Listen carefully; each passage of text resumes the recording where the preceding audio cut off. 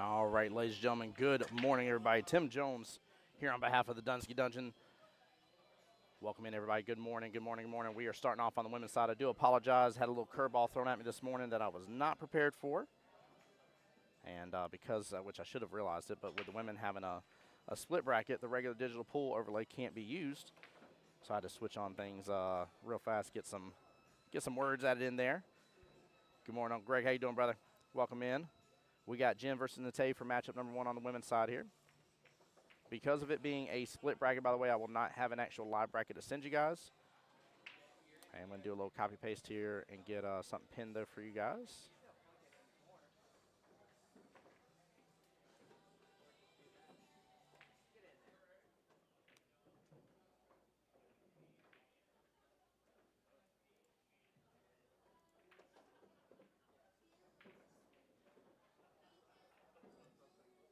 And then for those on the YouTube side, the links should be coming through as well.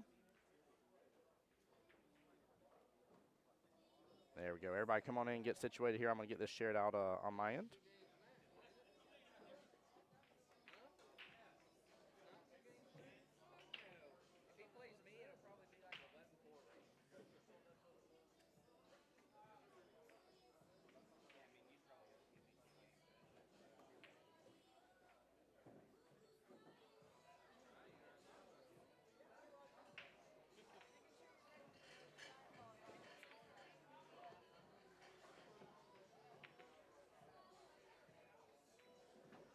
Good morning, everybody. Let me know how the sound's coming through.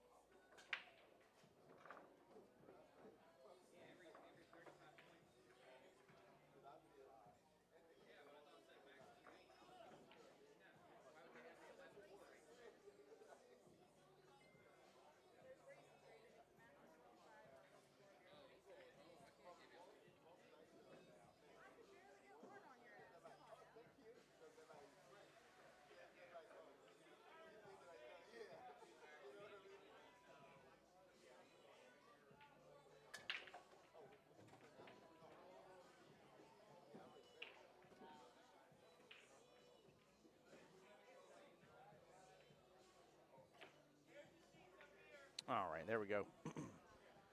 Let's get to enjoying the match now, guys. Sorry about that taking me a moment. Jen trying to thin the 5-ball there. Misses it, gives ball in hand back to Nate. Nate took rack number 1 here. It was a very close rack, if I remember correctly, though. I saw a little bit of it while I was getting things finished up.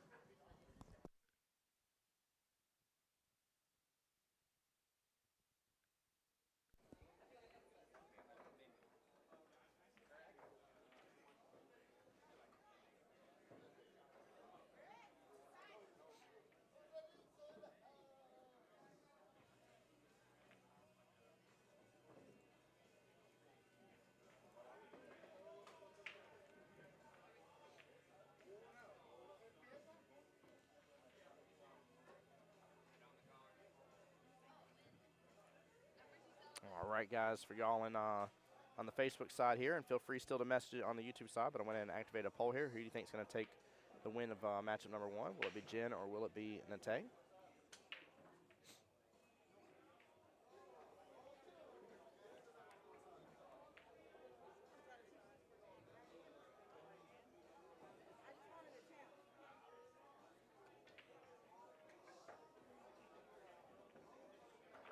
And we got a pretty strong field of players, too, by the way.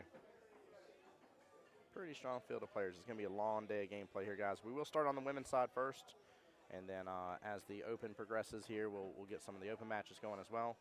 I have 3 total tables set up to flip between as needed.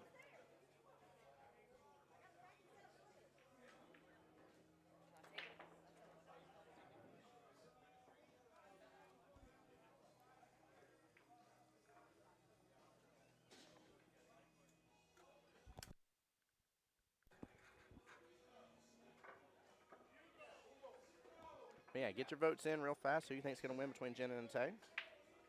Show the love to these ladies here. Keep in mind, ladies are playing on the 9-foot tables.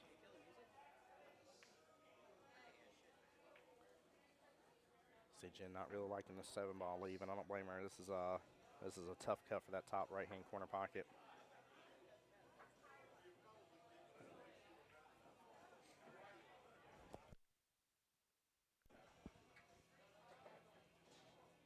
And especially when you add the fact this is a 9-footer, she is having to stretch quite a bit over that table.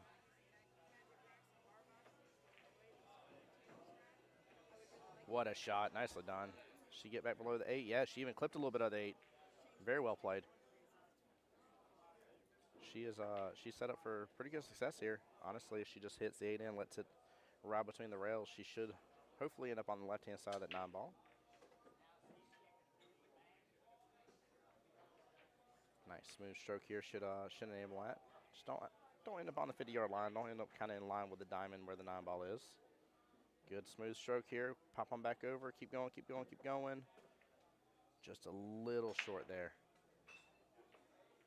That shot goes from being way more difficult to being ridiculously easier about right there. She would have had such a clear line of sight on it. That was the concern right there, right? With that shot, you got to let it ride between the rails, and you're almost better off over-exaggerating your shot to an extent because it's still got to hit all the way on that left-hand long rail first and then come all the way back down for it to be in the danger zone, whereas if you try to kind of hold it to an extent, you end up a little bit short here. Very, very tough cut if she goes for this. I almost kind of like to see the defense instead. Send that 9-ball 2 rails, get it back down here to the bottom short rail. I'm a little worried about the cut hanging in the pocket, though, for her. That's the risk right here for this. Very little reward, big risk. And in a race to 7, you got to be cautious here. Woo! She bobbles that bottom left-hand corner pocket, but she gets it. Very well played here. Tied up match again, 1-1. Race to 7 here on the ladies. As far as I know, I think it's a race to 7 all day long until the finals. So I don't think there's a change in that at all. I'll double check with Rob and them, but.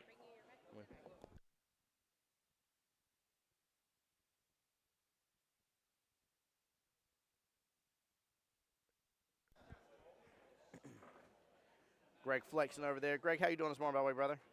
Good to see you on, my friend. Good to see you on. Appreciate everybody being a part of the stream. What's up, Brandon? Is this recording? Well, not until I flip over.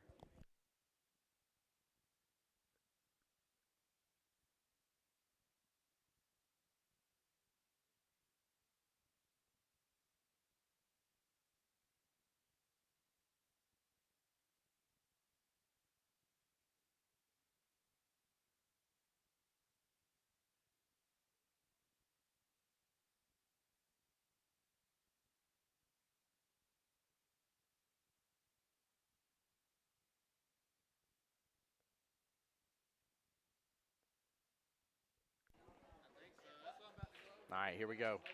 Jim with the break. Greg said, let's go, Tim, my man. What's up, Greg? It's so good to see you, brother.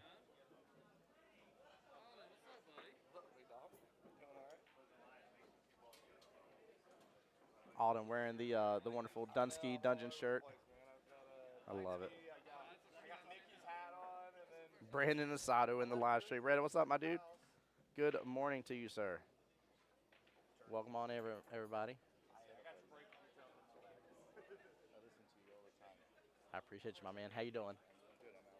Good, Tim. You too, brother. Appreciate the support. Hey, there's plenty of people that only know me as the voice of Jack. I'm okay with that too. It's all good. It's all good. It makes my day when people are like, voice. Or as my favorite, Mr. Jose Santiago, scaring me in the middle of the airport. Right now, the votes say Jen's the favorite right this second. Yeah. Yeah, I try to do the online voting whenever I can via Facebook. It's a little different. I can't do it on the YouTube side as well, but it's all good. YouTube can still just type out. But a lot of people watch YouTube to have it up on their big screen. They're not there to type out a bunch of things. So, whereas us Facebookers are there to type and talk smack and stuff. Mm-hmm. Yep. But yeah, right now chat's definitely favoring Jen for the win here. We'll see if that changes. There's only 2 of y'all voting though. Y'all are slacking this morning. I need y'all to get in and vote. I vote 10. You got 3 now. There we go. We got 3 votes. Dr. Jen says, what? I'm here typing. Dr. Jen, you do always type on YouTube. I appreciate you. I'm just saying I don't blame people. A lot of people, what I have found in my time of streaming is most people that have me up on YouTube normally have me pulled up on a big screen TV of some sort.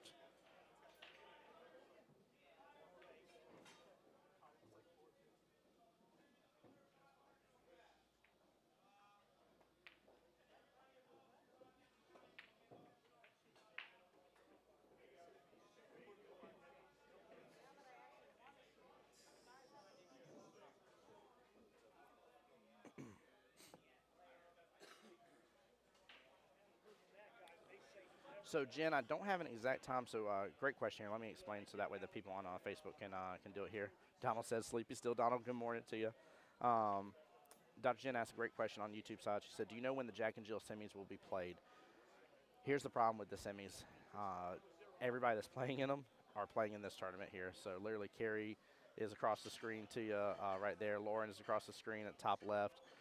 Jen, who's on Jack and Jill team as well, is playing this match. There's a lot of matches, and Dom still has to do the Calcutta for the open side. So.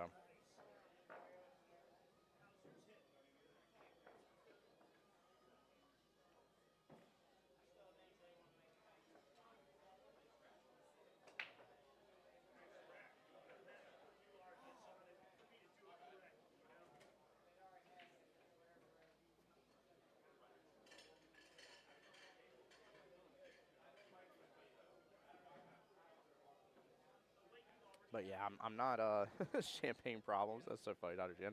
Yeah, I'm not 100% sure. It will either be potentially later this evening, if not tomorrow. I'm assuming it's not going to be anytime very soon. So if you guys are tuning in first thing, you're like, hey, like in the next hour is you're going to see the Jack and Jill semifinals matches be played. The chances of that slim to none. In fact, it would honestly shock me. So.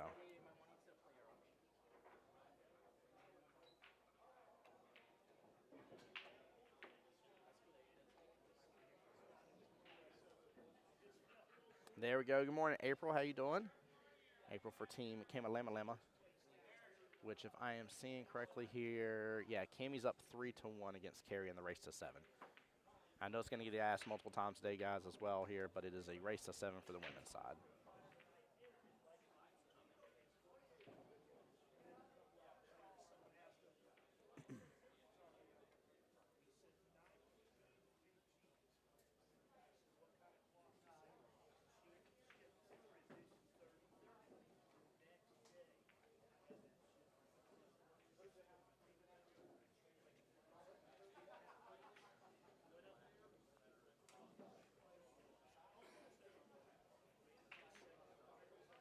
Tay with a tough shot here. Should lead her back to the 9, but goodness gracious, that is a lot of table right there.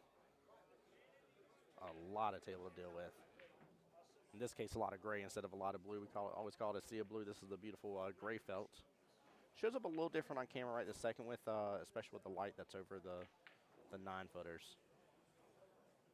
This light is a little bit, has a little bit more white balance to it than kind of a bluish hue or a yellow hue to it. So,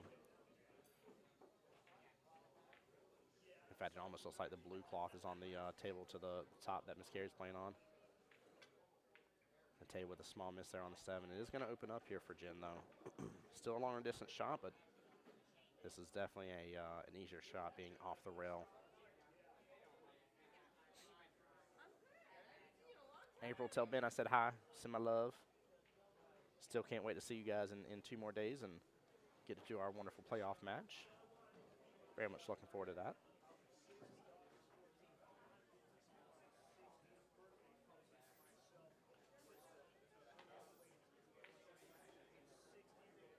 Good shot by Jen. Cue ball's going to trip back up. Needs to keep going.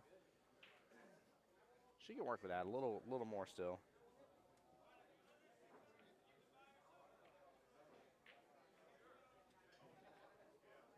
She dealt with a tougher cut just a moment ago, having to use the bridge to get that rack number 2, which was her first rack of the event. So far, Tay won match number 1 or rack number 1, and Cammy won Jen won number 2. Forgive me. Nice. I hope Ben has a good, safe motorcycle ride. He gets to enjoy. And again, again, guys, for anybody traveling, I'm assuming most of y'all are already here if you were going to be here when and out. However, please, please, please do be safe on the roads, guys.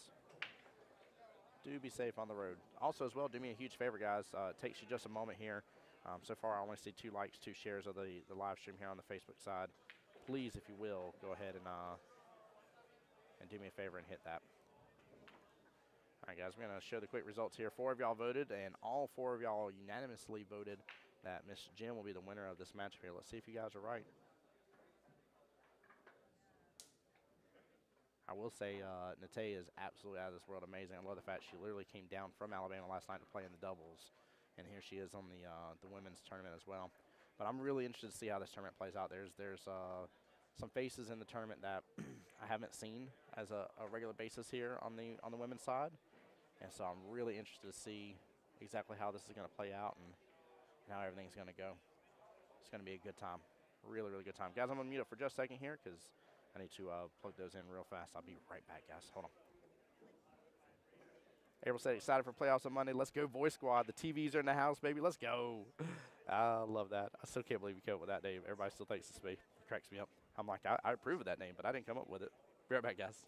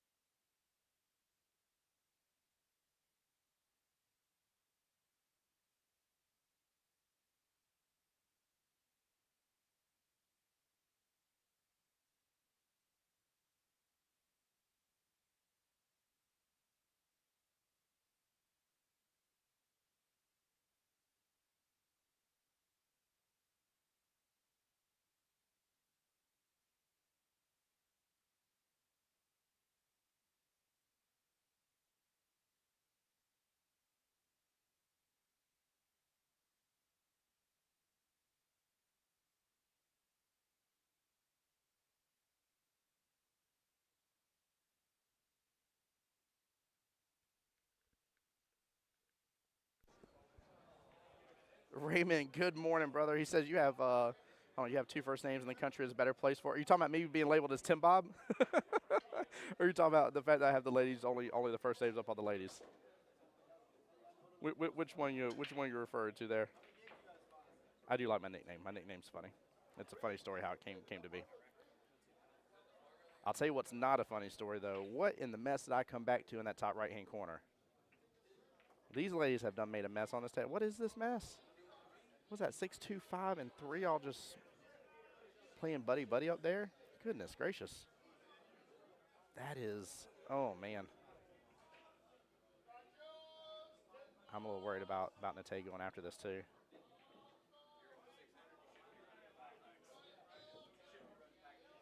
I feel like it's going to end up breaking everything up. Now, if she can hit this with a smooth speed, she might be able to just stay close to it. No, it's got a lot of speed. It's going to hit it good, and she gets the 5 in the process here. Did she get a window for the 2, though? Hopefully she did. If not, a bunch of risk for very little reward there, but I think she does have some of the 2 ball. She's definitely taking a gander at it. And guys, right now, looks like Cammie is up, by the way, 4-1 against Carrie. I'm trying to see a couple of the other matches. It's really tough for me to tell who's on which part of the scoreboard, by the way, guys, so I do apologize.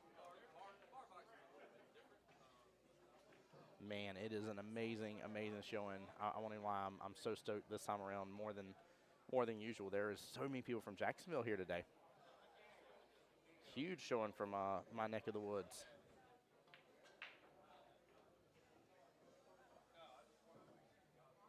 Three ball top right-hand corner pocket. She needs to get out of that little mess of that 6 ball. I think a little bottom right should do her just fine. Maybe just straight bottom. I like the bottom right a little more. She's still in a good window for the 4. She's fine.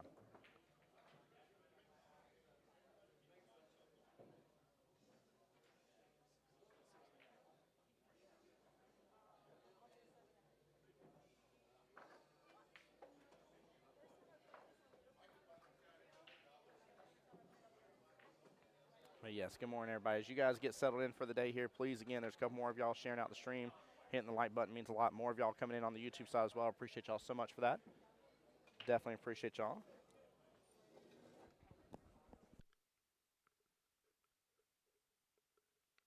In the world. What's up, going on, Ron? everybody? How you doing, brother? I'm tired.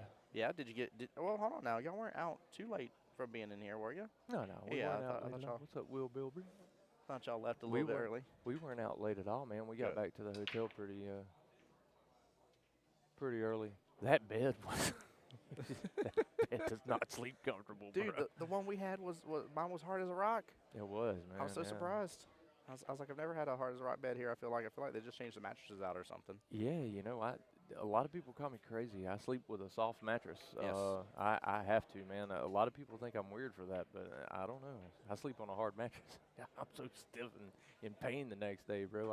I can't do it. So what do we got here? We got Nate and Jen going at it. Good close matchup already, and both ladies shooting very well. I mean, it always astonishes me too to see just how well. Like I know how tough 9-foot tables are now, and just to see how well they handle taking on these tables just always blows me out of the water.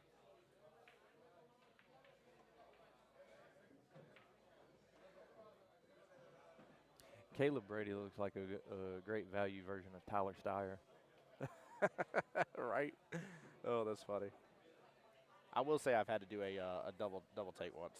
I know, right? Yeah. He's like, is Tyler Steyer here? What's Yeah. he doing here? Yeah, exactly. Like, hold on. Hey, Miss Wendy, great question here. I can see for sure Cammie's score. She's up right now at the top of your screen. She's up 5-1.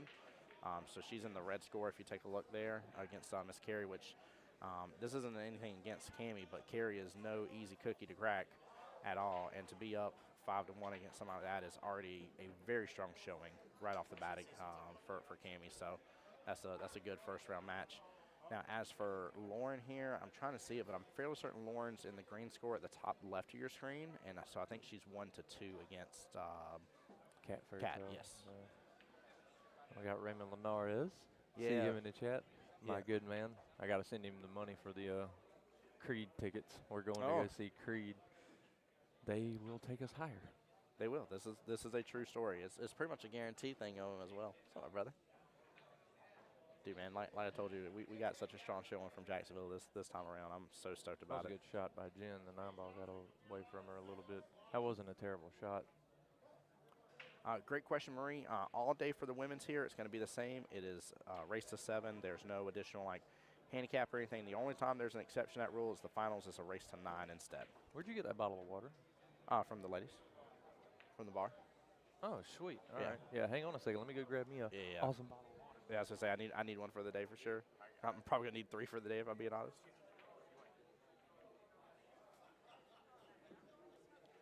Wendy, great question. That is Mr. Riley Dixon.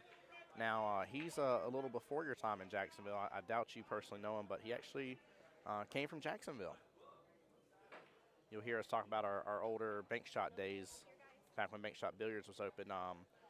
They were a pool hall right down the street from the OG cue ball that we play out of on Mondays and Tuesdays, Wendy. It was the pool hall that was literally right down the road. You'll see where their building got demolished actually very recently, where the what is that, Little Caesars and the Dollar Tree is further down Beach Boulevard, closer to 295. Jen up 3-1 against Nate here. Very important rack right there, getting a little bit of a breakaway here. But yeah, Marie, appreciate you being here. Like I said, race to 7 for the day for the ladies. Now the Open does have a handicap going on with it as well, so those races will be different. In fact, show you guys what you're in for here. There's a quick Open tournament. If y'all take a look on the right-hand side of the screen where it says race chart there, and shows you the different terms of the races here, depending on whether on the A side or B side of the bracket here, and what they're going to be giving up weight-wise and stuff.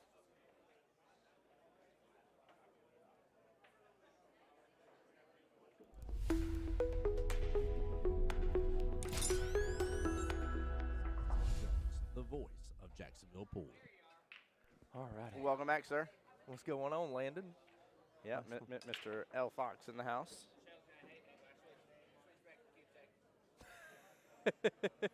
Hold on, what's Michelle using? She's also using Q-Tech. Yeah, I thought so. I was about to say, I was about to be wilding out for a second there. I was like, you're gonna blow my mind if you said something other than Q-Tech for a moment. Unless she got a sponsorship by another. If she got a sponsorship by another, then I wouldn't be surprised then. But pass out under general circumstances. If there's a Q-Tech, a Predator, She's with Q-Tech Peach now, Hour, too, though. yeah. Yeah. Yeah, I was gonna say under normal circumstances, she reaching for that Q-Tech all day long. Oh, yeah, absolutely. No question about it. Speaking of Q-Tech, how about that Propel jump cue? It's amazing. By the way, also got hers. She's got the ruby red one. I want that surge that's in there. Which one? The Florian surge over there, the Q-Tech that's in the glass case. Did you see it? That thing is gorgeous. Just get it, man. Mr. Christian Tom. The voice of Fergie The voice of and Jesus. Fergie Jesus. Fergie and Jesus, like if they had a baby. I mean, Christian Tommy wrong. Fergalicious. Ever saw Step Brothers? I have seen Step Brothers, I yes. was about to say, we need to get that. We need to play that on the jukebox. Fergalicious at some time. Fergalicious. There's Mr. L. Fox in the screen there. It Yeah, slipped. it slipped. Yeah, yeah. What's your Fargo? Mine? Yeah. I'm at what was it? 629, 630. Right around there. Somewhere yeah. in there. Yeah. One or two games. Huh? Do you give me one or two games? I'm not sure how Dom's got that set up. 75. Am I 70 points? I'm 692 or 691. So you're giving one for sure. You One for definitely, I'm asking. yeah. possibly Should two. just be Two, one. I bid on you. Two, yeah. Yeah. Is it two? Well, it'd have to be 72 points difference. 72 points difference. Yeah, and if you're 630s and he's 690s, you're fine. Well, if he's a 620, then I'm given. Then I am 629. Yeah, Okay, so then yeah, it's close. Well, Yeah. that's why I asked. I know 629. you like to keep it I'll be real honest with you. low. I would 100% bet on you too, Riley. If he had to give you 2 games for sure. Yeah. Yeah. Even Chris is honest about that. Chris is like, yeah. Chris is like, actually, I'm gonna bet on him too. No, I like it. I'll buy people that are if that spot's just right with that extra game. Yeah. It's way worth it. Yeah, way worth you're it, not yeah. wrong. That spot because I'm not getting a game from all the good players. Yeah, what Chris is referring to, by the way, guys. So y'all showed you just a moment in the Open. No, you're good, fine. dude. You're good, brother. I'm just No, I'm using it as content to talk about. But what Chris Gentile's talking about here is, you know, obviously, if you're just right within that extra range to where an additional game is given, but under normal circumstances, you know, if you were to talk about a race between these people and normally it'd be only 1 game difference, you know, knowing that second game is up there is tough. Brandon Sauter said, "Tell Riley, Chuck Skillman and I are still waiting for that dart match." Talking about nice as well, Marie. That defense was solid. What's She up, Brandon? snookered up on that 7. they would kill us in well, they'd kill me in darts for sure right now, man. I haven't thrown a dart in. What a shot by Jen. That was a nice hit. Wow. Yeah, I haven't thrown a dart in a long time, but I'd have to get my dart throw back back in line. I'll play him anyway. I'll go ahead and get stomped. Darts is a fun game, man. Win or lose, I always have fun. If you don't throw for a while, though, and then go to throw, your arm will be so sore. But, yeah, Brandon, whenever you want the smoke, man, on darts, you just let me know, okay? You just let me know. I'll bring a vape pen so that way I literally throw some smoke at you, and then I'll lose. But I see past what you did there. Very nice. past that, I'll definitely play. I do need to play Brandon in some darts, though. He's begged me before to just to have some fun. I love Brandon, man. It's good people. Nate up here. Brandon is one of the managers. Obviously, he's manager of OG Cue Ball for us that know. But my point is that he's one of the managers in another pool hall that will still support my runnings around the world and pull me up in his pool hall and have me up on a big screen at the arena table. That's pretty awesome. Like, that's pretty cool. I won't even lie, and it's nothing against anybody. I've respected otherwise. Some people don't want to show off other places and everything. But I've even had it to where other pool halls, to where they are being represented on the live stream, like literally to be two of their players out of their pool hall, and they still won't pool. Yeah, that's kind of a bad deal, and in the whole pool world, no, we don't have enough people supporting each other. Yeah. I'm Q-Tech through and through. But the one thing I will say about like Predator, whenever I did work there, is like the vision that company had was is you wanted to support everybody in the industry. You wanted to keep the whole industry alive because when competitors compete, everybody wins. Yeah, absolutely. That's very true. Yeah, Cammy is up 6-1 against Carey right now. Again, that's a very strong showing. Like I said, I'm not saying that Cammy couldn't beat Carey or Carey can't beat Cammy, but I'm just saying right this moment as it sits, Carey is not somebody that is a pushover in this world. And she was shooting so good with Greg, too, in doubles. They played really good on us last night, man. Yeah. I was really, really proud of those guys. But, yeah, I agree with you, man. I love whenever I see people and places supporting each other and showing the love and support. And everything just, working out that way. I know it can't always, but I'll tell you, talking about Predator, too, Alden just recently, by the way, congrats to Alden for getting his first house, him and his wife. But he just recently, he wanted a table, and he was able to get a good 9-foot Predator table. And I was playing on that for just a brief moment yesterday before we came. And I was impressed. I hadn't been on a 9-foot Predator yet. I actually was very much enjoying it. And very much liked his rails. Liked how the rails were working. Can't wait on Miss Nate here. Nice little defensive battle here between the lays. You love seeing it. This is why sometimes their rounds go, in my opinion, a little bit longer. Not only being on the 9-footers, but also I feel like you get to see some good defensive battles here. But absolutely. I'm just excited again, Riley. I mean, have you seen the ladies field? Like there's some of the usual suspects for sure, but there's quite a handful of not the usual suspects that are here. And it's gonna be a tough match, man, for sure. I'll be right back. I gotta go ahead. April, yes, ma'am. This is double elimination. It is surely is. Now, if they lose this round, I will go ahead and say most of the women. Let me pull it back up on my phone, and I apologize that I don't have this to share. I guess I could share the photo to the dungeon here, but everybody in the one-loss round will automatically have a bye. So if they lose here, they'll automatically have a bye and then move on to the second round of the one-loss side bracket. But it's still the same race though, so it doesn't make a difference. EJ in the chat saying good morning to Wendy here. Jacksonville repping Wendy. There is a huge representation of Jacksonville. Huge representation. I'm very, very pleased, very proud to see it. This is a great, great weekend event. This is not too far from home. Not too bad of deals on the hotels and stuff as well. Great pool hall, great food, good atmosphere. So there's a lot to be had without having to go and drive 4 or 5 hours. I mean, you're talking about for most of us in Jacksonville, this is right at a 2-hour drive. So I've even seen it once before where somebody from Jacksonville actually competed, drove back, back and forth instead of even staying in a hotel, which I don't know if that spending that much in gas versus the hotel spend was worth it. I mean, it's one of the best things ever is in the pool community is It's not too hard to find somebody to split a hotel with. But yeah, definitely huge rep here. I can see Lauren's match against Miss Cat. It is 2-2 right now in that matchup. Oh, actually, I think it just became 2-2.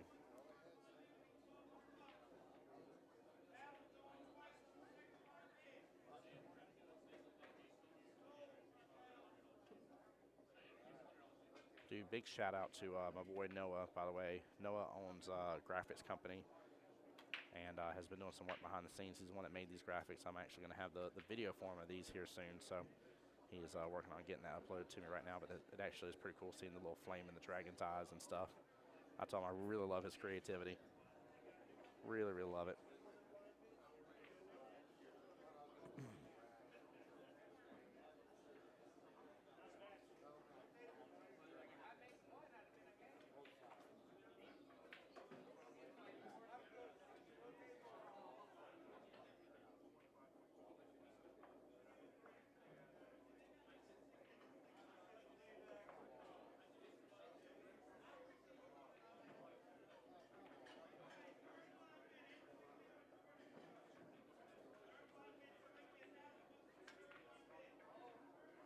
Yeah, the dragon's on the side. So it's supposed to be animated a little bit and give you a little like pop and color and stuff. So I'll have that. He was having some issues with it being animated and still allowing for a transparent background.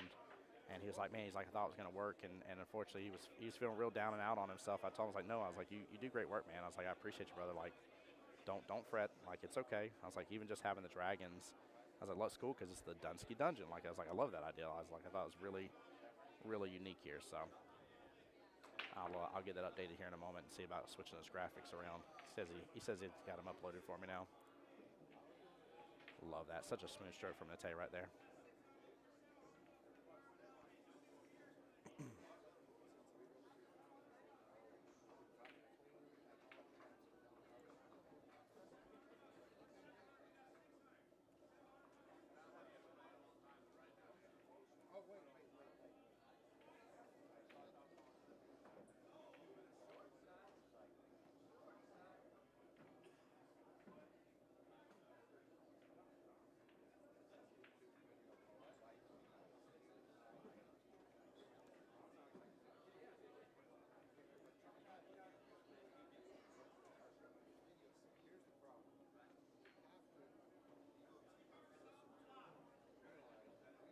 Oh snap! Actually, we might have a stream giveaway to do.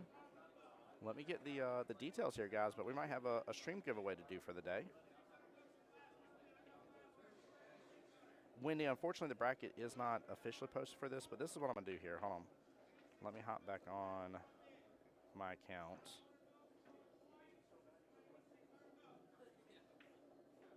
Give me one moment here.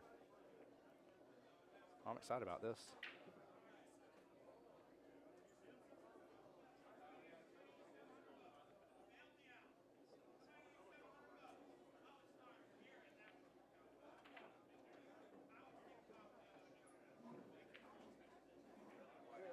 Let's see here if I can post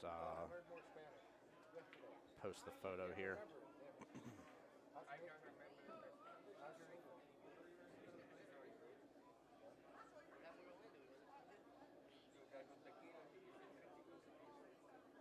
Guys, bear with me for just a moment as I'm kind of quiet on the mic here, if you don't mind.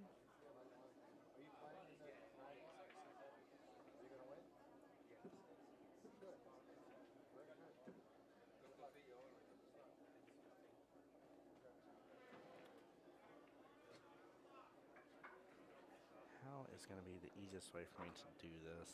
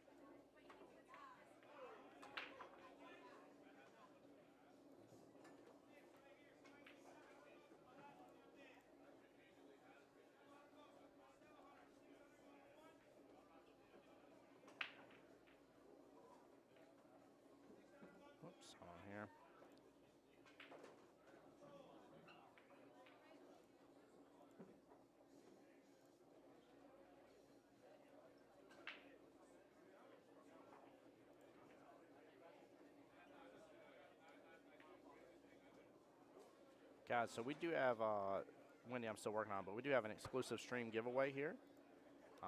That should be updated and posted here in just a second. So it's actually for one of the Dr. V. Dr. V, of course, being one of the contributors to the tournament here, but it's for one of Dr. V's custom break jump cues. And we are doing $10 each per ticket. You can send the money directly to Cash App, Venmo, and we're doing a total of 60 tickets total altogether here. This is to support the stream. Big shout out to Dom and Dr. V for providing this to be able to support the stream. Thank you guys so much.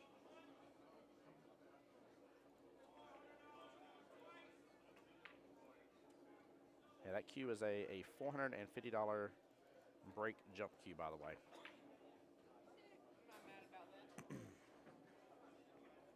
Guys, let me know if y'all want in on that raffle here. I'm going to keep a list of all the names here. And like I said, it will be drawn directly on live stream.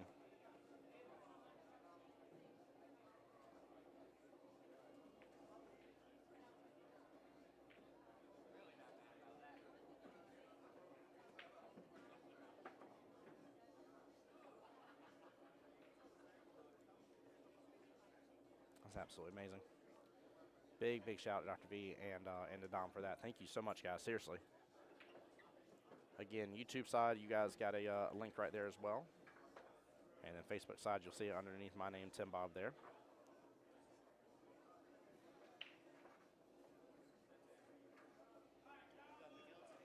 And let me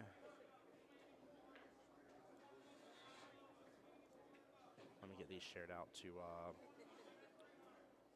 my other side here as well. Wendy, I don't know how Gwen's matchup is going. It's her versus Miss Jillian. I don't know the score yet. But no, ma'am, this is the people's tournament here. Not any direct league per se in terms of what's being done, but.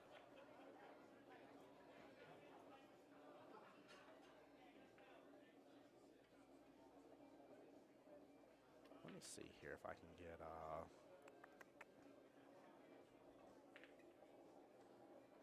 this pulled up for you guys. Give me 1 second here.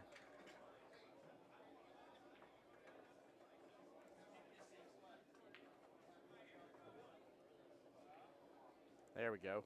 Guys, that is what's being given away right there. That's the Dr. V's, sorry, I know it's a little too big, guys. Give me 1 second. Hold on here. Bear with me for just a second. There we go. But yeah, Dr. V's tiltless carbon fiber brake jump cue. That is exactly what's being given away for the live stream, by the way. That is a live stream exclusive here, guys. But yeah, I'll try to see if I can find out Gwen and Miss Jillian's score here in just a moment for you, though. See if I can get you an update on that.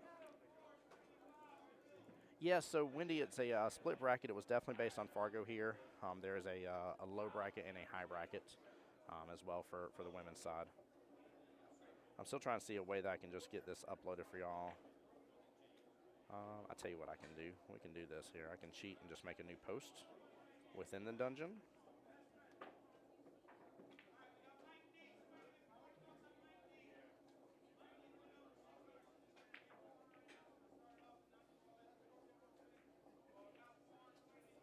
And then I can just link it to you.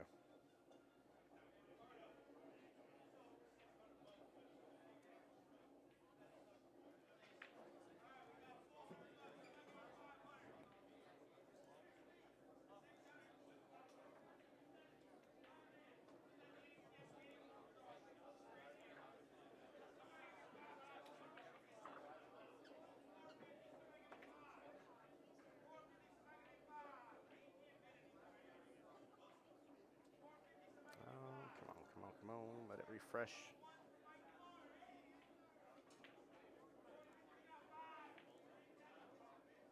There we go.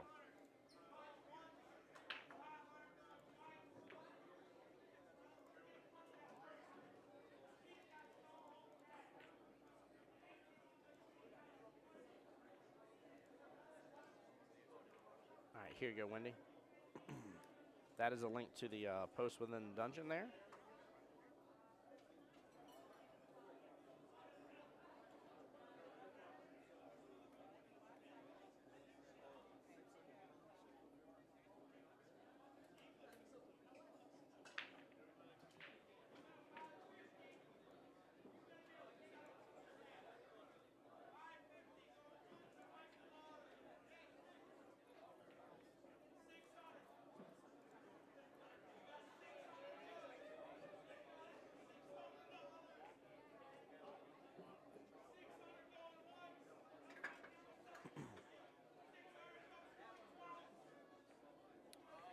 Let me see.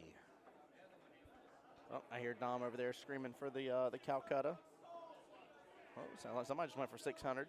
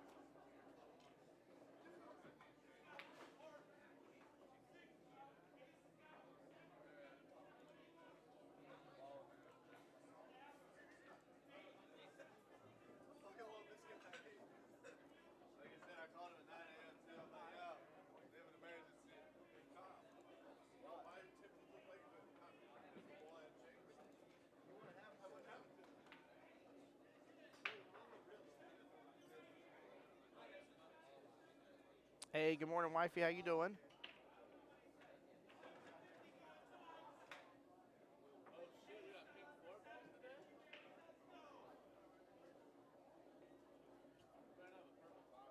Guys, get in on the live stream giveaway. Tickets are just $10 a piece to potentially win a $450 break jump cue by Dr. V.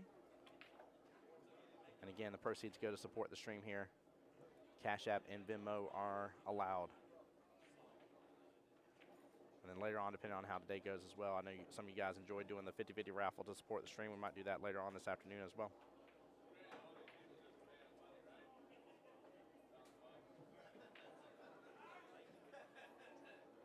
Wife said, good. I hope you're having a good morning so far. Absolutely am, baby. Miss you and the kiddos so much so. Y'all were asleep when I was going to call you earlier, but I was going to try to FaceTime, but I had to get my day started early. Got along probably 14 more hours, give or take. If I had to guess for the day. Got to go a little late. Got to get through a lot of these matches. Double elimination is no joke.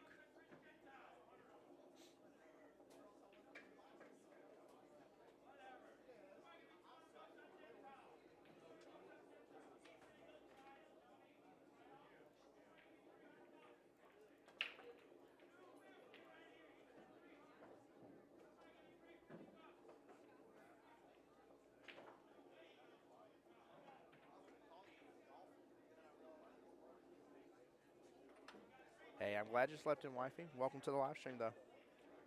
I'm glad y'all got some rest, much needed. Oh, Jen trying to do some good force follow there, but unfortunately rattles the 6 right out.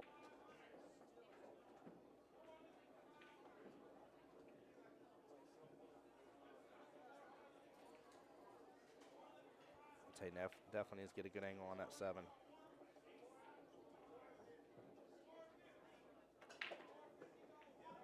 And guys, let me know in chat in case you decide to get any of the tickets for the giveaway. TJ Cammy was up quite a bit, so I'm assuming she got the win against Miss Carey, which was strong showing. Last I saw, I think I saw her up, 5-1 or 6-1 in the race to 7 against Miss Carey. So that was a really, really strong showing right off the bat. How you doing this morning, TJ? Good morning to you. Guys, I did go ahead and link it there as well, but I did a post in the dungeon. That way you guys can see the split bracket for the women's side. It is not posted on Digital Pool because it is a split bracket, so there's not a way to do that within Digital Pool. So Wendy, she didn't win the 7-1. There you go. There, girl, she good. Lauren and Kat are battling out right now. They're still 2-2. Hey, good morning, kiddos. Love you, Luke. Love you, Luna.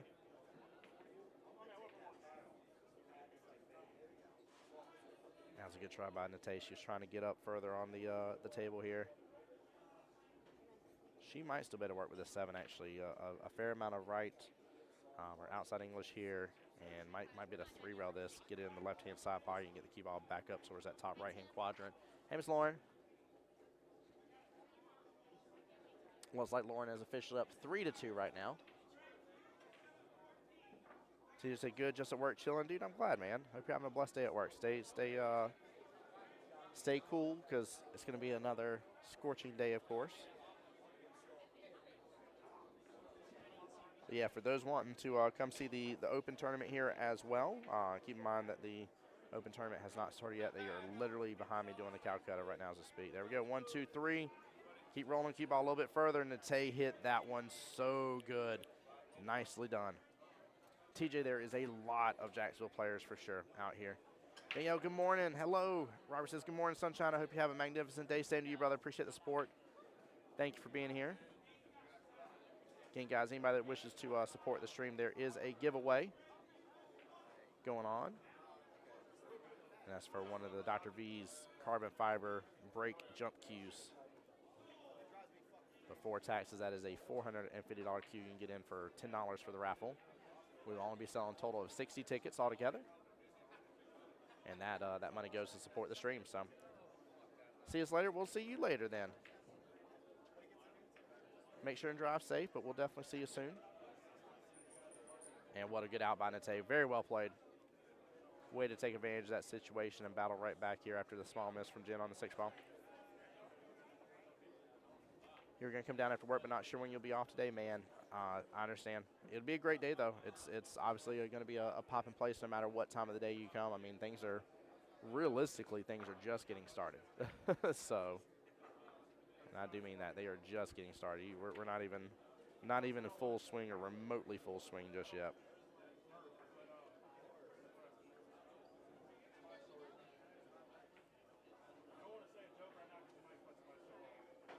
Looks like Sam versus Margie's about to stop there at the top, or start, forgive me, at the top of your screen there. Again, women's side is always a race to 7 today.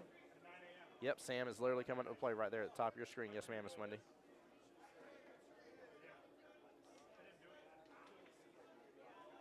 No, Gwen and Sam did not draw each other. Gwen drew Miss Jillian. She's actually playing, Gwen's playing on the table directly left of this one. Danielle, thank you so much for those kind words. She said on the Facebook side, says, thanks for the stream. Love watching my hometown players. I'm glad you get a chance to do so. She said, oh, that's like, no, that is Miss Margie.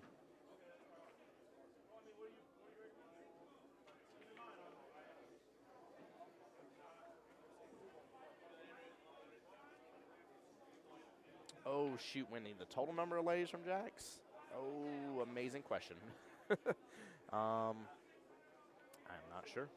Let me see if I can.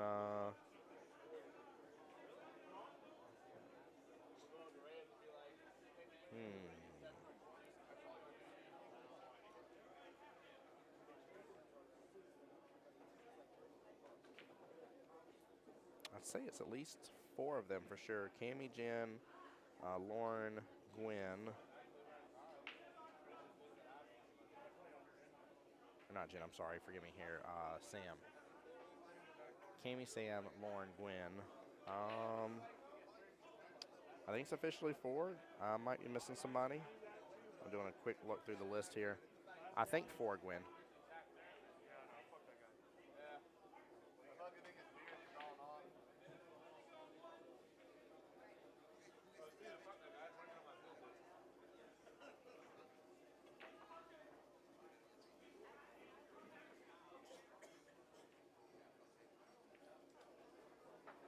But yeah, it's definitely a stronger showing than I would say than usual, Wendy. Plus, this was one of the better ones to get a hold of too. A lot of the women's I've seen are just primarily. I think I've seen a handicap one before from Dom and doing the People's Tournament here, but usually a lot of the women's are kind of open here, and it's no holds barred here. So it's nice to see at least a low side and a high side to it.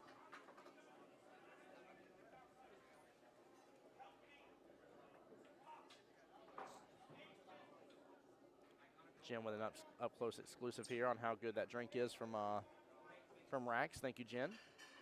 Quick little break from the ladies. 6 racks down. Oh, Dave. Oh, he's wilded out. He said Sam, Gwen, Lauren, Cammie, and Jesse Link. That's too funny. That is too funny. You cut the shenanigans there, Dave. How you doing this morning? Good morning to you. He said, oh, Jesse backed out. Only 4 ladies. Oh, my goodness gracious. You're wild now. Good morning, Dave.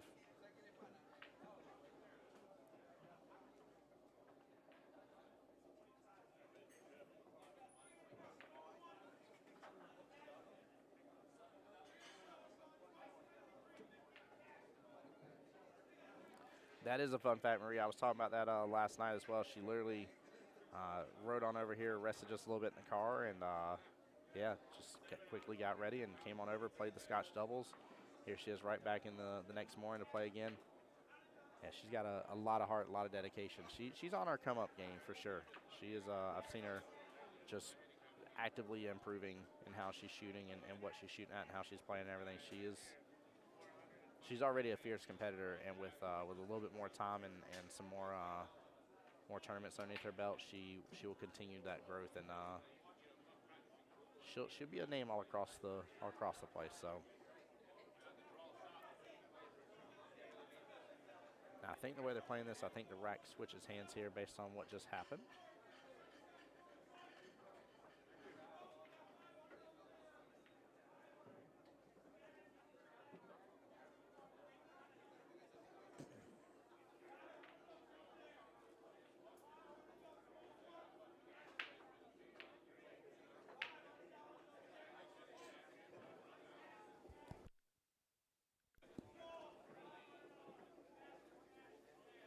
I'm still hearing big bids happening over there. I think the lowest bid I heard earlier was maybe 400 or 500. I'm still hearing that happen multiple times over there for the open bids, which I'm not surprised. I mean, it is a it is a handicap tournament. There is the difference in Fargo if it's 36 points or more. 0 to 35 play even, but if it's a 36 point or more gap, there's at least one less game to be had. So it's going to be an interesting tournament for sure. And just to think, last night was kind of the appetizer to start this all forward.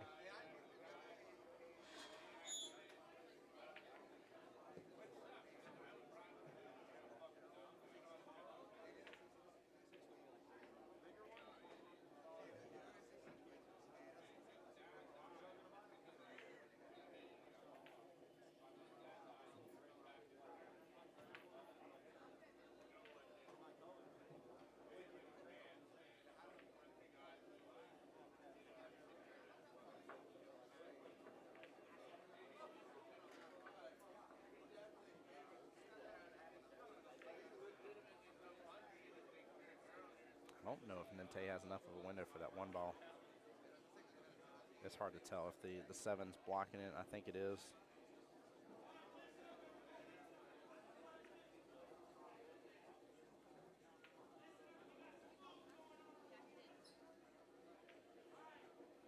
Good morning, morning. I see some more of y'all coming into the live stream here. Again, stream will be up all day, guys.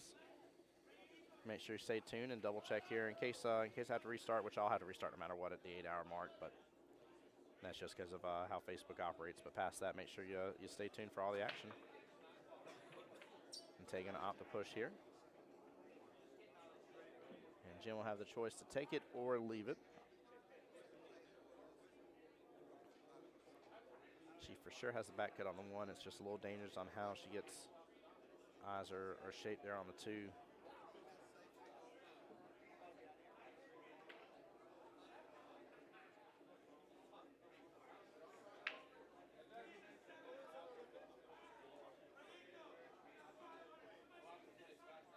She's going to lose a little bit of control here, but she's trying to pull some bottom here to pull on back down. Yeah, she hit into the two good, but hit that one ball a little too full here. It is now open up for Nate. Take that one bottom left-hand corner pocket. She should have good eyes on the two top right. Three should go top left here. The run's kind of open up now. I think her tougher window is just getting from the 3 to the 4. There's definitely a window there, but it's just a matter of her seeing about making the next shot a little easier for the 4.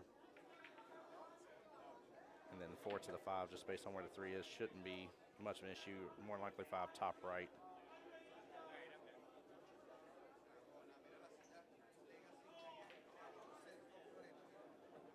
Definitely good try here. Jen's going to have the same opportunity.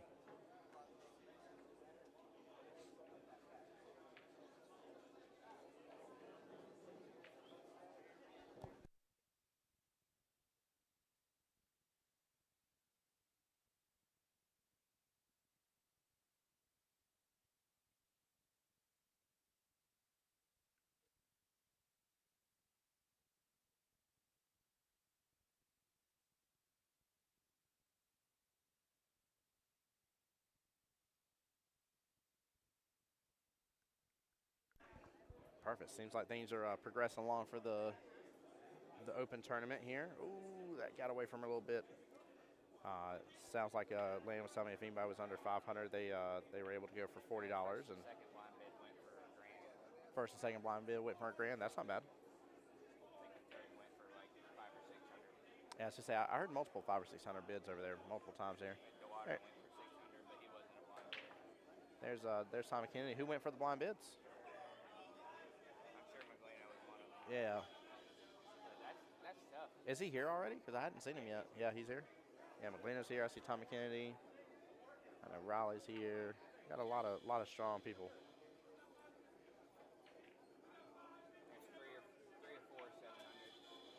There's 3 or 4 700. 3 or 4 700s in the Open. Man, this is going to be a wild tournament. Very, very wild tournament. Same as Tyler Tires. Who's it? Actual pro. By the way, guys, y'all take a look there at the top of your screen. Samantha Shea on the 8-ball. Oh, no. Small miss. She got around for the 9 here. Probably had to do a tiny back cut for the 9, but she's opening up now. 3, 4, 6 of them under 7 or over 700. 6 of them are over 700? Yeah. Wow. Number 700 said they are not scared of that handicap. He's like halfway through the first page. Goodness gracious. So still probably 60 people to bid on.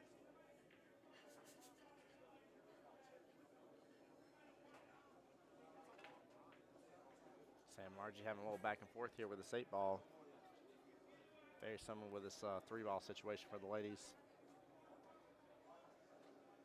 I think I like just playing safe here. I think pushing the 3 into the short rail would be a good call here. Yeah, came in one against Carey, 7-1.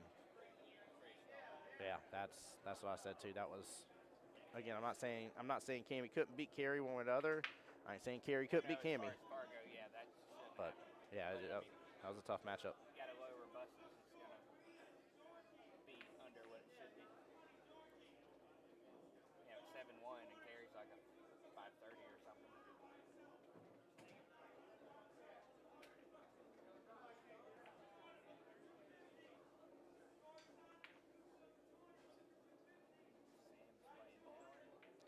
This is a tough shot here for Nate. 3 balls, not an issue, but just shooting over that rail like that. She's got good level on her cue, though.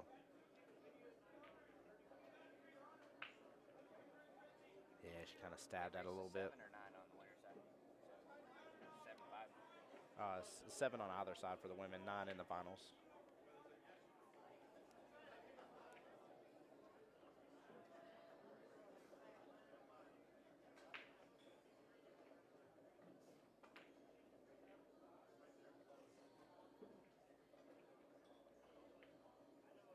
Nice little safety from Jen here.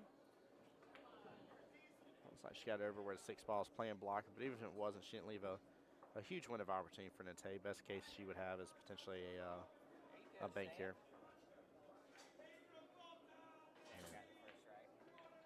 Sam took the first right from Miss Margie here.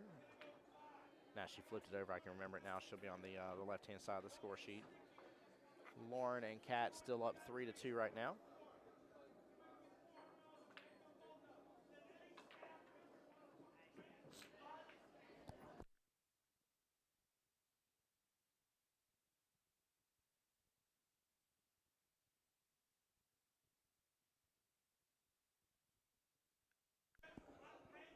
Is Helen playing in the ladies, or do you know? Who? Helen. I I don't was know. playing with Toby last night. Yeah, she is. Or Helene. Yep, Miss Helene had a bye first round.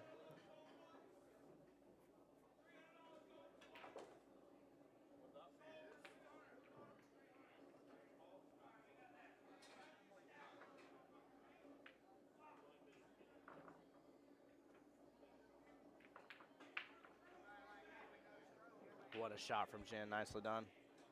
Let's the cue ball come off that right hand long rail just beautifully. She's got in shape here for the 4.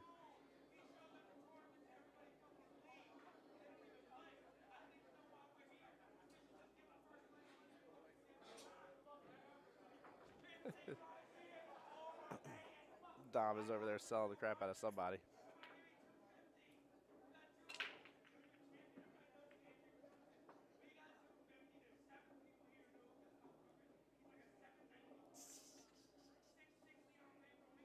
Four rail.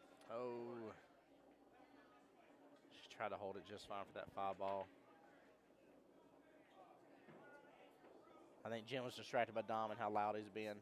Somebody tell Dom to simmer down over there. I'm just kidding. He's got to keep hyping up the that Calcutta right there.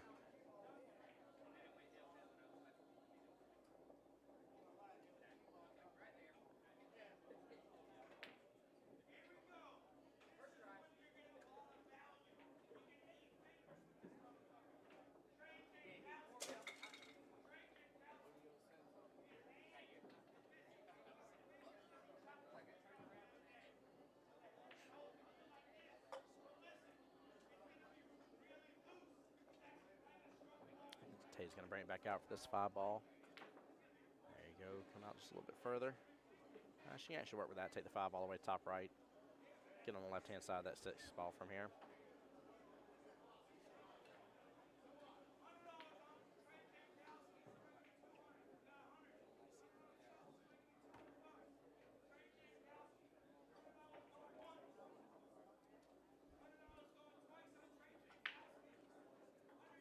Smooth stroke. A lot of tail to get through on this shot.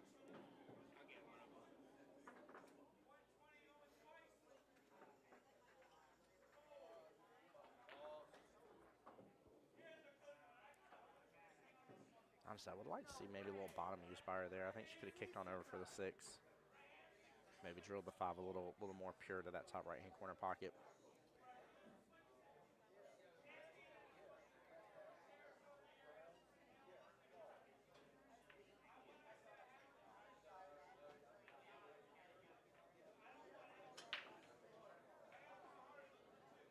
Not a bad leave on the five ball. Very well done by Jen.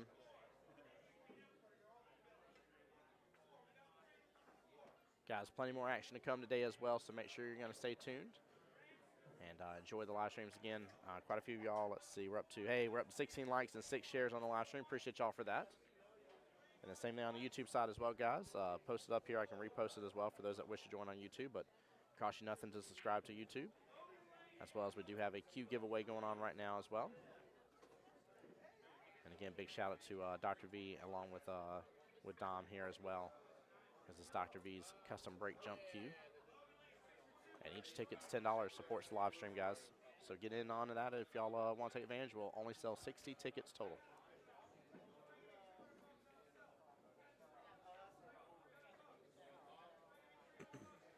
Wanda, don't you be liking that comment? I saw that. Oh, that's too funny. Good morning, Wanda.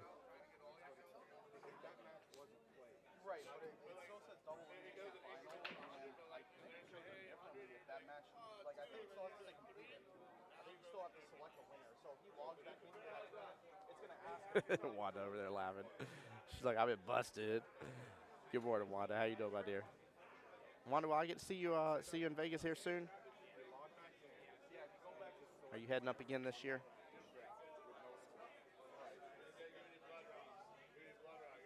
That's the only match I saw that didn't have and it didn't say completed at him. There you go. Nicely done. Good smooth stroke by Jen here.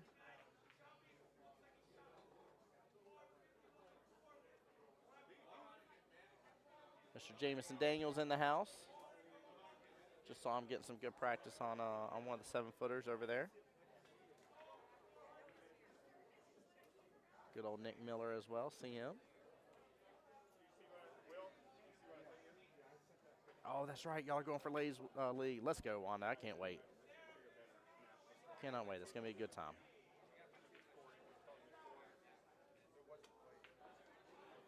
Nice shot there. Good draw back there on the cue ball. Getting excellent shape for the 8. Should be able to work on this, hit off that top short rail. More likely to get towards the bottom half of the table, and my guess is likely the 9 in the right-hand side pocket. If not, she gets too far down and doesn't like the cut on the 9, she can go top right with it.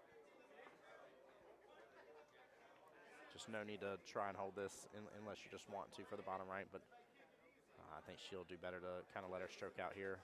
Nice little top on it. should work beautifully for her.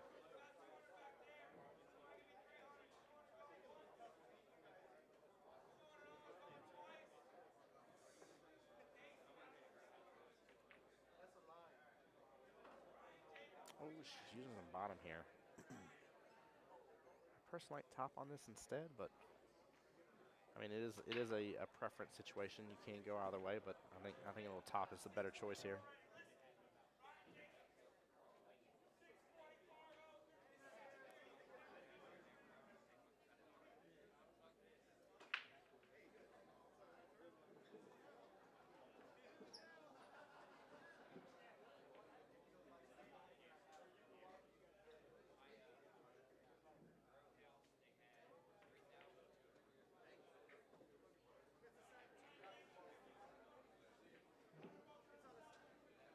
Nicely done, though. She strokes it really, really well.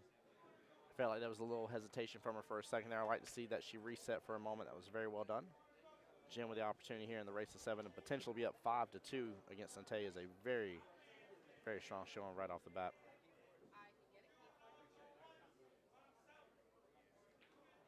Jen has definitely been the winner, if not second or third place finalist here in the women's people's tournament here several times. And a nice out right there. Jen up 5-2 right now.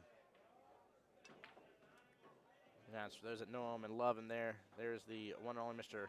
Tommy Kennedy himself getting some good practice in on one of our tables here.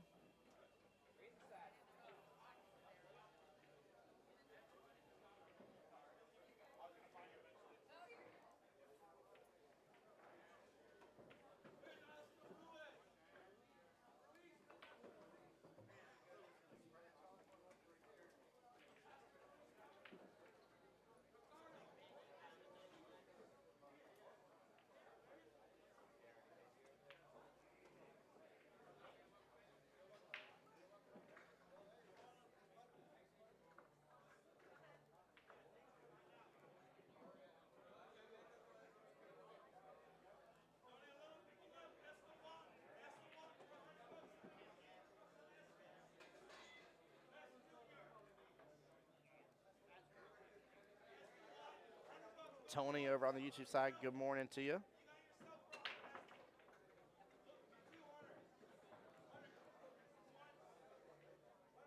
Wendy, great question. So the women are playing on 9-foot diamonds. So there is, I think with the VIP room, I think that's a 9-foot diamond as well. So with that being, in case there are 7 9-foot diamond and a couple dozen 7-foot diamonds.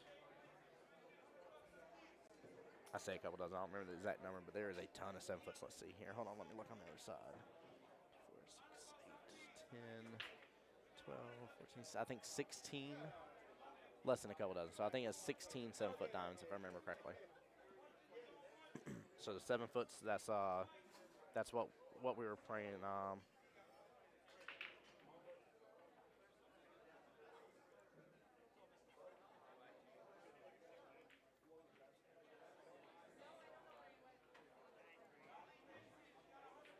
Whatchamacallit, forgive me here. The 7-foots are what the Open's being played on, and then also what the Jack and Jill was played on last night was on the 7-footers.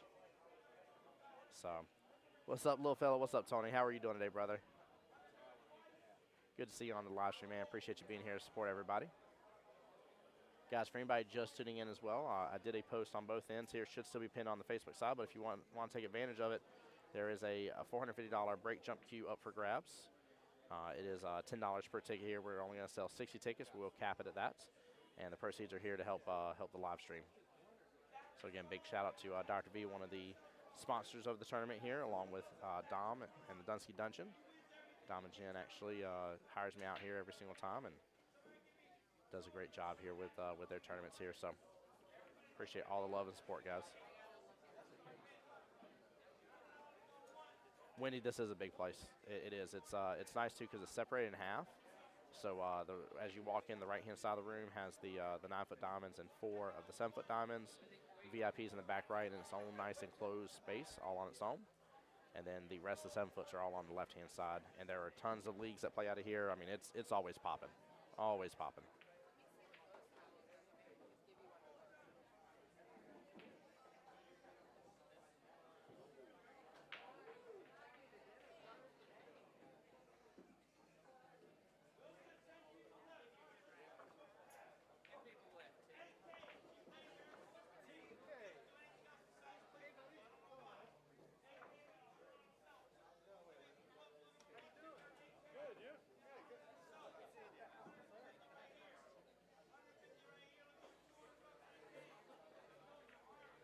right, Jen up for the 1 ball here. Left-hand side pocket. Nice force follow here. Should be able to get her back over. Oh, no, she went for the top left. She still did some force follow, though, to get it on over for the 2. Ends up working out just fine, though, for her. Gets hit behind the 3 ball here. You already answered Wendy's question. Yeah. Hey, Mr. Bob, what's going on, brother? He says, thanks to Bob. Great job, man. Thank you so much, sir. Appreciate you being here.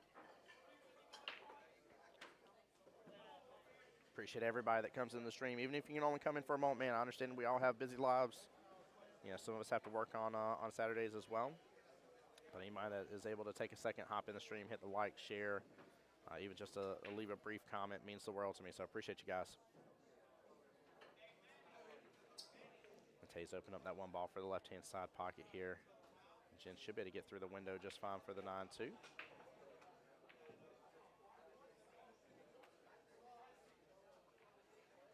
Can smooth stroke this, should kick on over. Oh, she stays on the bottom side of the 9. Nicely done, though. There you go. You're trying to see her wheel it off of the rail a little bit. I think she want to be over a little further. Seems a little straight on it almost. I know there's a little angle there for her, but not a lot to work with. Miss Sabrina, what's going on, my dear? Welcome in the stream. Go Sam, indeed.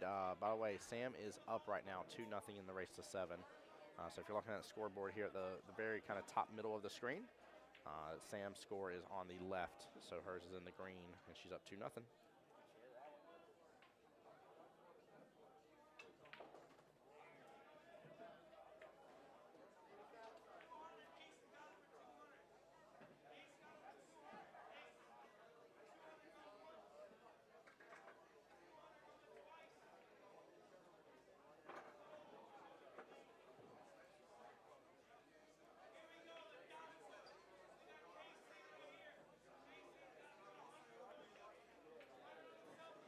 Tony, great question. How do I buy a $10 ticket right there? So with this stream exclusive, let me see here. Actually, I can pin that message. You can do Cash App, or is it not showing the whole message? It would cut it off, wouldn't it? If it's not showing the whole message here, Cash App or Venmo to me, or Venmo. And it's Voice of Jack's Pool, J-A-X Pool. It's just shortened. But Voice of Jack's Pool via Cash App or Venmo. And if you will, in the Cash App, just put that it's for a raffle. So, James, what's going on, sir? Mr. Jose Cordero on the YouTube side says, hey, Voice, happy to hear you on a nice Saturday. Happy to see you on a live stream, brother. Appreciate you, Jose. Mama Lane in chat now says, let's go, Sam. Love the support here. And James, it's my honor and pleasure. Appreciate you guys for being here. Super hard to hear me on YouTube. Anybody else have an issue on the YouTube side, guys? I can turn it up regardless right now. There's no music, so I'll open it up a little bit here for me. That should be a little better. Let me know, guys. Jose says, Mama Lane. Mama Lane, indeed. She's over on the Facebook side. And again, guys, for somebody just joining here, what Tony's asking on the YouTube channel here is what's around the tickets. It is a donation towards the stream here. It is to get you entered into a raffle. Each ticket is just $10. We're keeping it simple. We're only selling 60 tickets total. The queue retails for $450 to $500. In fact, I think its original retail value was $500 if I remember correctly. Don't hold me to that, but it's a Dr. V's custom break jump queue. And can definitely mail to you. If somebody wins back home, I can bring it back home for you, all that kind of stuff. Tony says I'm not having any issues. Tell Jose to clean the DNA office. Oh, Lord have mercy. Stop it, Tony. Oh, Lord, I should have read that one.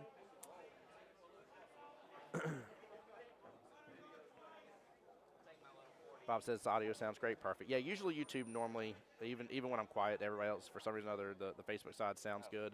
The YouTube side is almost always lower somehow. But, yeah, Bob, the women are playing on the 9-foot diamonds. That's why it was blurry. Yeah, it is. The lens is off.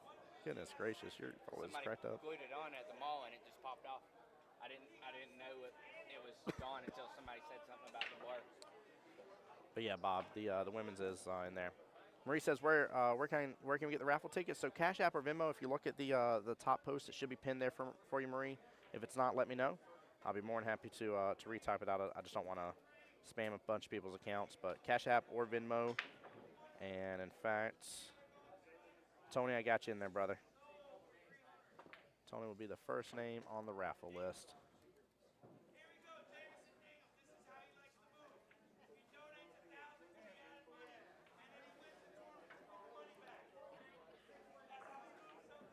Jose said I even cleaned out my ears this morning. That's too funny. Oh, I appreciate y'all. But yeah, just Cash App or Venmo. Let me know when you've sent it here so that way I can just double check.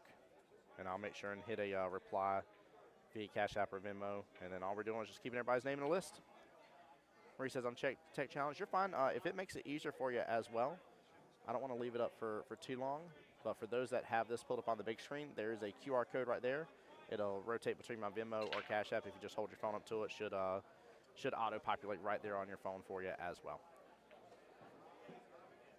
And again, instead of just doing normal donations, Dom and Dr. V were kind enough to give me a cue to raffle off on the live stream, so that way you guys can get something out of your donations as well. It means a lot.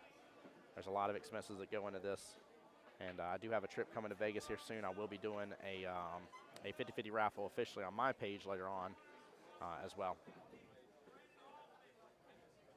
Miss McGlino, how are you doing? Do we have a link to the brackets? Yes. So I got a link for the open bracket for you. I think it's still being drawn up right this very second. Tell her she can screenshot it and scan it from her phone. Marie, if you have Cash App or Venmo, here you go, let me just reply to you.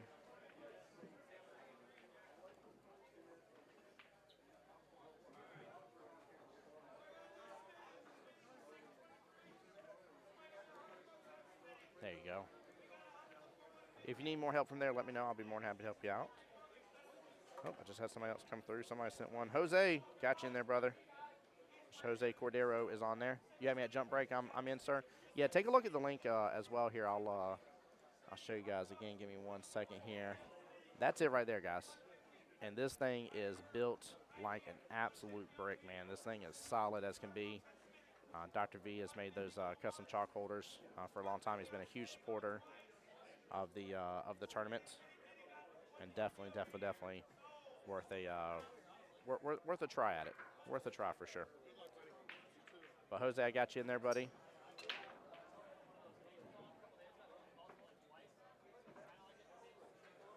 Driving but listen up. No more. Love it. Love it. Appreciate it.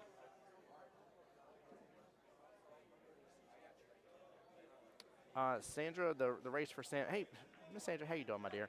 Your daughter is up 3-0 in the race to 7.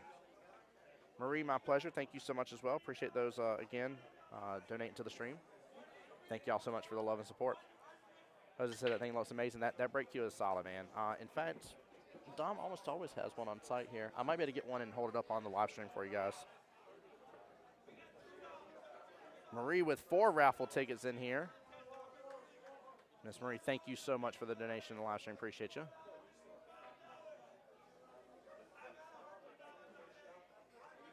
I got you in there. Yeah, 10 apiece. 10 apiece. We're capping it at 60, leaving it alone at that. No need for things to get out of hand. Sandra says, thank you. My pleasure, my dear. Thank you for being here to support your daughter. You literally, guys, I said this before here. I'm not trying to be sappy on screen or nothing. I miss my mom a lot.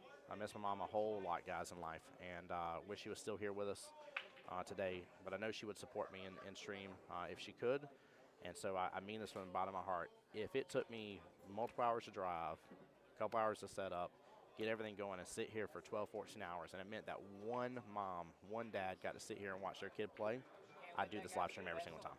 So every single time. So y'all make this 100% worth it.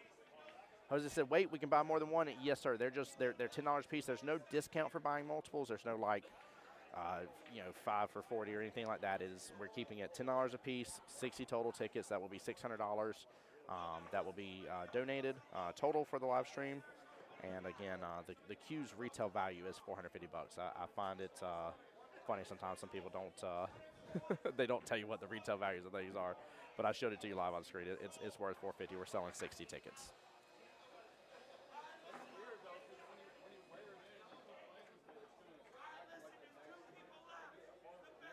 Oh, I think I just heard Dom say there was 2 people left.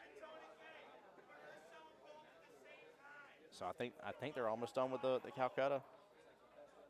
It'll take them a moment to get everything rolling from there. But what time is it? 11:57. Hopefully by 12:30 maybe we'll have the Open going. So more than likely after this match is done, we'll probably rotate over to an Open match afterwards. Hey, you get to shoot. It's the voice of Jacksonville. It is. What's up, Tommy Kenny? How you doing, brother?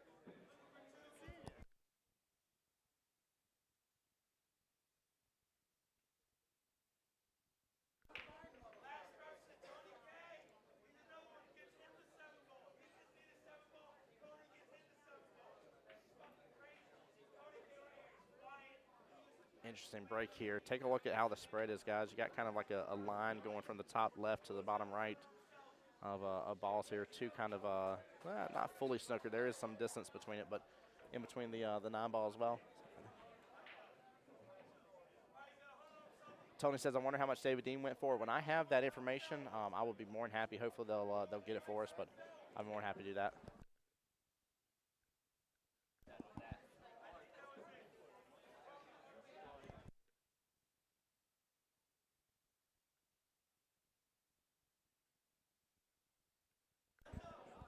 By the way, if some people are looking for the Open bracket, it will be posted here soon. Oh, actually. Woo. Take a little photo here because they probably need this sheet back.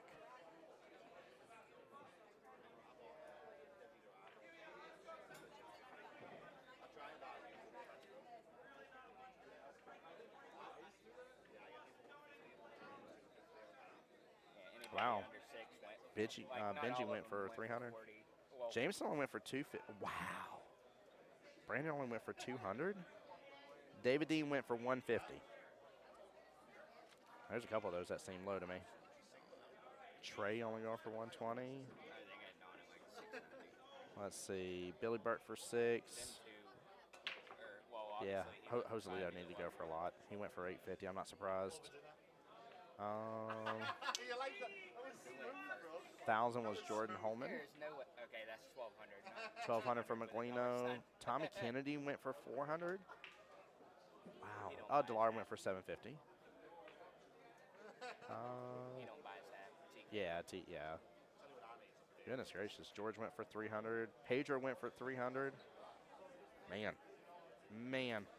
Tony, I agree. David Dean, because he's a 602 for as far as listed on this sheet. Yep. You can get here if you want to talk. No. You're totally fine. Yeah, no, I was down shooting the 9 ball and this guy like sprinted it. Yeah, there's a couple of those that are surprising to me. There is a couple of those that are surprising me. Guys, I'm going to take off the Cash App Venmo list for right this second here. We'll bring it up a little bit later. I just don't want that being all over the stream 24/7. I have a scout with it. It's good. You have it with the wrap? I have mine with the wrap. My true was a wrap. Tay hit that beautifully. Just pulled it back just a little bit. So long with the I wrap. tell you, man, I know Jen is up on Tay right this second, but Tay is somebody, you give her that extra bit of time. If she can get a couple games on the table, she can really start rolling through on some stuff here and really getting stroking in gear. And she's one of those kind of like a steam engine on a train. It's tough to stop her. Very, very tough to stop her. So if this game continues on and goes a little bit later, I know it's only a race to 7. Tay could bounce back on a good comeback here. For those that are interested in the match up top here. Oh. Smitty went for 150. Get out of here. Oh my gosh. 3 players and none of them worked out. Yeah, you're going to have to spend some money. I wasn't trying to spend. Shannon Fitch went for 600. You'd have to spend some money to get anybody. Well, I didn't know if Smitty would buy his half. If Smitty would have bought his half, I would have done 200. And he would Oh, you bought Smitty? No, I wish. Oh. I tried to buy Logan Lane, Smitty, and David Dean. What Logan go? Dude, David Dean only went for 150. Huh? Like, how did Dean go for 150? Good question. Like, he, Oh, well, Underranked. I walked up to Dean and I was going to put him up to 200, but he said he wouldn't buy his half. It was over Yeah. 150. yeah. Tony, you're absolutely right. He ran through this field last year, went straight through the hot seat. Yes, he did. Hand him this? Huh? Did you hand him this? Who? You. Is Yeah, this yours? yeah, it's fine. Well, I that- just brought it over here just so he could mention on the stream and whatnot. Oh, you wrote all these down? Uh-huh. Oh, thank you, sir. I took a photo of it. And then there's a back too. Yeah, I took a photo of it all. Okay. Yeah. All right, making sure. Appreciate you, brother. Yes, sir. Billy sold for 120. That's Billy. You trade sold plate's pretty good. Yeah, Billy for 600 is decent. That's not good. 1,200 is the most being Maglino. There's 1,000. There's a few 600. There's what Joselito being 850, Delauder being 750. I can't tell if that's a 4 or 9 for Will. Yeah, Joselito doesn't surprise me. Him going for 850. Joselito does Singleton usually was pretty well in this. 5. Logan Lane went for 400. I think that's a little low for Logan. Raleigh going for 100 though. Good lord, I would have bid 100 to roll the dice with Raleigh. Sure, Riley's higher than Logan, ain't he? He's right below Logan if I remember correctly. Logan 644, Raleigh 629. But still, I mean, there's with some of these Calcuttas guys. I mean, there's See Raleigh's name. you bring a few $100s, you pick up somebody like Raleigh Dixon for 629. What do we say? David Dean went for what? 150. That's 250 right there if they don't buy their half. And Brandon Hoffman went for 200. Spend 450 if they don't buy their half, and you just picked up 3 very good 600 players. And due to the handicap difference, I mean, you got to think there's somebody like them going up against Tommy Kennedy, for instance, 740. That's like a 3-game difference or so, 3 or 4 game difference. So 600 versus a 740. Yeah, that could be up to a 4 game difference potentially. At least three racks difference for sure.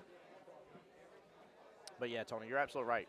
We were talking about that this morning, how well David Dean did last time, and he's talking about how he had to wait a while in the hot seat and decided to split with the other gentleman. I told him I didn't blame him. I'd rather be tired and in stroke and in practice than have set for multiple hours. And it's nobody's fault. It's just the way tournaments happen.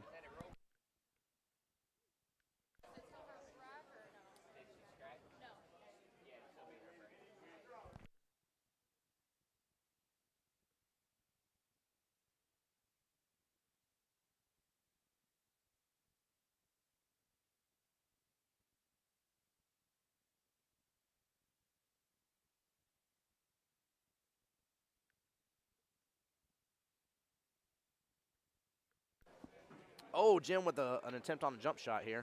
Well, she already moved the balls because technically, if it was like a foul, then she could 3-foul her. Not that she would. I don't know if the ladies have 3 foul, to be honest with you. Yeah, they do. Do they? Okay. I was gonna say I'd be interested to see if 3 foul actually happens. I don't know many times I've seen the ladies side go for a 3 foul. By the way, Samantha up 3-1 against Miss Margie over there.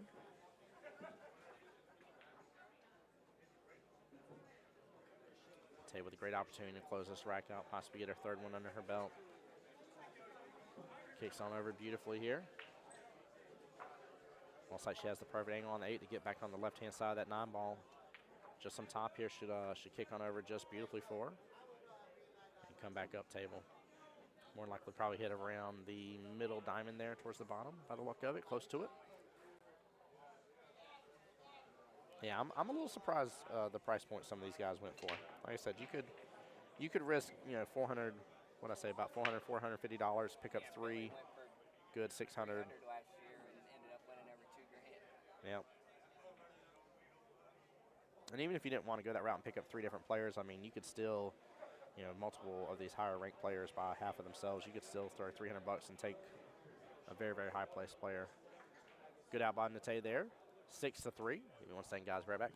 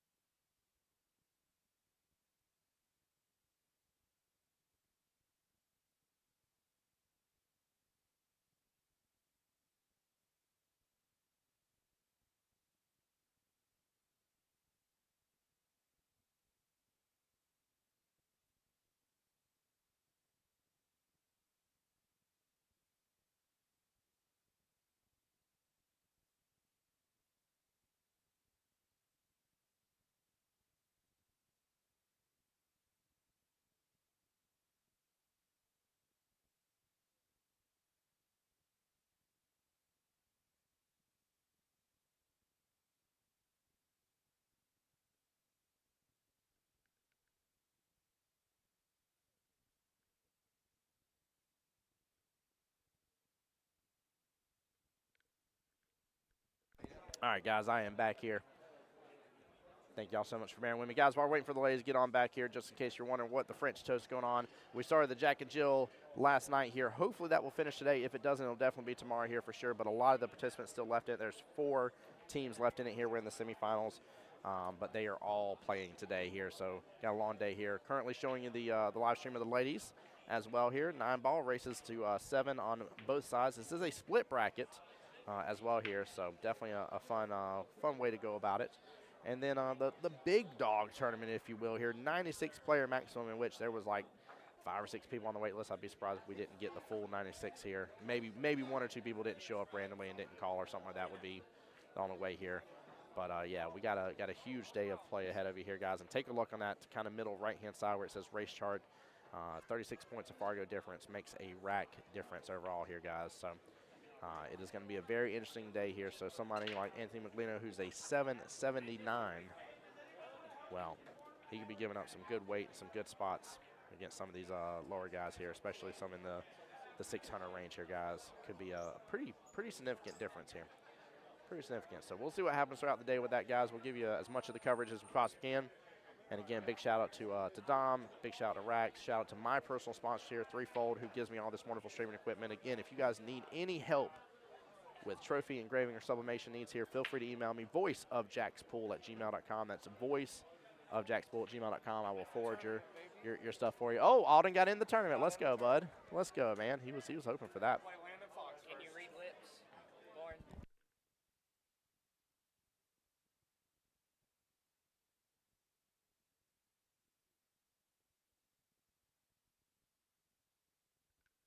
Lord of mercy. Guys, I look away for maybe 20 minutes total. I know I had to have said it probably past 20 minutes ago, but it was 3-2 in favor of Miss Lauren over there against Kat. Now it is 6-3 in the race to 7. Lauren's on the hill against Kat. Sam's still up 3-1 here. And Tay to break. Wow.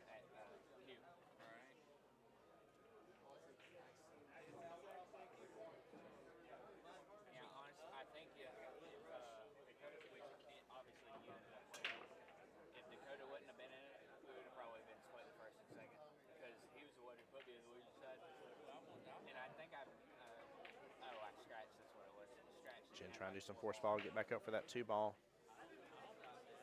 And she honestly just tied up the 2 a little bit with the 6. That's not a bad leave. That definitely took away quite a bit of the window for the 2-ball for Nate. Play it forward with like left, and I cheated the pocket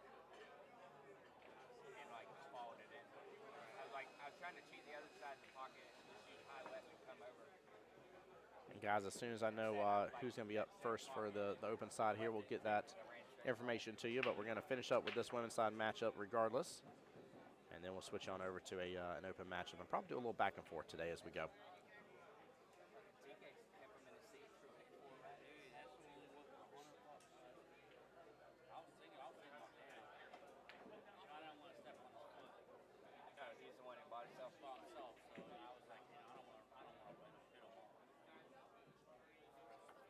Not a bad lead by Nate. Smart defense here. Jen's going to have eyes on the 2, but I don't think she has anything she can really make with it here.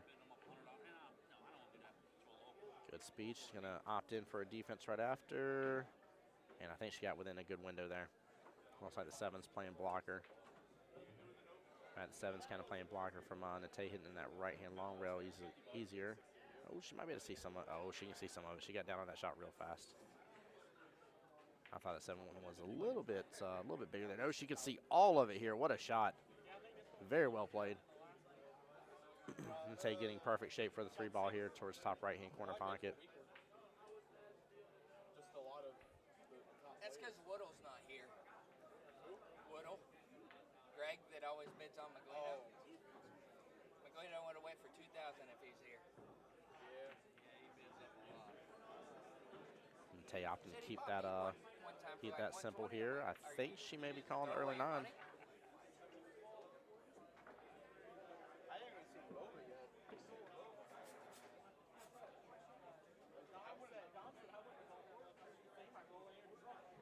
Dude, he might not roll here at all. He's probably still fucking blue water.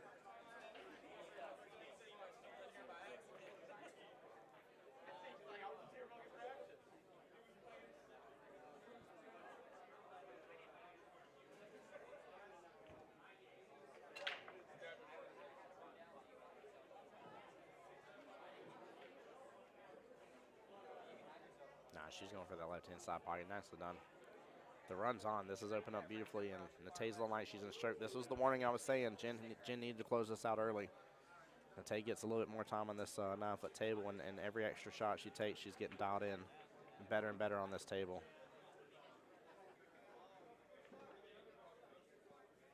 You start to see quite a bit of pep in her step. She's got plenty of eyes on this 6 ball, by the way. Yeah. Kelly's up 6-1 on nets. Is she? Goodness gracious. Yeah. She got a little close to that 7 ball here. A little close with the 7.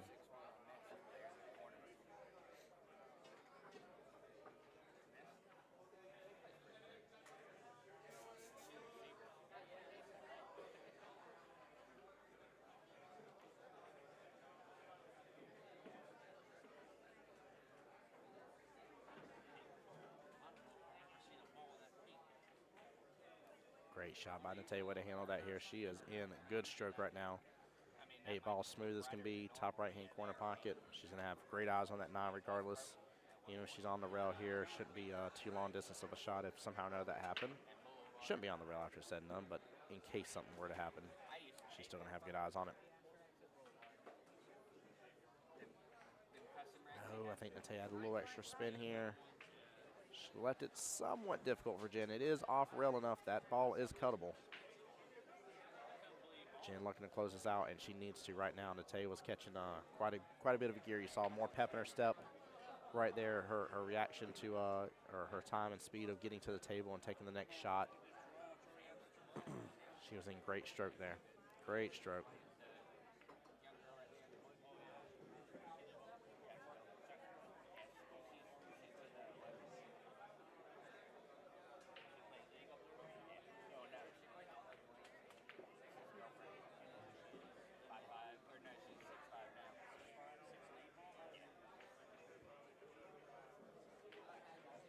So, Tony, for the women's side, no, it's not on digital pool, sir. I did a post within the dungeon to kind of show you the split bracket, but because of that, because of it being split, there's not a way for it to be properly on digital pool to show everything. But the open is on digital pool and will be unlocked here shortly. The draw was happening. By the way, big congrats to Jim versus Nate. That was going to get very, very risky there. Hey, Miss Patrina here getting two tickets in for the break jump queue. Thank you, Patrina. Appreciate you.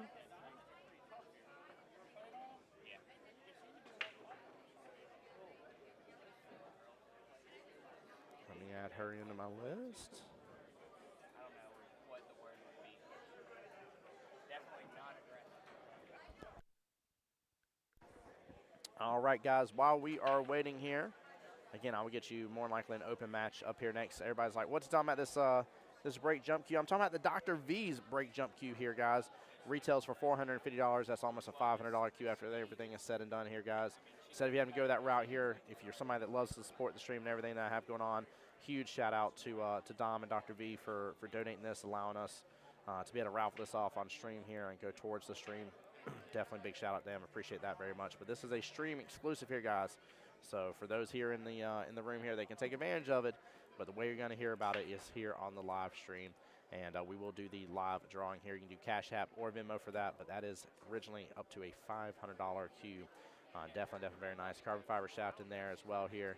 And I will say this thing is built so phenomenally well. This is one of the nicest break jump queues out there on the market, guys. So make sure and take advantage of that.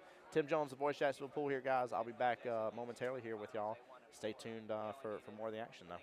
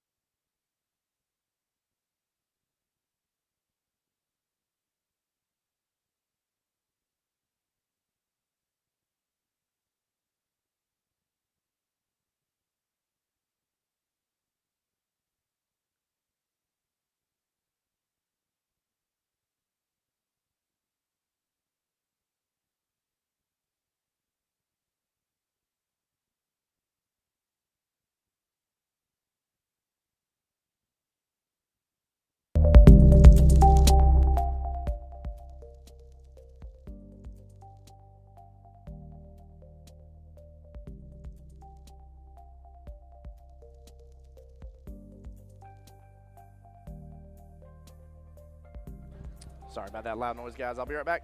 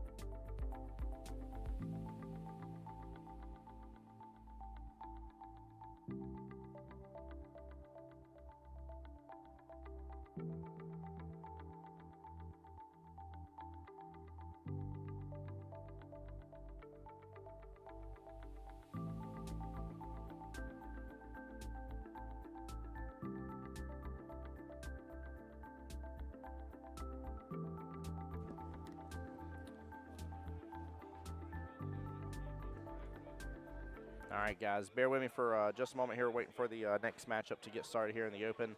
So we're at kind of a lull here in the race here for just a minute while we get everything else going. I'm going to keep the music going on in the background, guys. Stay tuned. I will not be rebooting live stream. We're going to keep things rocking and rolling here, guys. So stay tuned for all the action. But, yeah, up next will definitely be Tommy Kennedy versus Serafin on here. 749 versus a 640. I'm sorry, 741 versus 649. It is a 9-7 race coming up in that matchup here, guys. So stay tuned.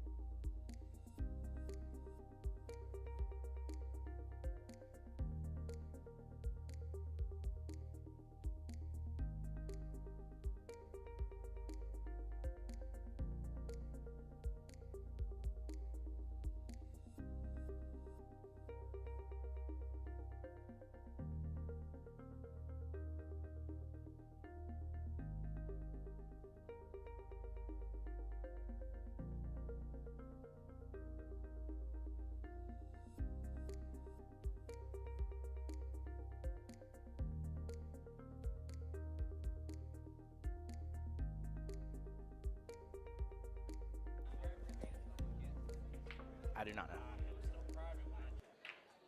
All right, ladies and gentlemen, I am back, and the action is on this table here. First debut. Mr. Tommy Kennedy again against Mr. Serafin here. Again, a 9-7 race. First matchup of the day for the Open tournament here. Mr. Toby over here has got a good matchup too. We got a couple people on this side of the room here. I see Benji over there.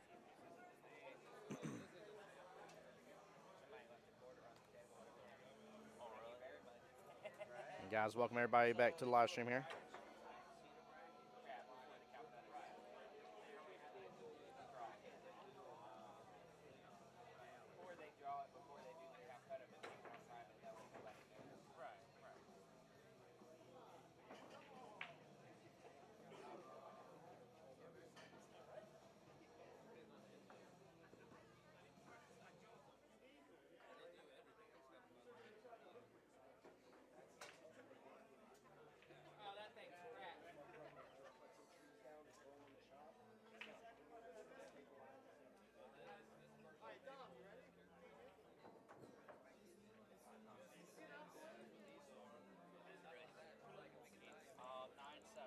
Frankie, what's going on, man? Ask, has this match played yet? No, sir. This is the first matchup of the open side.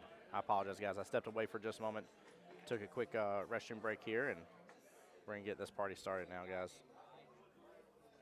Hey, two Jacksonville people match. The winner plays Raymond.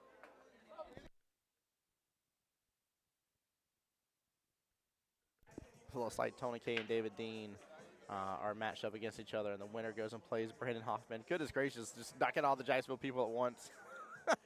That's funny. Oh, my goodness gracious. By the way, I know Sam's mom was still in here just a moment ago. That matchup for Sam versus Margie here is still 3-3.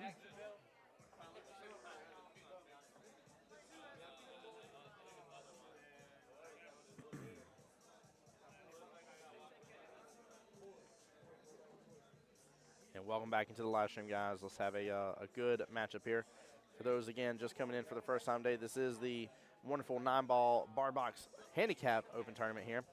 And they paid a $75 entry fee, $10 went to the admin fee, 100% payout. They tried to do an online auction, but actually ended up working out to have an in-house auction instead here for that. But big shout out to all the sponsors there. You see at the bottom of the beautiful, beautiful flyer here. Tsunami, Jam Apparel, Arcos 2, Q-Tech. Love me some Q-Tech here. Mr. James Daniels, Dr. V's.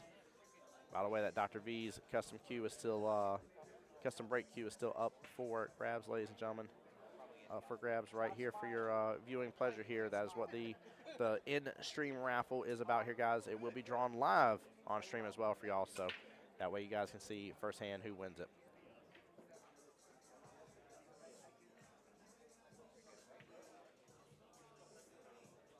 All right, Mr. TK himself up to break here against Seraphin. 9-7 race, and we're off.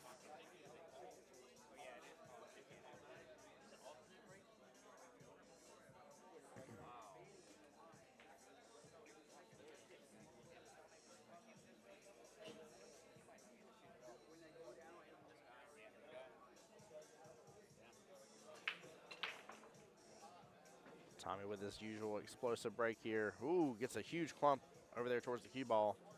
In fact, most balls on the right-hand side around the cue ball here. Only the 2 and 9 outside the rest of the cluster of the rack.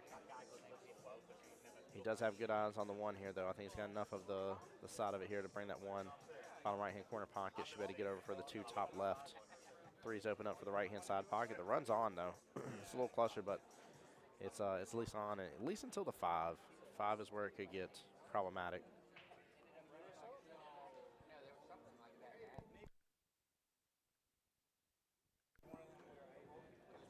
Great shot there on the 1.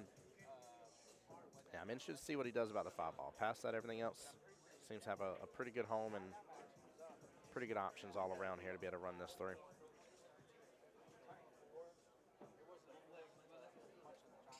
That's the crazy thing about American football. You can like look at people in England, you can kind of tell that makes sense. You go to a snooker hall, you can tell who's good at snooker.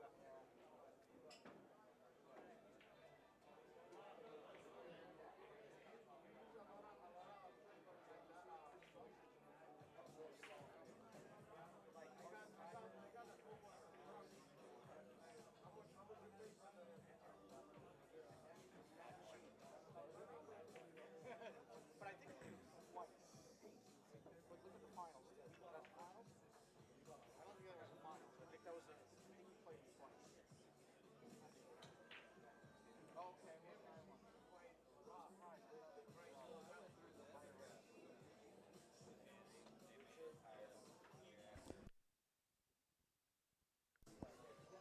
Chat, how would you tackle this 5 ball? I'm assuming you're going to want to end up being as where it is, it's off rail just a little bit, be below it, and take that 5 actually to the top right-hand corner pocket. If it was just a little bit further down, I wouldn't mind being above it and taking it bottom right-hand corner pocket instead, but I think top right is good. Do you know what? Do you know what? Les Duffy. Yeah. Only from here though. He was supposed to be here, wasn't he? Yeah. No, I was talking to him about it. He didn't want to come. I knocked him off the last tournament here. What's your target? 580. Oh, I think he got in the window here to be below it. No, he's either 7. Yeah, I think he's got just enough eyes of that 7 ball. Cue ball should drift right below that 5 here. Like I said, I thought he'd want to take a top right. Again, it's It's off rail, so it's still a tougher shot, but not as difficult. Look at the perfect leave, though. Wow. He hit that good. If he rolls up where that cue ball is pretty much in that right-hand side pocket, he'll still be over rail a little bit, but have a little more gap there.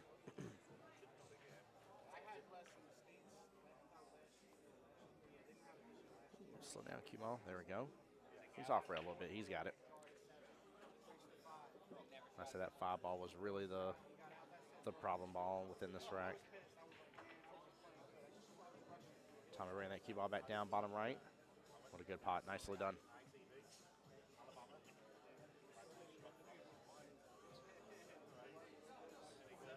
He's going to choose to go outside, go a couple rails, come back around for the 9, bottom left. Oh, he actually decided to stun it on over. Nicely done. Tommy going for a bottom left-hand corner pocket here.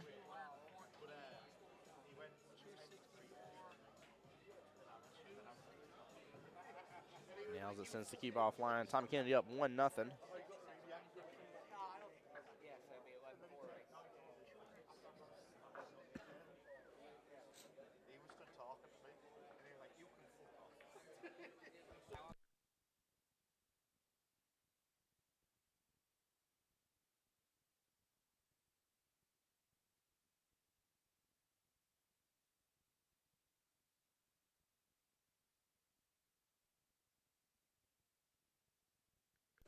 All right, there we go. Scores updated 1-0.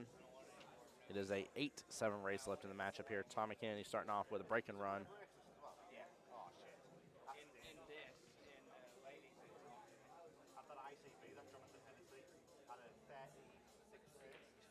Tommy has such a explosive break, guys. Pay close attention to this, too. He hits it so good.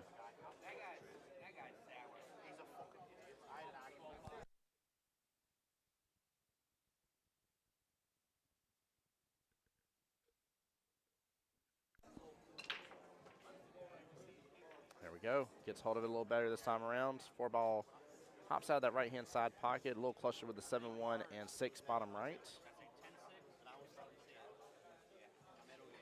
I think he's going to have to go for the 1-6 combo here or choose to play safe.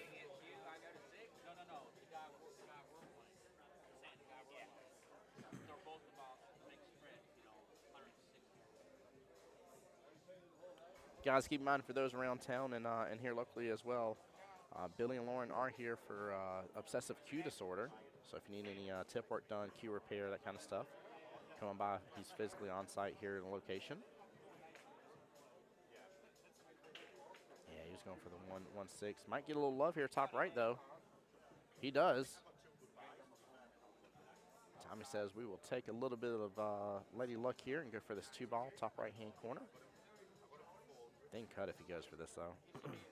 I feel like some of the 2 is keeping, or some of the 3, I'm sorry, is blocking maybe some of the access to the 2.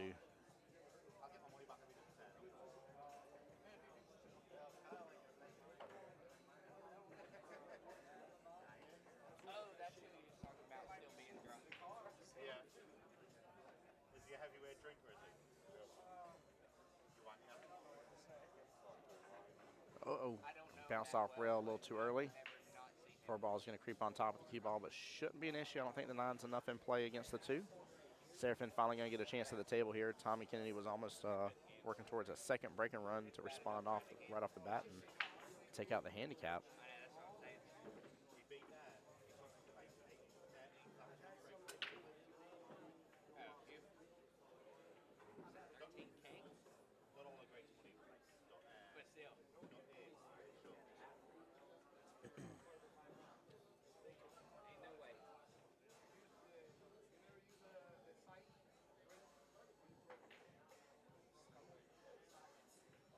Guys, give me one brief moment here. I'll be right back.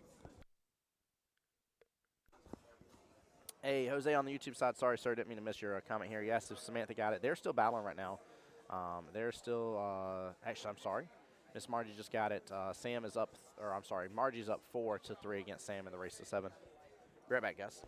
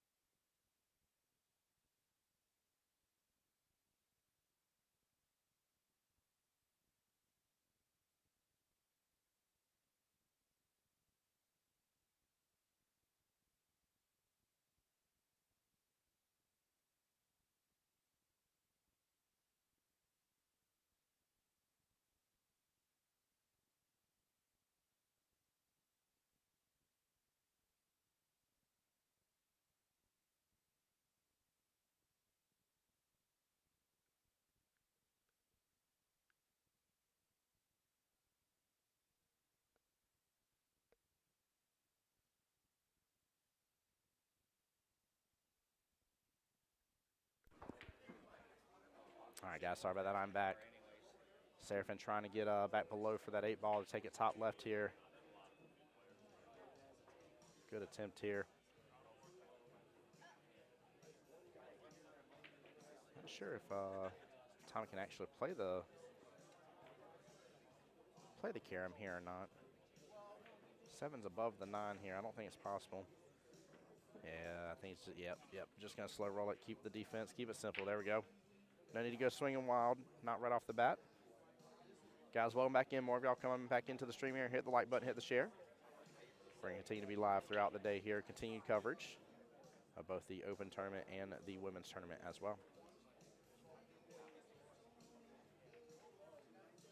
Oh, no. Don't scratch, too.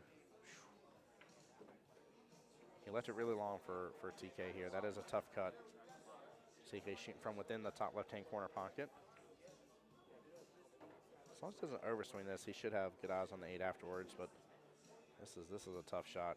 You're going to have a lot of energy still left on that cue ball with how thin you need to hit that 7 to get on over that bottom right. He hits it good. A lot of energy still left. He's going to come off that top short rail, though. Sits beautifully for him. Well done. Nice spot there.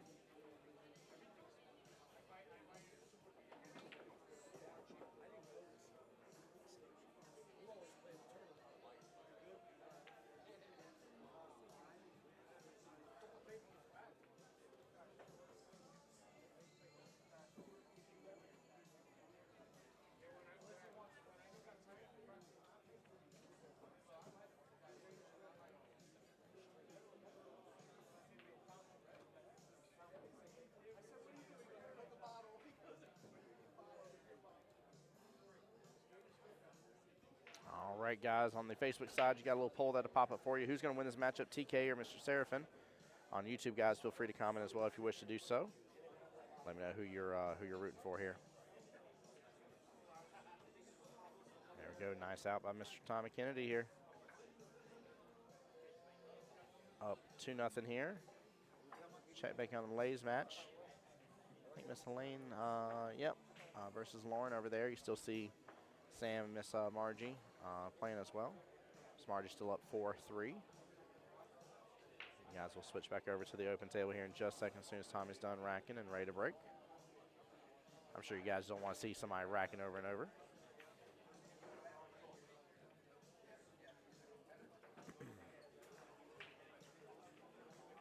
And guys, make sure as well, for those, I know on the Facebook side you're already following, but it takes just 2 seconds on the YouTube side for you to look up the Dunsky Dungeon.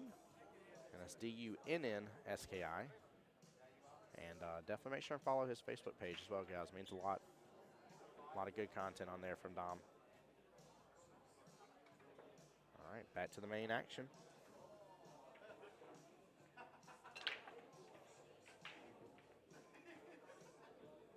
Tommy again with such an explosive break. Not to say the soft break here, but I feel like if Tommy dialed it down just a tiny bit, he'd get a little more favorable leave out of it. But honestly, he's still getting a decent spread. I just feel like it might be a bit too explosive potentially for these 7-footers, but hey, Tommy works hard on his breaks and does very well with them. It's one thing I noticed with him in other tournaments.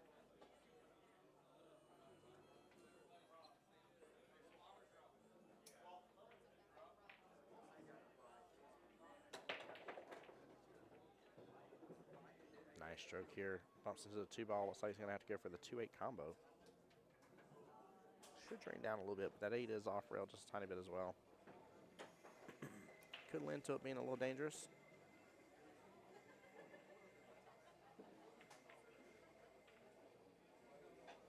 Yeah, that was my fear, was that it would come off, and it did. Seraphin's going to have an opportunity at it as well.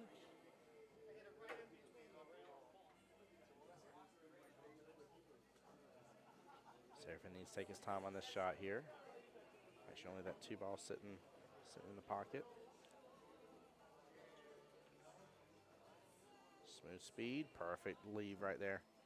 He's going to be able to get over to the 3 just fine. 3 towards top right, 4 left-hand side pocket, 6 bottom right, 7 top left. And just depend on your leave after that 7. Will depend on which way you go after the 9 here. But I'm assuming he'll come around from the 7 and get on the kind of bottom right-hand side of that 9 ball. The run is on. Seraphin has a great opportunity here to to go after a rack against Mr. TK and be right back in the lead here, since it would end up being a 7-6 race left after that.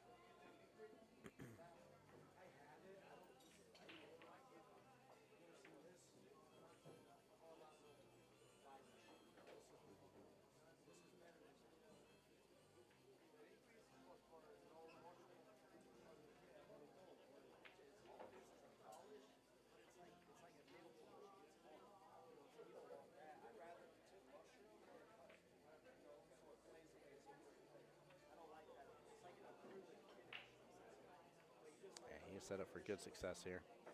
Again, I just think the tougher shot here of the rack here for him may be that 4-ball. Oh, he flipped on around. Actually ain't mad with that at all. Not mad with that at all. Okay, use some force follow here. Get on back up table a little bit. No. Oh, man, he was in such a good window for the 7. Oh, man. All right, guys, looks like y'all's vote here is Mr. TK getting the win. 3-0 in the votes. Thank you for those that participated, guys. Hope y'all are liking the polls. We got over quite a bit there. A little back cut option here on the 7-ball. This is tough. Might just play a defense again here. Could go for the cross bank as well. No, he went for the back cut. Hits it smooth as can be, though. Wow. A lot of people really let that loose. He hit that with just perfect demeanor and speed on it. Tommy Kennedy with an explosive end on that 9-ball. Up 3-0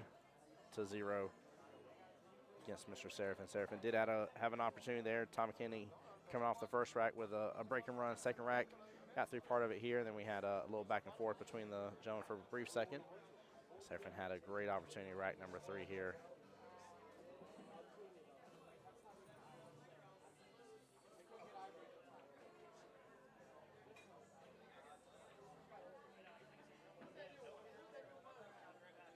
Let you guys see a little bit of action from the ladies' side.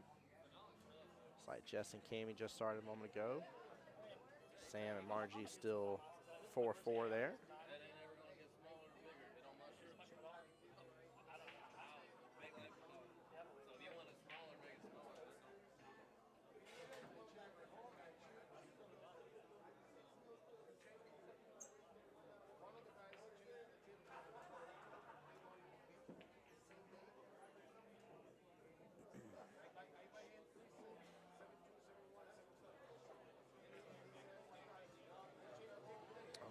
Trying to bring that 5-ball all the way down. Good attempt here. All right, back to Mr. TK on the mainstream table now. Explosive break, but it's going to slide on over that right-hand side pocket. Seraphin will have another opportunity. Didn't quite like the leave of that 1-ball, though. Didn't like that leave at all. That one could have been off rail just a little bit, make that shot way easier. Looks like it might be a little bit off rail, but this is tough here. Very, very tough. Oh, who was that I just saw come through here? Was that Frankie? Hey, thank you, sir. Got you in for the drawing for the queue here. 2 more tickets sold.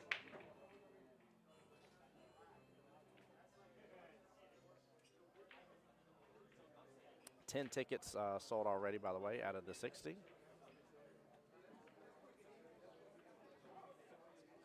Guys, if you have sent money via Cash App or Venmo for the drawing of the Dr. V Custom Break Queue, and I have not reacted to your message from Cash App or Venmo, please feel free to just shoot a message in the live stream and let me know. I have made sure to give a reaction to every single one of them.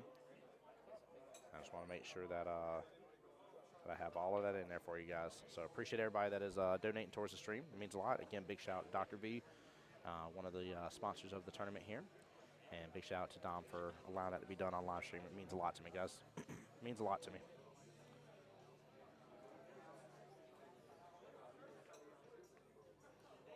Tommy on the 6-ball here, bottom left. Can just pull back on this a little, pop back up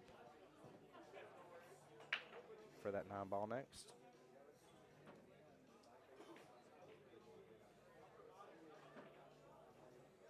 Tommy Tommy with an opportunity here, make it 4-0 here. It's tough. It'll be a 5-7 race left. Serafin's got to get some gas and get it going. Back over to the ladies' side here. You know what I'm saying, guys? I'm going to try to get you a score update for this matchup here for Lauren versus Lena. Be right back.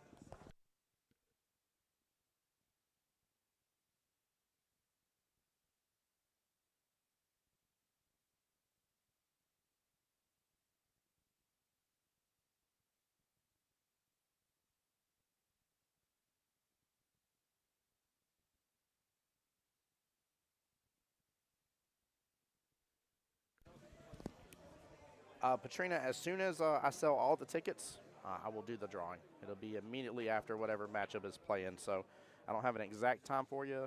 It'll be once we sell the tickets, though. So hopefully in a few hours at worst, but we'll definitely see. By the way, Miss Lena is up 1-0 against Lauren. Lauren's on a bit of a run here and on the 8-ball with an opportunity to possibly tie that right back up.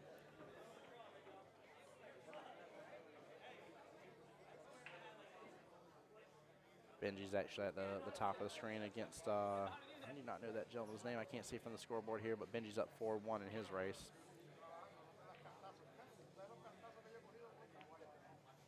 Hey, Patrina, thank you for being a part of the stream. Appreciate you, my dear. One of our fellow Jacksonvillians there.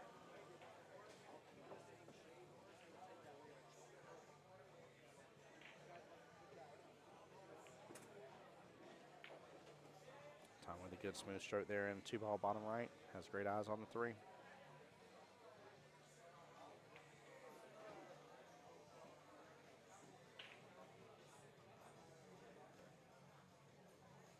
I was just looking over at a shot that Toby took over here on the other table here. The face he made afterwards was kind of funny. Right into the heart of the pocket here. Great shot by Tommy Kennedy.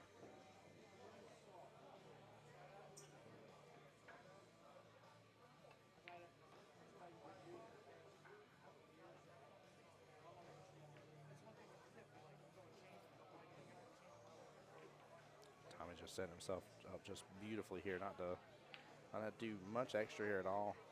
Just allowing the rails to do their job, allowing kind of speed to take control here of how he's doing on the cue ball and everything, and just hitting so gorgeous on these 7-foots. He's going to drift right back up table here. An opportunity to make it 5-0.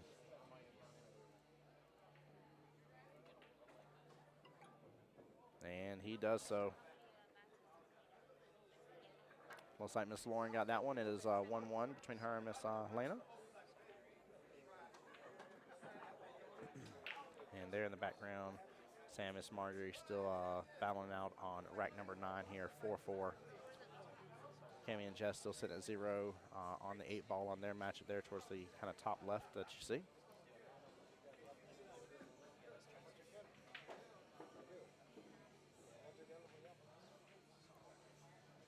Jose, so far we are at 10 tickets sold out of the 60.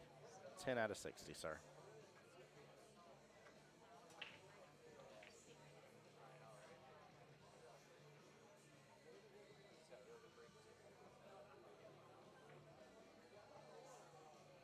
All right, back to the main streaming table here with Tommy Kennedy on it, up 5-0.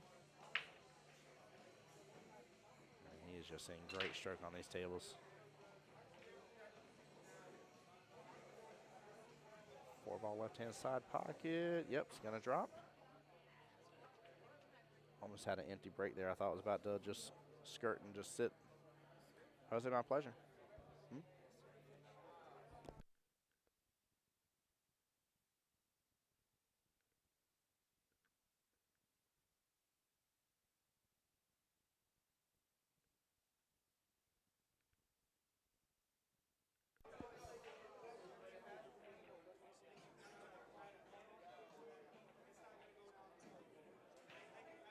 Stuck here on the 2-ball. Looks like he is coming over against some equipment. I'm assuming his jump cue. Trying to look over here. Yep, jump cue is coming out. Pretty straightforward jump here. There's just a good amount of space between the cue ball and the 7. say it's easy, but definitely definitely kind of straightforward. Nothing too much extra here on the jump. I'd say the real issue is just that pocket. Gonna line up and jack up over the cue ball. Gets a good hit on it. Almost makes it in the left-hand side pocket. Slow down a little bit here, and Serafin's going to have good eyes on the left-hand side pocket as well.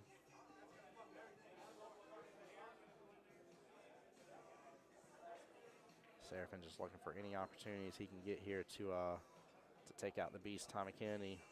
Tommy, one of the highest-rated Fargo ratings in the entire tournament. In fact, let's see.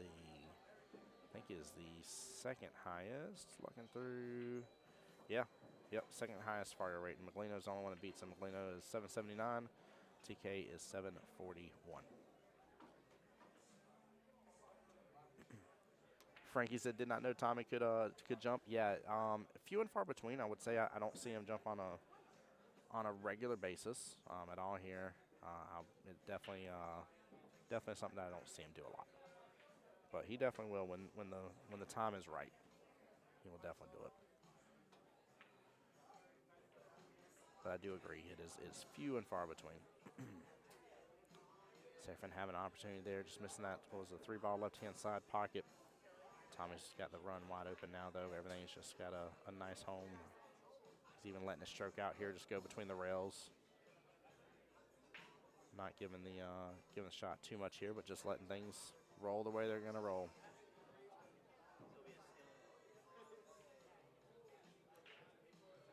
Yeah, he set up beautifully for this run here. Very beautifully. Ooh, might have overdrawn that down a little bit too much.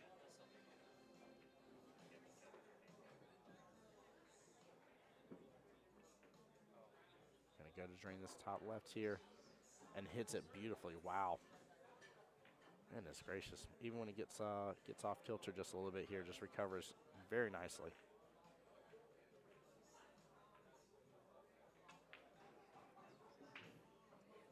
It's got to be tough for Serafin here. He's not getting many opportunities at all here, and what few opportunities he has, he's trying to make a run, trying to get things in gear, but just not able to. Difficult first round matchup for him as well here. Hopefully, hopefully this gets him a little warmed up and in gear if he ends up losing this here. But it is a 3-7 race left in this matchup, and Tommy has not let off that gas pedal at all against him. Maybe a defense here or there a couple times, but overall it's just been go, go, go. By the way, guys, I see Samantha Shea against Marjorie. She is up 5-4.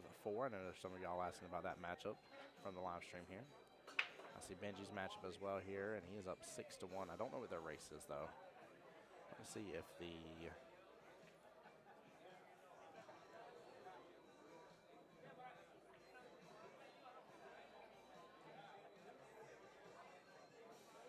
Let me see if it has been updated here yet. Give me 1 second.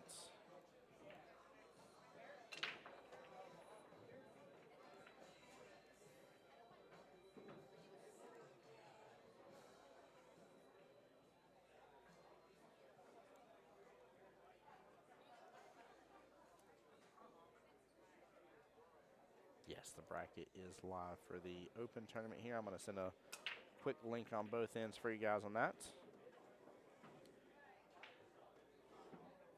Nope, hold on. Did I just copy the wrong one? Nope, I did. That was the Jack and Jill. Sorry, guys. Sorry, one moment here. Give me 1 second here. I definitely pulled up the wrong one. Sorry about that, y'all.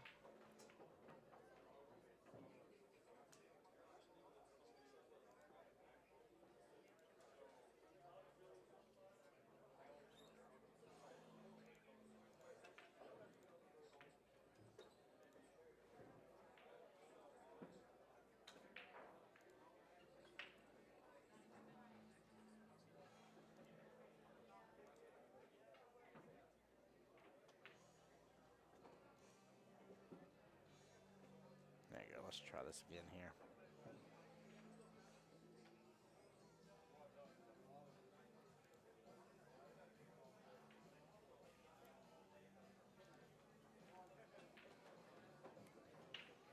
There we go. Now it should be linked on y'all's end. You should be able to see that and pull it up and follow it from home.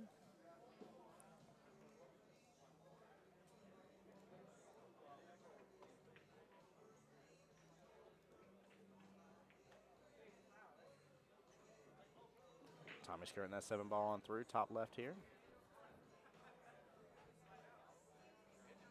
Oh, I think Serafin's saying it's a bad hit.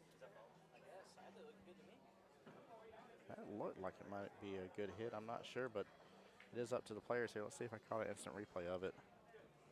Oh, yeah, it looked like it hit the 8. It was hard to tell with the camera blocking. Hey, as long as the players agree upon it, that's all that matters. There you go, Serafin getting his first rack. 6-1.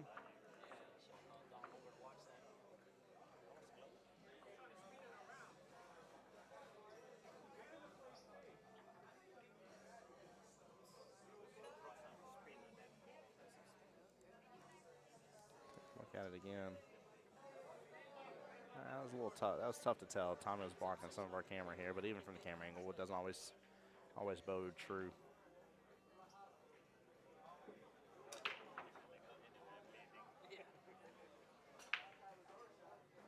Ooh, one ball didn't end up clipping in the 5.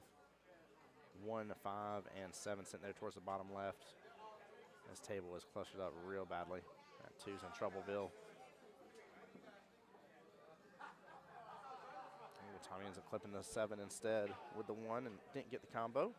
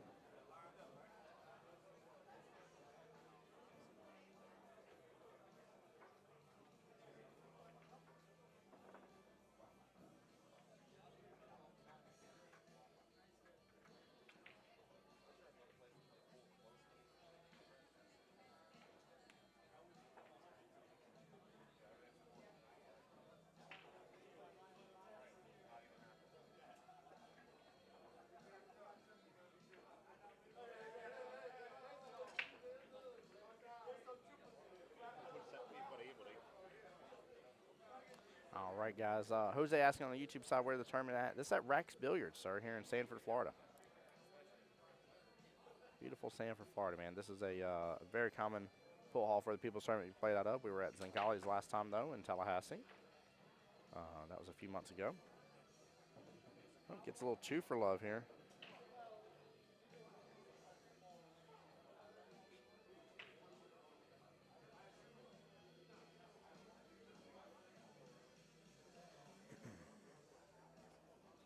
Serafin in a little bit of predicament here. 3 and 6 look clustered up with each other. 6 looks like it's just a tiny smidge, just a little bit down from the 3, just by a little bit. I feel like he may just have to do good of just sending a 3 up top, short rail playing defense here.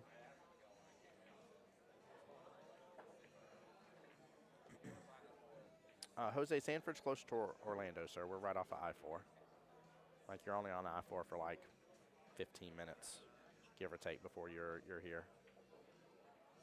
Maybe 20 minutes. What am I kidding? It's probably half hour realistically, too. Probably way off. Everybody in chat's probably going to blow me up on that one. Not a bad option. Had the cue ball hidden with the 8 would be better, but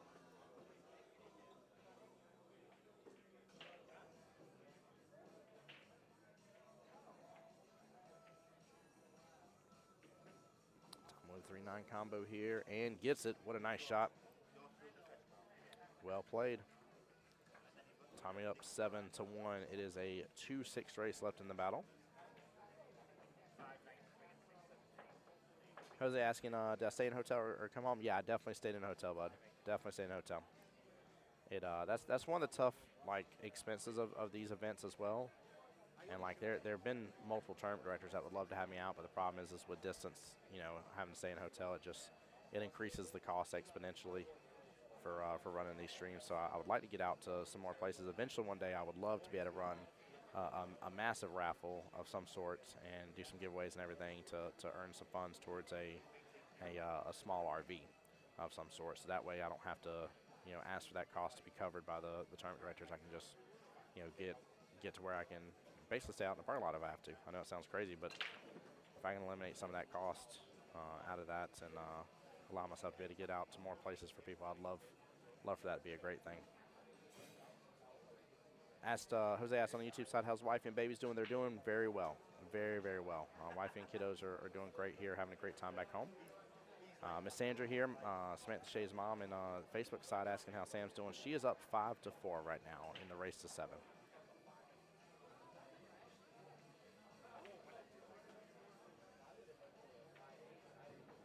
Yeah, her and Miss Marjorie are having a good back and forth battle here. In fact, I think she may be close to 3-foul, Miss Marjorie. I just saw Sam hold up the number 2.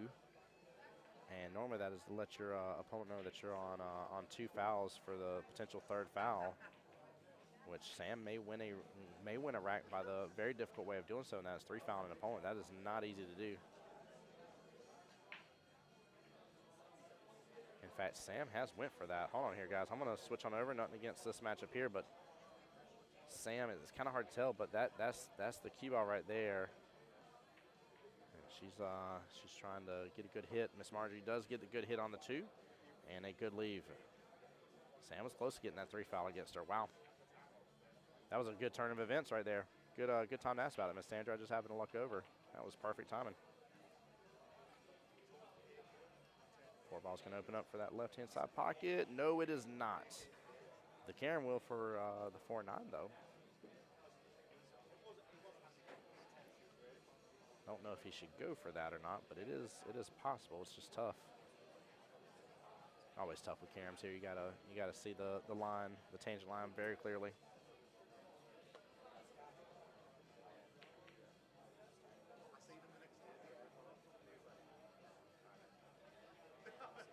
Mr. Serafin, as he should, is going to call for the 9 ball bottom left-hand corner pocket. I like that.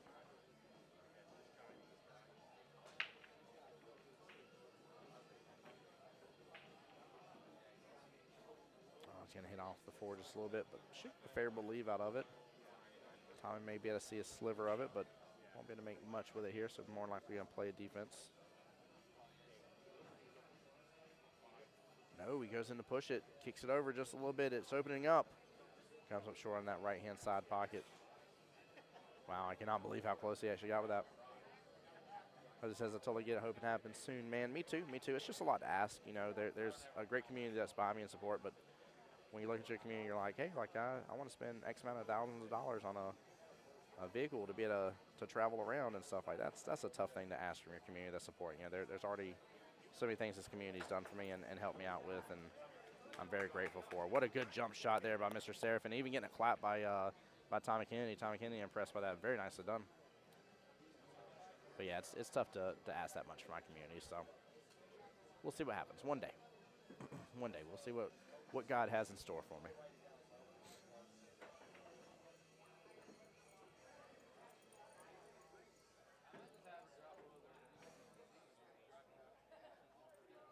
Come up short on that left-hand side pocket. The run is back on for Tommy here. Serafin trying his best just to grasp at this whole situation as much as he can. Tommy's a beast, man. I played him in a tournament up in Macon, actually. That was a tough one for me. I did get a rack on, though. I just want to know. I did get a rack on that man. So let's get this updated here on Digital Pool. Tommy up 8-1 here. I can't pull the bracket. If you get any news on David Dean, Tommy K match, I definitely will let you know. Unfortunately, they're on the opposite end of the room for me, so I do not have eyes on their matchup. But the winner, that's Tony, if you saw, goes to play Brandon Hoffman afterwards, which is absolutely hilarious here. The ladies still battling out over there, and it's tough. I cannot see the other score for Lane and Lauren.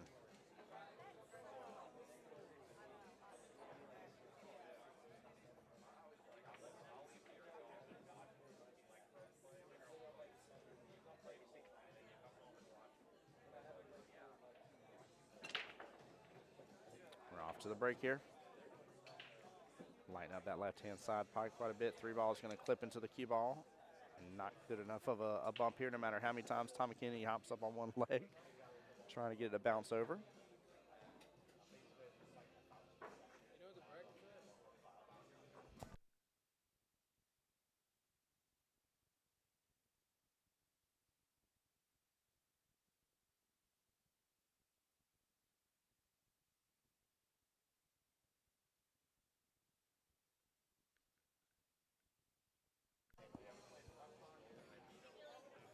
All right, Serafin getting another opportunity here at the table. Tough little back cut here on the 1 ball, left-hand corner pocket, but should get him back up above that 2. Oh, no, he ends up scratching the process.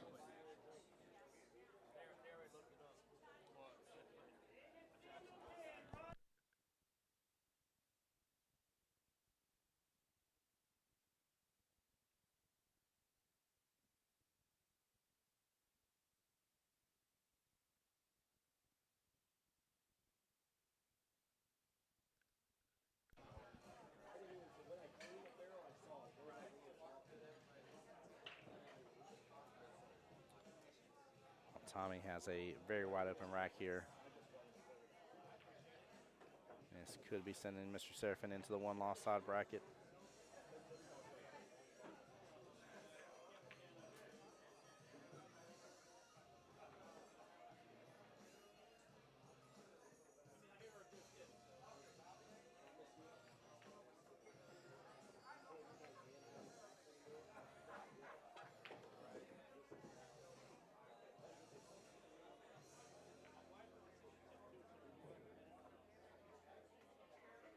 All right, they're going to shake it off right there. Tommy Kennedy winning 9-1 against Mr. Serafin here. Congratulations to him here. We're going to switch back over to ladies right now. Just give me one moment. I'll be right back.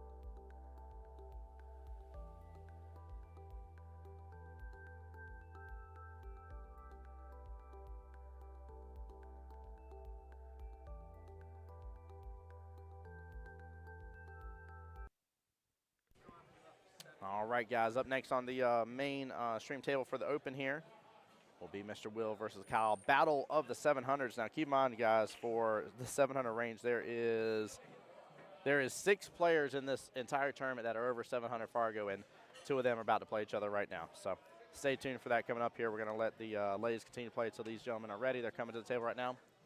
So it'll be just a minute here.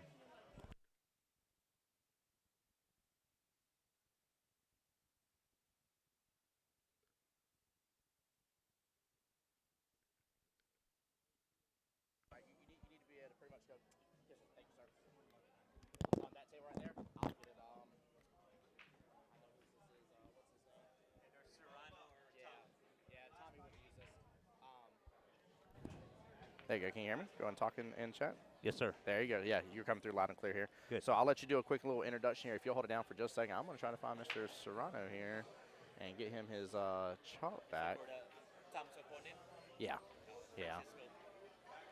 All right, give me just a second, guys. But yeah, feel free to introduce yourself to stream here, and then I'll be right back. Guys, we'll flip on over. I think the men are just practicing. Yeah, the men are just practicing. So we'll flip on over in just a second. Be right back. All right, ladies and gentlemen, you're in for a treat on this one. I mean, both these guys play phenomenal. Will and Kyle, both well known here in Florida. I mean, you could probably take a coin and flip it, and that's what's going to happen.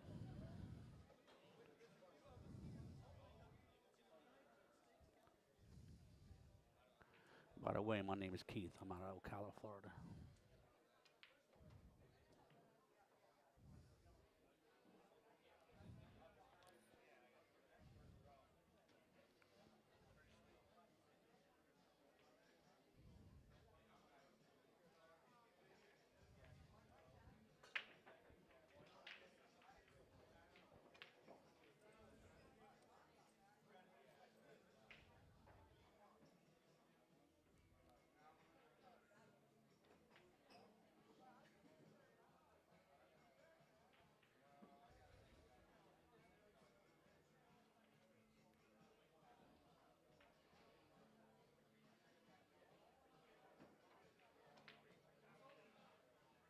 Hey, Tony, if you go to digital pool, just put in the people and hit search, and all 3 of the tournaments will pop up.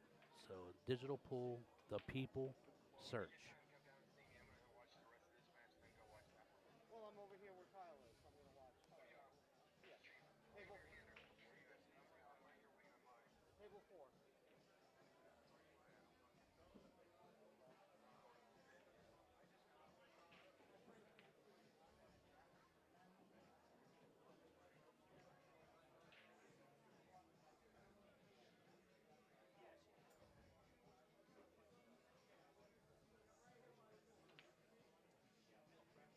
All right, so this is a heads up. They're just each getting a little practice in.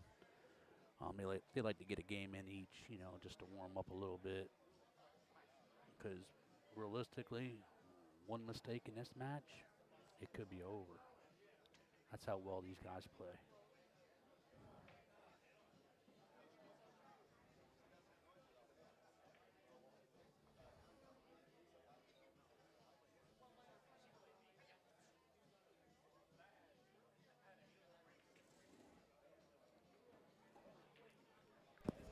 All right, what all did I miss here? Are they still practicing? Still warming up. Oh, still.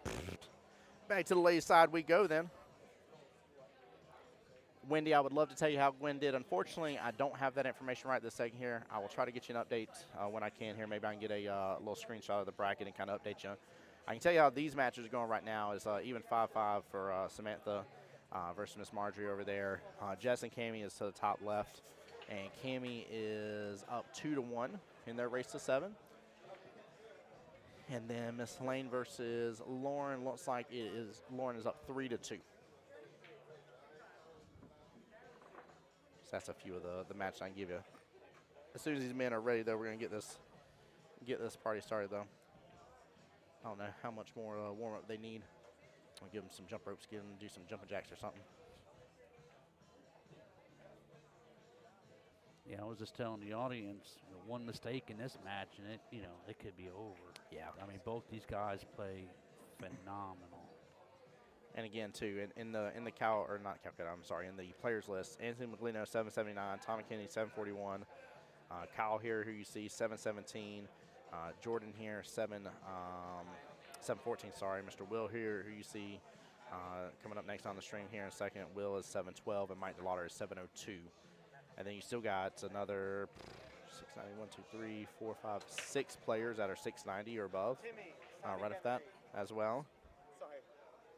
Hey, So, I'm over here at Racks Billiards. yeah, there's definitely a lot of higher ups in this, which is why it's nice to see the handicap. What do you think about the handicap, by the way? 36 Fargo difference equals at least a rack difference. I tell you, I think it makes it a lot fairer because, it's tough to play these guys even because one mistake, and like I said, you could be sitting in your chair the rest of the match watching. Yeah, you definitely could be. Definitely could be for sure.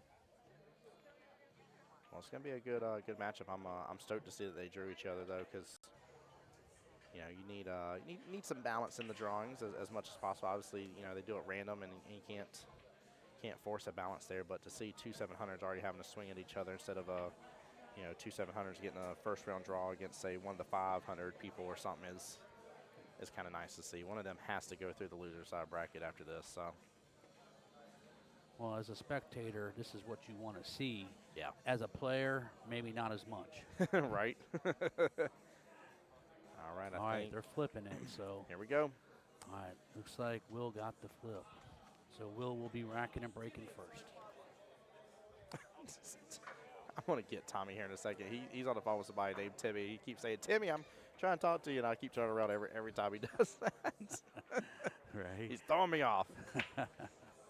Yeah, and that was once again, you probably watched that Tommy match. That was a dominating match. I believe it was 9-1. Yeah. And the one game really was a questionable call. But the problem is if you do have that close of a hit, you really need to have somebody there. So, one person can't say it was or it wasn't. And it was so close it could have been. But honestly, in my opinion, it should have went to the shooter because, it's just like a tie goes to the runner, Yep. and even if it was a tie, it would have went to Tommy. But as nice as the Tommy is, he's never going to question it, Yeah. And plus, he was up 6-0, so he was just like He wasn't worried. Yeah. No, he wasn't worried. He was just the sport that he is. He's like no problem, yours.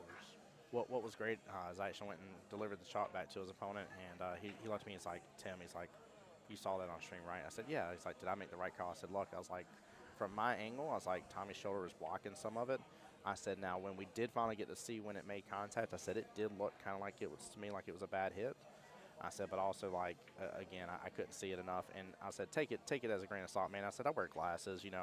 We're using this camera angle. That's what, another, from where that ball was, that's another solid, like, 10 to 12 feet away. Like, I said, I can't always make a great call. That's why we want to get things watched and stuff. I said, I don't blame you for making the call because it looked that way to me briefly for the sheer second we got to see. But, I was like, I'm glad you guys, no matter what, kind of worked it out. We didn't have any crazy hostility or anything on stream that sometimes happens from those situations. So it was good to see the sportsmanship involved. Absolutely. Yeah. I mean, like, it was just so close that, like I said, it could have went either way. Yeah, it could have. So. Yeah, because there's definitely a possibility the way those were set up to make that shot happen. Yeah, no, I've I agree. seen I it- I've think seen it Tommy plenty of hit it times. perfect. Yeah. He hit it with the spin he needed to, but the other guy just thought he hit the other ball 1st. Mhm. And hey, like you said, the two guys worked it out, and they were okay with it. Yeah, it was nice. By the way, here you'll want to, whenever you're taking a look and you're doing any commentary, you want to do so from the monitor because there's probably about a second and a half delay Gotcha. roughly on it here. Christian Daniels over on the YouTube side says, great match right here. What's up, buddy? How you doing, sir? Christian, I don't know if we'll be able to stream or not or if it'll get played beforehand, but Tony K is playing Mr. David Dean, and the winner of that has to go on and play Brandon Hoffman next. That's a funny situation there. A bunch of Jacksonville guys fixing to already get teamed up against each other. That's kind of like if when you ride here, we say you're road dog, right? And Yeah. you draw each other in the first round. You're like, what the heck? Yeah, it's tough. 96 players. 96 and players, yeah. How does that even happen? But Like, what's the luck in it that? does happen. Mhm. I mean, Well, it's funny too because I know some people I've seen it before. They'd be like, I can't believe, I'll hear somebody before be like, I can't believe Tom did this, And I laughed my butt off. They're like, "What are you laughing about?" I said, "Rob's the one that hits the randomize button a bunch of times." I said, "Dom doesn't even. He's not even Right. on the digital pool list to Yeah, do Dom it." probably has no knowledge of anything, right? Oh, And man. like back to your point, they do hit the random several Yes, times. It's not to hit it yes. one time and look at it like, oh no, it's not good. Let's do it Yeah, again. yeah. They hit it several times. Several and- times, yeah. Yeah, Rob is good people, so. Yeah, of course. Christian said, "Wow, that's how it always happens. Play your road dogs." Yeah, exactly. Exactly. What's funny, too, is Brandon told me as well, they all bought part of each other in the Calcutta, so I guess they're kind of splitting their Calcuttas, which was a great thing, too, because where's David here? Make sure I don't tell you wrong. David Dean went for 150. Hoffman went for 200. And TK, Tony went for 100. So 250, 200, 450 bucks for those 3 players alone. All phenomenal, right at 600. Fargo players. I think they're still just below. No, Dean's at 602. Tony's at 601. Yeah, and Brandon's 607. So, I mean, it's still a great. I mean, that's a great buy in my opinion. I ain't saying somebody like McLeano and stuff won't, or TK won't take it, to the end and get that first place win, but there was definitely some value players in there for the Calcutta, in my opinion. Yeah, and Dom did a great job on that Calcutta, man. He got into that thing. He puts his heart and soul into this tournament, and everything he does. Yep. He doesn't, excuse my language, half-butt it. Yeah, he doesn't. He goes full out, and so if you ever get a chance and you see one of Dom's tournaments come up, man, just even if you don't want to play in it, just come up and check the action out because everything's just incredible. Well, this pool room's on fire right now. Like it's a great day already. There's a lot of action happening, a lot of good matches. I mean, it's definitely going to be a great day. And I mean, here it is, 1:34. I mean, there's easily 12 more hours in the day, easily. Like I've had some people, sometimes they're like, "What time did you get there this morning?" I'm like 8:30. They're like, "What time did you leave?" Like 3 a.m. They're like, whoa, hold on. Did you say 8:30 a.m. and then 3 a.m. the next morning? Yes, I did. Oh yeah. And that's how these run, man. I'm sure you put plenty of 20-hour days in. Mm-hmm. Absolutely have. And I love every minute of it. I'm tired as can be on Mondays, don't get me wrong. All right. I love every minute of it. Kyle got first blood, so good. That was a good little, feeler between the two gentlemen. Sure. I mean, Nothing too crazy. A lot of people think, man, how could someone miss that? But until you actually get on the stream, it's a little tougher on the stream. Everyone's watching you, and Well, some people just add so much extra pressure when they're on stream. Like I even went and talked to Sam just a moment ago and told her, I was like, she had a little look on her face. I looked at her, I said, "Hey," I was like, "when I can, I was like, I have you on the main stream." I said, "Your mom can see at the tippy top of the cam here. Your mom's literally in chat supporting you. She's right here with you." I was like, keep your head up. So keep battling out. I said, "You got a tough match against Miss Marjorie, but you can do this." that's right. And then she perked up a little bit, and I saw her getting a little extra pep in the step around the table, which you almost kind of see now to see the pace that she's going at. Yeah, and I believe she's up 6-5. So She is. In the race to 7, too, so she's a so 1-2 race. It says 8, but I could be wrong. Oh, that's In the middle. matchup number 8, sorry. Okay. Yep, that's what that is. So. Streaming. I love the video. It's awesome. It is.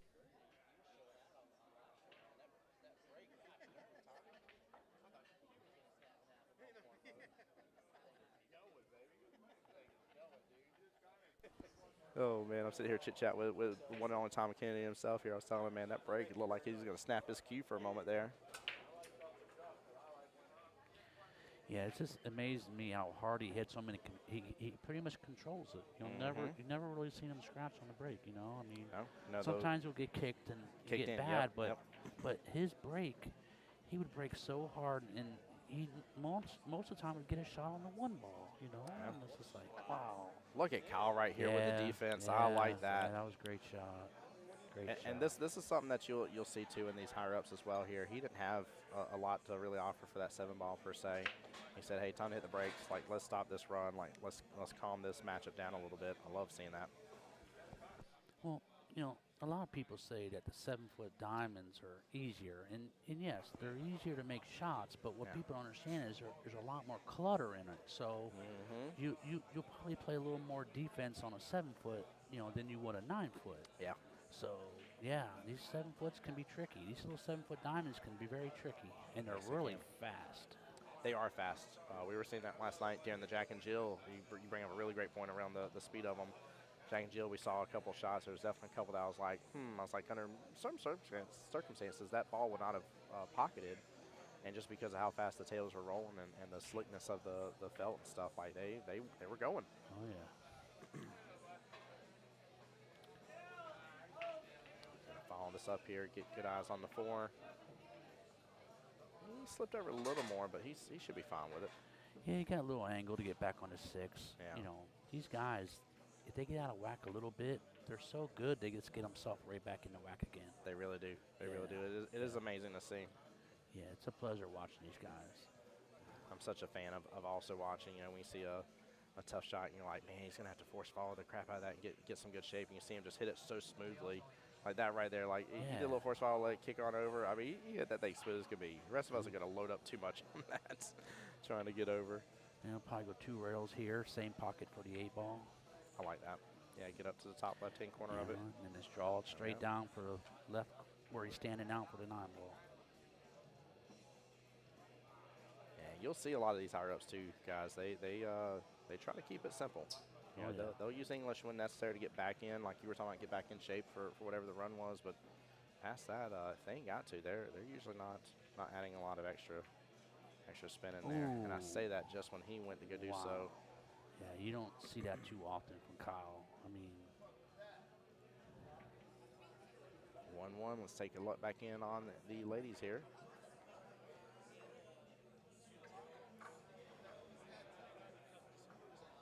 So what you getting today for lunch? I think I'm going to go with the pizza today. Yeah, pizza's always a solid choice. Their pizza here, and if anyone never been here, Racks is in Sanford, Florida, their food, they have a scratch kitchen here. I mean, seriously, their food is so good here. Yeah, it's wonderful. You know, a lot of people don't really like to eat the bar food at some pool halls, and I understand that, but this is totally different. Yeah, it is. The food, I mean, is incredible. The thing I love is my very first time here, I always tell people about the fact that, you know, my first time here and this family of like 6 walks in and like the pool hall's packed. We got the tournament going.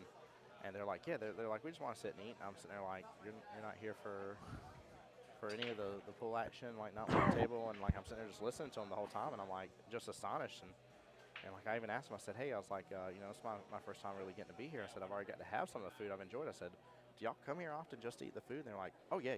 They're like, this is one of the best restaurants in all of Sanford. And I'm like, wow. I was like, what a compliment. Yeah, Pedro does, I mean, incredible job. Yeah. Yeah, love the hard workers. Definitely love all the staff here as well. I know Miss Emily is one of my favorites here. She comes up to me and she always lets me. She's like, "Streamer guy Tim, you need anything?" I'm like, "You warm my heart every time you do that." So I ain't gonna be able to walk out of here without an ego in my head here. But so you absolutely make me feel so good. All right, well, Tim, I got called to the next table. Let's go, brother. I appreciate it, brother. Be blessed. Hopefully, I'll be back again. I'd love to come sit on, with you come again. on back to the Yes, stream table. You're more than welcome to, sir. Appreciate you. Thank you. Yes, Thank you. sir. Thank you, everybody, for listening to me.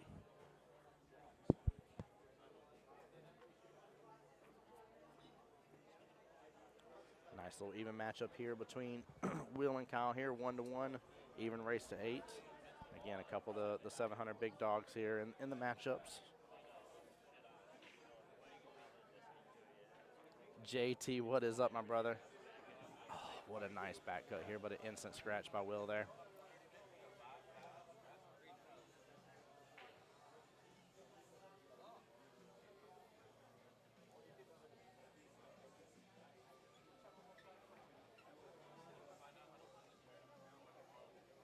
Oh, how did I miss? Shannon Fitch is here.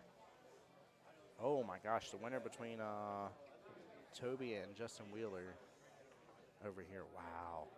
The winner of that has to go on and play Shannon Fitch afterwards. Amazing. Amazing. Benji will be up against Tommy Pauly next.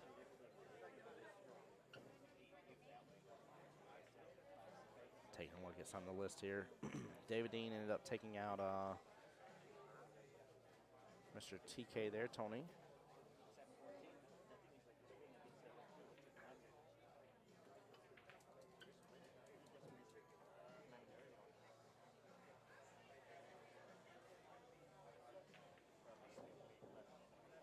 Oh, wow, Kevin Delgado versus James Daniels. That's a good matchup too. Man, a lot of good matchups happening right now. Crazy we get a lot of these in the very first and second round. That's amazing. Oh, my case, yeah. I think I gave it away, actually. It's been there for a while, right? Well, yeah, so I thought I took it off there, but it like renewed itself. Mr. Keith going on to play Cassius over there. And then Kyle getting that last rack here. Let me get that updated. Sorry, guys, I was flipping through for just a second, double checking some of these matchups.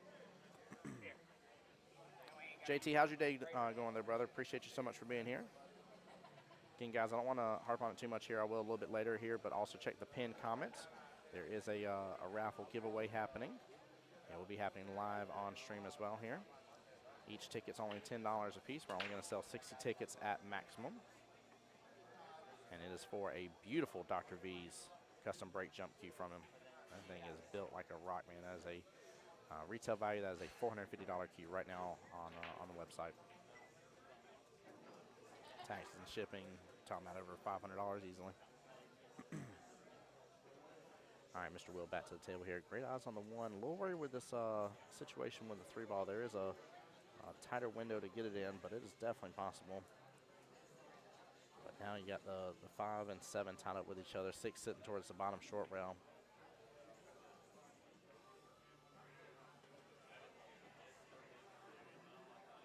Jose asking Mr. Christian Daniels, are you playing in it? Unless he has snuck in here. I have not seen Mr. Christian Daniels here. Would love to have seen him here at the tournament, Jose, but I have not seen him slip in. But there have been a couple people come in that I haven't seen yet, so I could be wrong. There you go. Slow down, cue ball. He should be in the window for that. Might have to kick over with it, but just worry about him getting tied up here. I think I'm going to hit this a little firm, hopefully get a breakout on the 5-7 situation going on.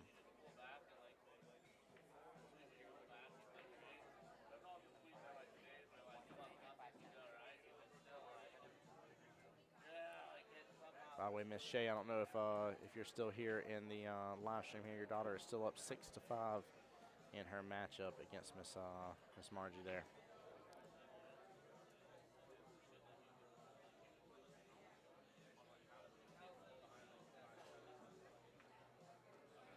Gets a great hit, gets the 5 out of there. Nicely done. And it comes off right off that top short rail. Very well played. That was very nice to see. Good hit. He didn't overpower everything. I definitely would have loaded up a little more on it. He knew better. That was nicely done. Hey, my pleasure, Miss Sandra. Glad you're still here with us and hanging out. Like I said, I'll keep flipping back and forth while we're waiting for the men to rack. Some of these guys like to take a I want to pick on him here. Some of these guys like to take an extra minute or two on racking, so might as well have some more table action. There ain't no need for it to be complete dead space on watching. So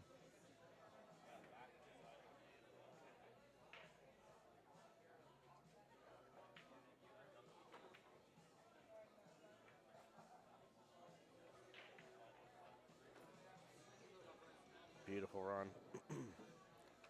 Jose, that's too funny. Jose on the Facebook side, so funny story time. Last night, went and did some karaoke and had an adult beverage or two. Well, Tim, the voice, adds me on Facebook, but of course my name on Facebook, guys, is different there. It's Tim Bob. And Jose says out loud, he says, what bot is trying to add me on Facebook? That's hilarious. That is too good.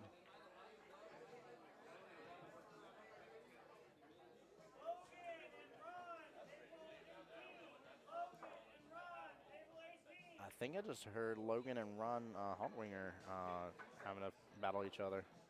Wow.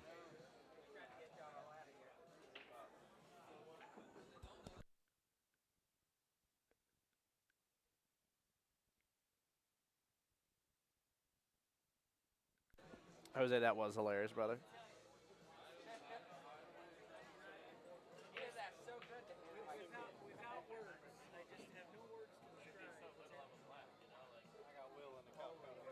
Do you? All right. Let's see what it will go for as well. 400, not bad. Good, Emily, thank you.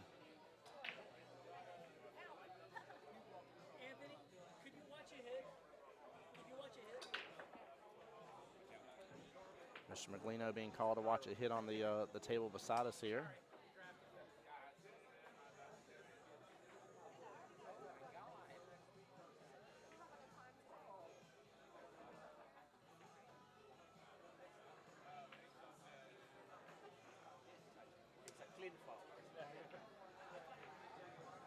Nice shot there on the 2. It's going to come around, though. Ends up clipping the 9 in the process.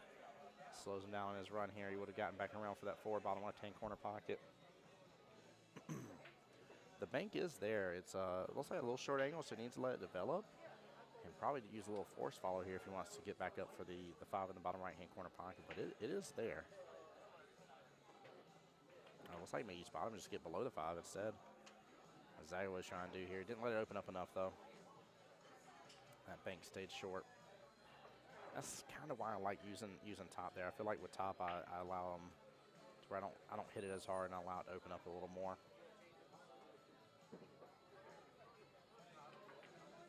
It's definitely not a gimme bank, though. Kyle back to table here. Great shot on the 4, but gets a little close with the 5.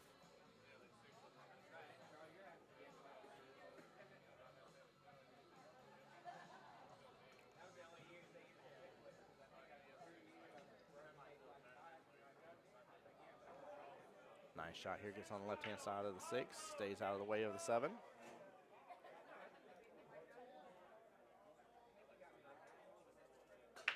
That matchup between Sam and Miss Margie here is on Hill, both with 6 racks.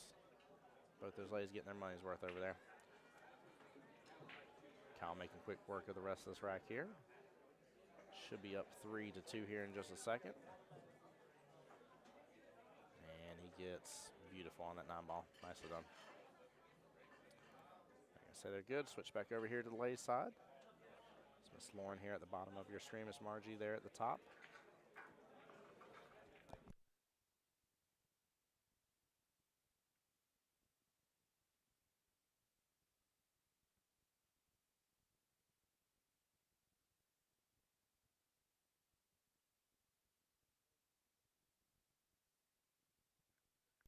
All right, this match right here is 4-3 in favor of Miss Lauren right now. Looks like they're getting their money's worth out of that matchup too here. They're going to continue inching along here. Yeah, Sam and Margie's is Hill. Jess is up on Cammie here, 3-2.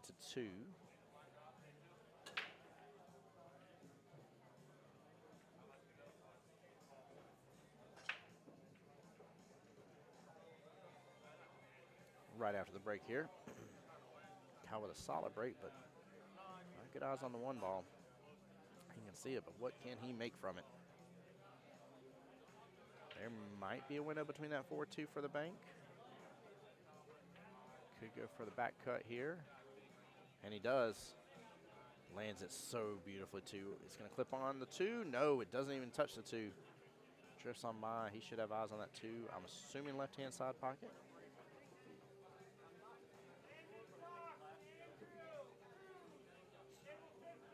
Nope, Landon just got called. I heard his match get called.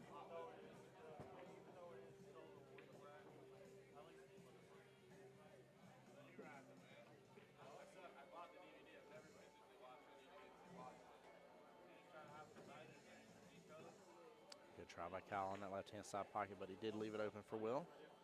Both these gentlemen have just been absolutely dominating after the other for any sort of simple misses or simple mistakes.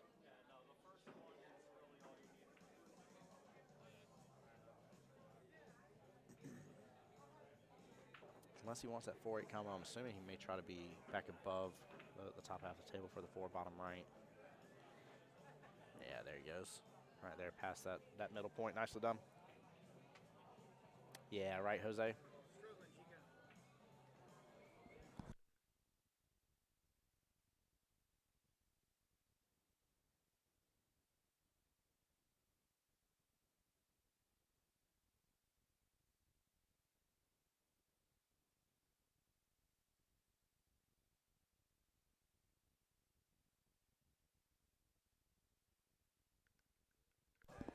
Yeah, Jose, let me get a little bit closer to the mic, brother. Sorry about that.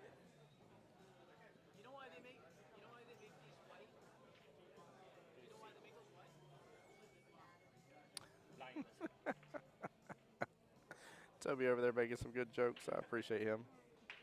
Oh, man, he cracks me up. He's good people.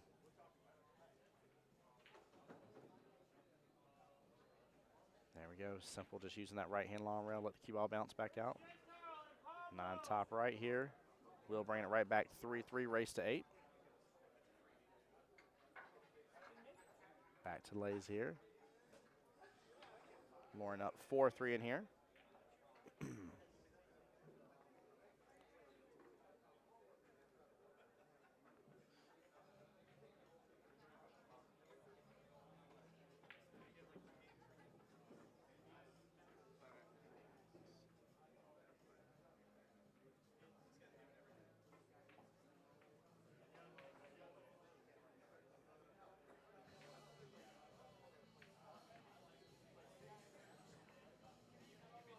Oh, Sam was trying to close out right there with the early 9, guys. I don't know if y'all saw that on the top table.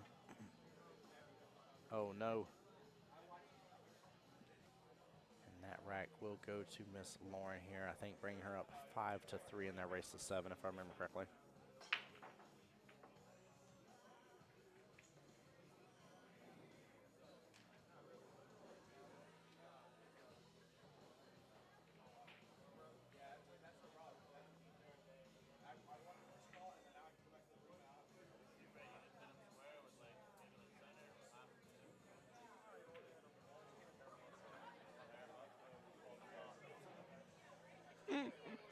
Oh, that's too funny.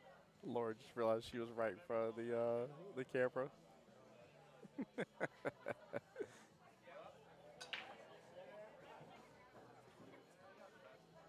All right, here we are after the break here.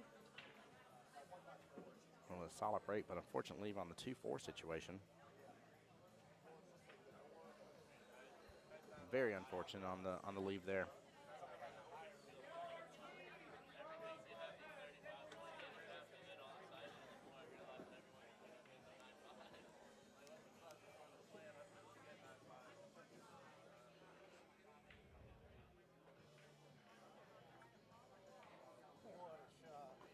What an absolute amazing defense that was. That is ridiculous, guys. He played that so perfectly. I mean, he had to thin that too just so beautifully. I mean, it just barely drifts up. And he has it right up on the 6 here. And we'll get ball in hand from that too. What a shot. Wow. That was impressive. Very impressive here. Now the rack is opened up beautifully. Everything has its appropriate home, especially with the 7 kind of in an open field towards the bottom half, 9 a little bit further up in the top half of the rack, but still kind of in the center, right above where the dot is. Yeah, this is opened up beautifully. You can just hold this a little bit. Don't even have to hit it hard. Nicely done.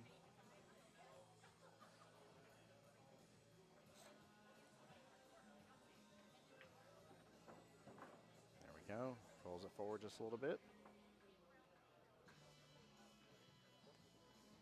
And you can use some bottom here and pull this cue ball actually back down.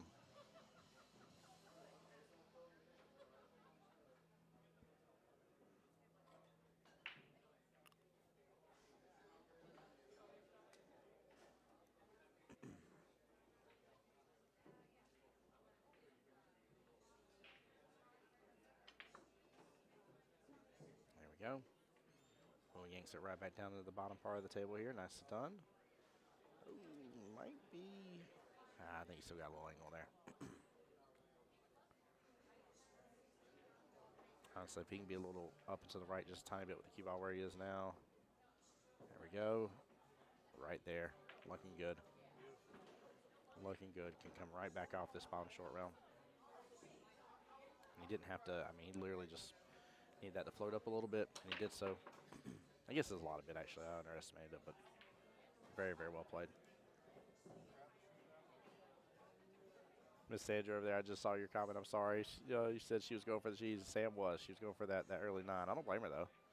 He'll potential chance to close it out. Might as well.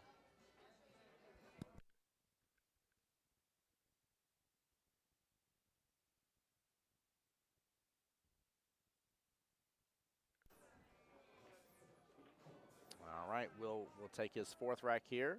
7 racks down between the 2 gentlemen here, possibly 15 total. Coming back over here to the women, Lauren is up again. I think that puts her on the hill, if I remember correctly, for her, so she should be at 6. Looks like Cammie and Jess's match is still drawing out right now. Jess looks to be up still 3-2.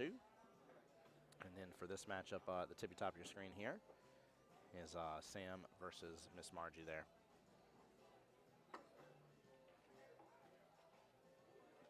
Sam's going to have opportunity on that 6 ball. It's going to sit right outside that top right-hand corner pocket. That 7-9 is very much tied up. I don't know if she's in a good spot to go and make that and just play defense on the 7-9, or if she should just leave the 6 alone.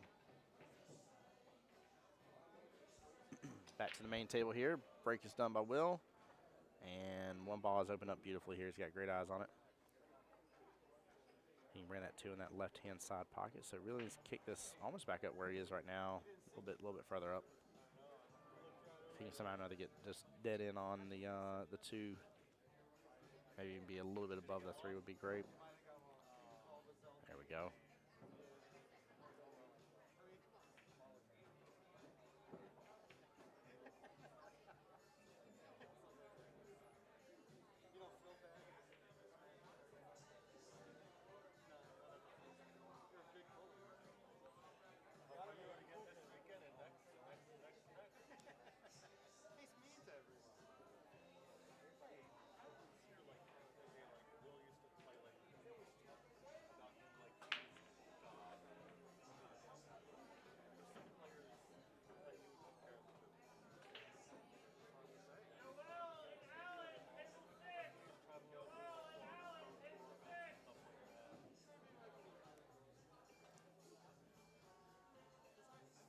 All right, he's going to have to work on this 4 ball a little bit.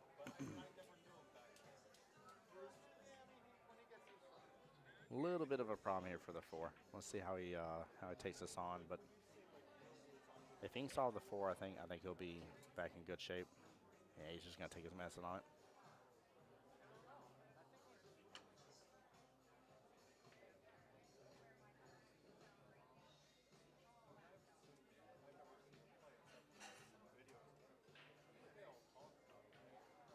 Looks like he's going to opt to go 2 rails here. 3rd rail at the top. Come on back over for the 5. Slow down off that side pocket, and it drifts right in there. Are you kidding me? Very, very unfortunate.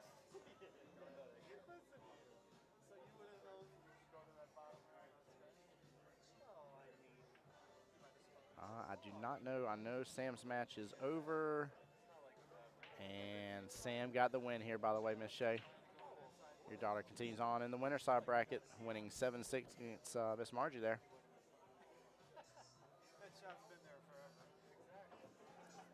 Kyle will be more than happy to finish off the rest of this rack and bring it right back up to a nice even score.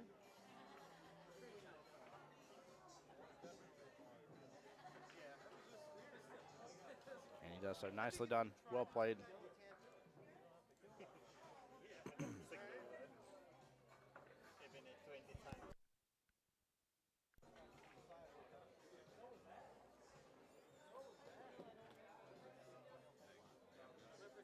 When you went for the early 9 from the 2 ball.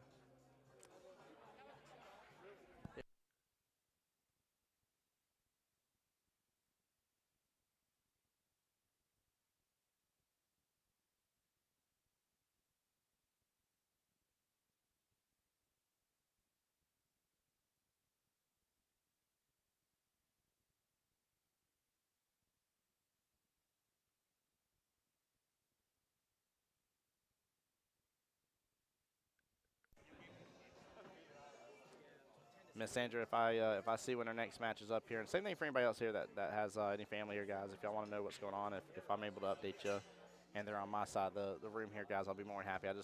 I can't leave stream a dozen times to update you on everything, guys, and unfortunately, we use the flip charts here and then update digital pool later on as for who progresses, and so it's a little tough for me to get you good firm updates on it, but I'll definitely try my best for you guys as much as I can.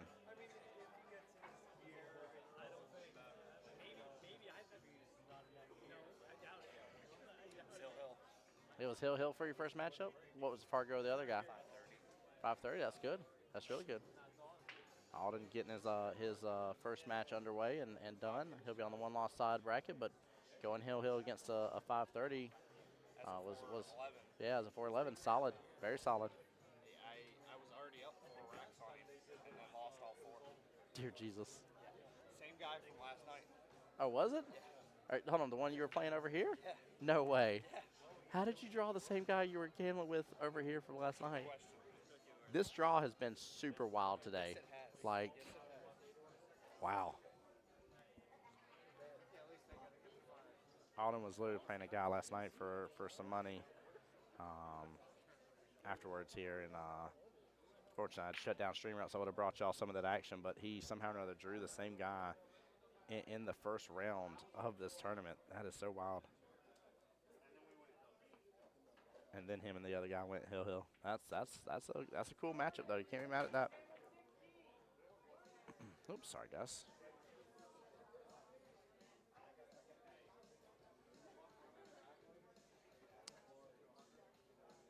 Cal looks like he's loading up a lot here just to cut this one ball top right. No, he's going for the bank. Yep, he's going for the bank here. That one's going to open up for that top left-hand corner pocket, and it does.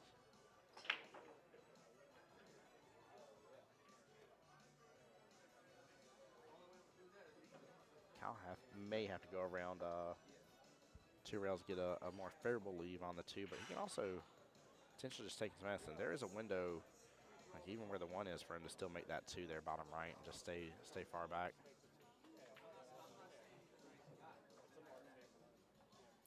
Yeah, he definitely still had that window. He didn't have to go all complicated like I was making, but.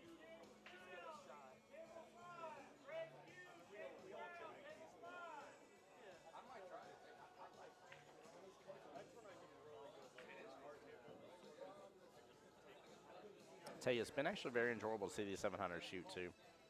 It's amazing at the talent that some of these guys just possess in this game and the amount of time and effort they put into their craft. It's always just such an enjoyable thing to see. Nice little smooth cut, 3-ball, bottom right-hand corner pocket, still below the 7. Or the 4, I'm sorry, forgive me. 4 goes top left-hand corner pocket.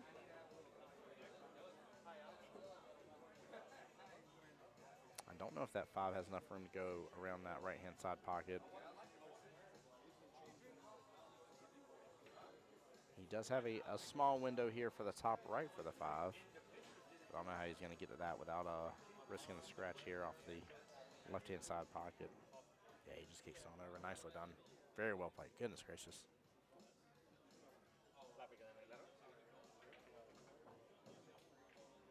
Just simply bumps the 8 right out of his way. Keeps the 6-ball right where it's at. Presses the rack along nicely.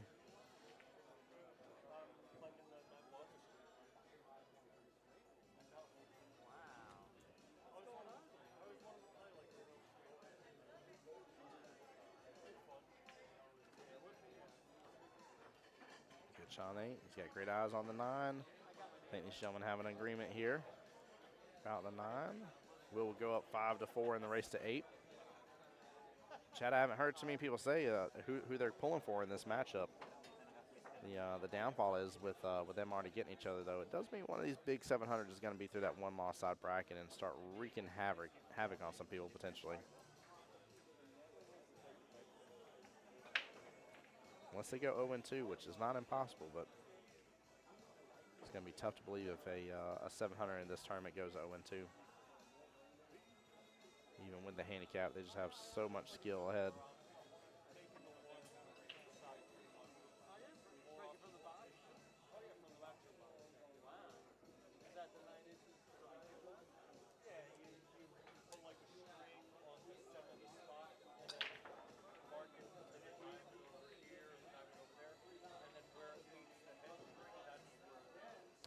Great shot.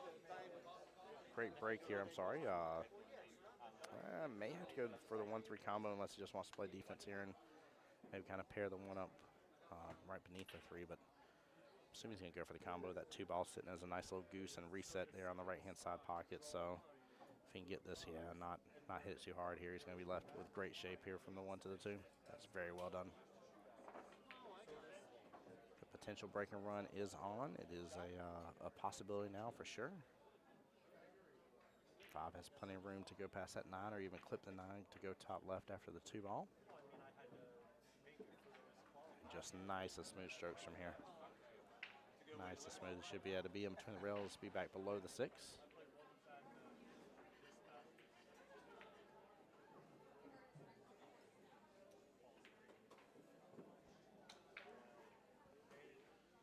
Like a little bottom, maybe a little bottom right on this. There we go. Hits it again, smooth as can be. He's going to have amazing eyes on the 9 ball here. This is probably going to be the toughest shot of the entire rack for him.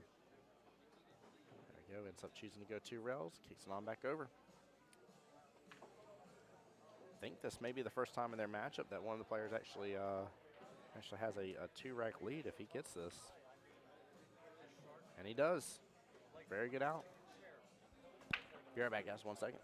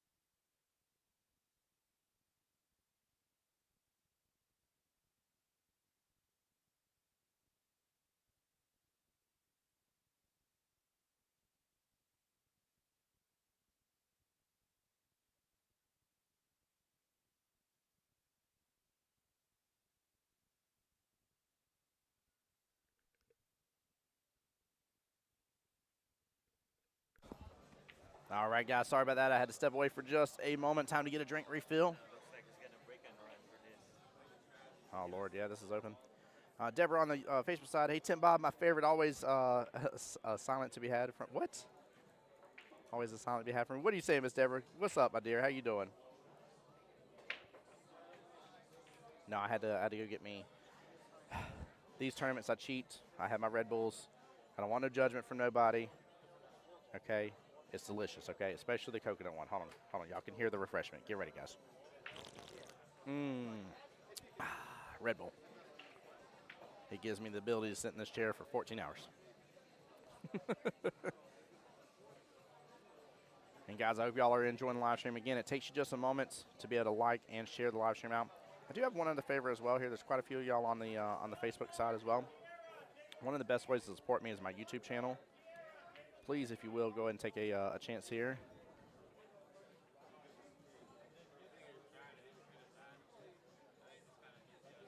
And also, as well, guys, you can follow my business page. Now, you may already be following me in terms of the regular page, which is just labeled Voice of Jacksonville Pool. That one's a personal page. The business page is what allows me to be able to continue expanding and growing. And here soon I'll be past my 60-day notice, so that way I can be able to properly stream to that, along with Dunsky's channel, for instance, and along my YouTube, and be able to have just more avenues for you guys to get to the live streams. Jose on the YouTube side said, I love them Red Bulls. It gave you wings. I can hear it. I'm flying away. By the way, I think it's hilarious. Both Tommy Kenny and Anthony Maglino are standing next to each other right over the booth. Over here, I looked at the two of them. I said, you two are not allowed to stand that close to each other. Tommy said, hey, man, come on. He's like, I'm trying to learn something here. I'm like, I don't think that's allowed. You ain't allowed to learn nothing else.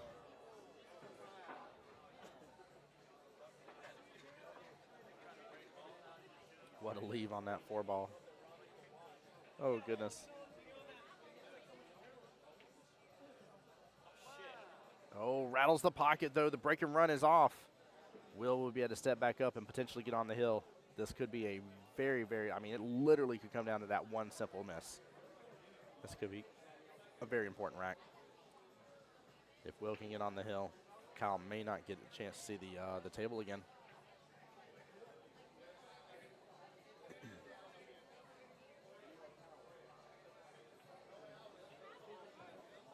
Yep, nice smooth stroke here by Will. Very unfortunate miss by Kyle, though. That was a good try.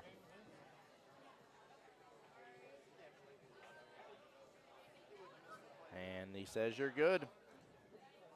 Will be up 7-5 on the hill.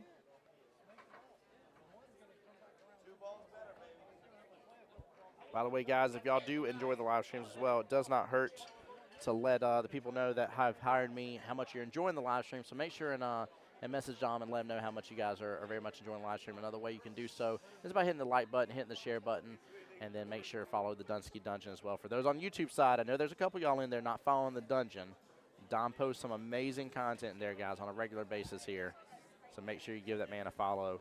And come be a part of the tournaments, guys. He tries his best to allow many different variations of the People's Tournament throughout the years to allow a lot of people to come in and join and be a part of them. This is one of those such variations, guys, where it is a handicap open tournament, 96-player field, in which everybody's got a opportunity due to the Fargo differences. So, oh no, guys, this rack is done. I mean, this is realistically is I guess it's a real question about the 4-ball per se, but I mean everything else is pretty open. Oh, man. Kyle with that one small miss in that bottom left-hand corner pocket. That's why, I mean, it's tough when you're playing 700s. Like, when you got two 700s here and just one simple miss can make it happen. He drifts it up perfectly, too, man. He was stressing about it a little bit, but he had that just locked down beautifully. Whew. That's a tough pill to swallow, man, whenever I'm seeing these two guys play like the Titans that they are right now in this tournament.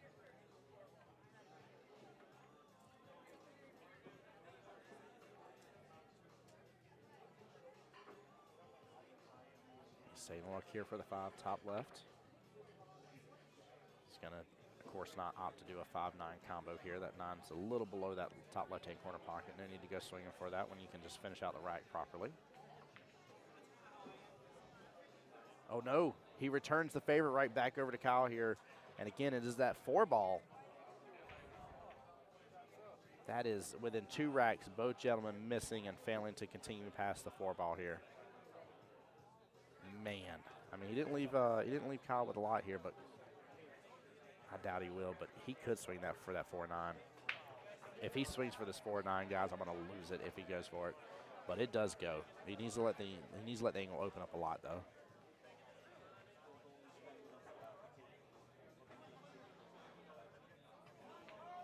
He's going to swing for the back bank. It is not going to open enough.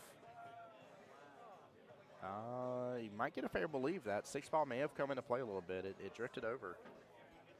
It didn't touch the 6-ball here, the cue ball.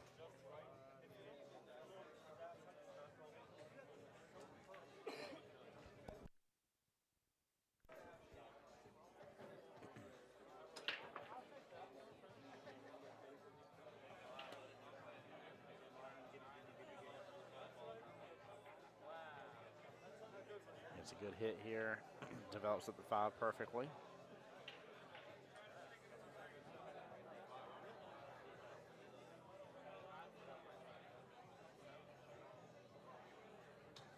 A little bit of problem with that 7-ball now just because of where the 9's drifted up.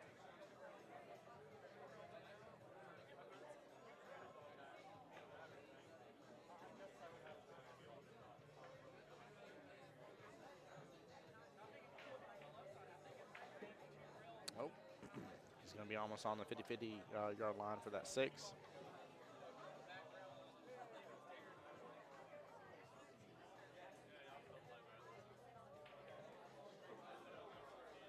Could work towards making the 6 and try to carry him off the 7 and hit that 9 in top left-hand corner pocket. Because it's hard for me to tell, but I'm fairly certain with where that 9 is.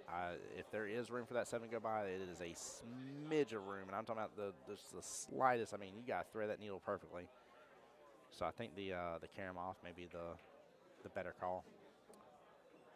It's just about making the 6 to get to that option and an opportunity. Oh, went for the bank. Clips the 9, gets the 9 out of the way here and develops that up perfectly. I cannot believe he just did that. I did not see that coming. I had no idea that was gonna even be a thing. He hit it so good. The 9-ball for the win here.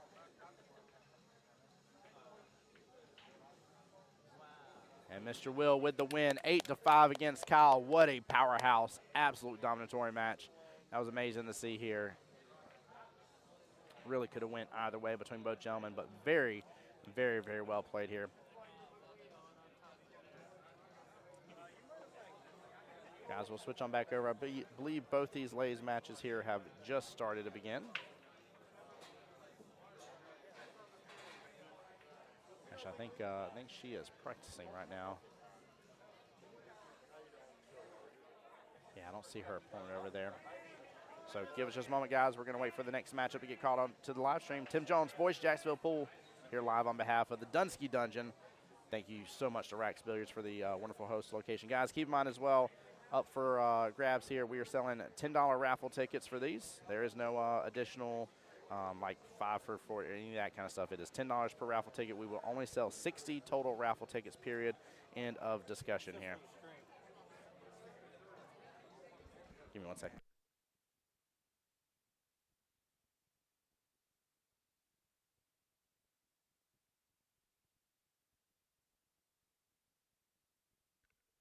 Well, guys, just got a wonderful $20 donation directly to the stream, man. I appreciate it so much.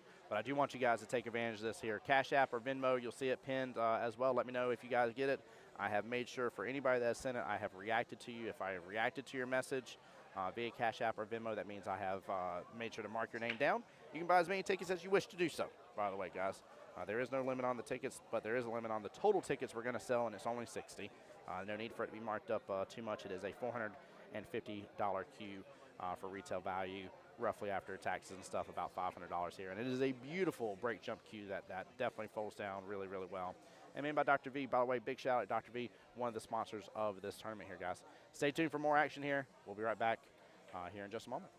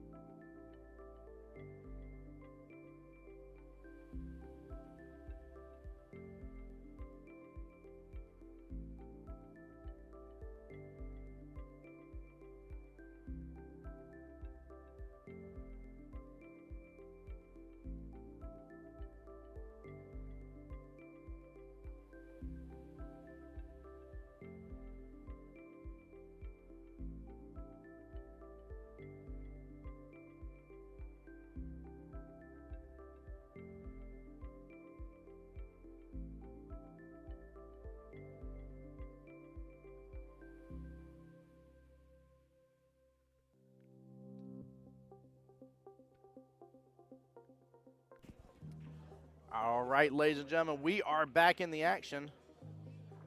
Let me turn out this this chill out music here. Welcome back to the live stream here. Up next for your viewing pleasure, Benji versus Tommy, even 8-8 race here.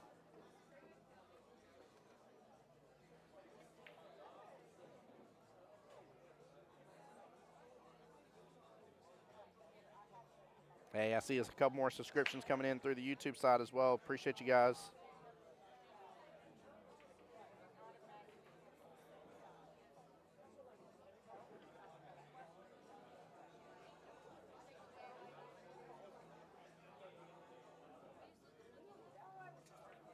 Guys, welcome on back in here. Let's get settled. Benji versus Tommy here. Battle right at the 600s here. Tommy being a 5.92, Benji being a 6.09. Benji has snapped off in this tournament before as well. Set right here on this the table to the right of him, with him playing very, very well one Sunday night here. And looks like he's going to start off with a great break. If the 8 doesn't get in the way, I think he's still got a window for that 1 ball, bottom left-hand corner pocket. Do a quick little refresh on my stream stuff here. How many hours in? Are we 4 hours into the live stream? Okay. We're in a good spot here, guys. I got to keep an eye out here. Facebook will force me to do a stream reboot at the 8-hour mark. But welcome on back in, everybody.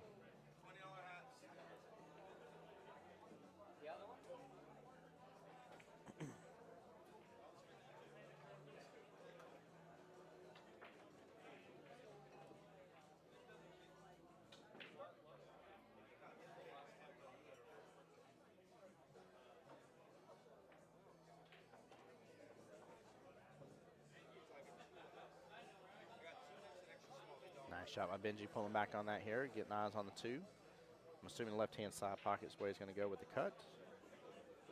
I'd use a little more bottom here too, kicking that top short rail first and have the 4 for the top left-hand corner. A little angle on the 4 will allow him to get the 5 in the same top left-hand corner pocket as well.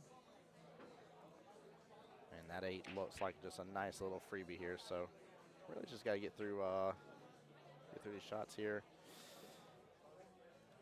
Tried to leak it on in there, very soft. I think he needed just a little oomph to it.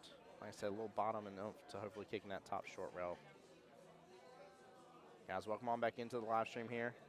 A lot of y'all have hit share. By the way, we're up to 10 shares for the live stream for the day so far, 25 likes. And that does not include the new subscribers on the YouTube side as well. Appreciate everybody subscribing to the YouTube channel. Thank y'all.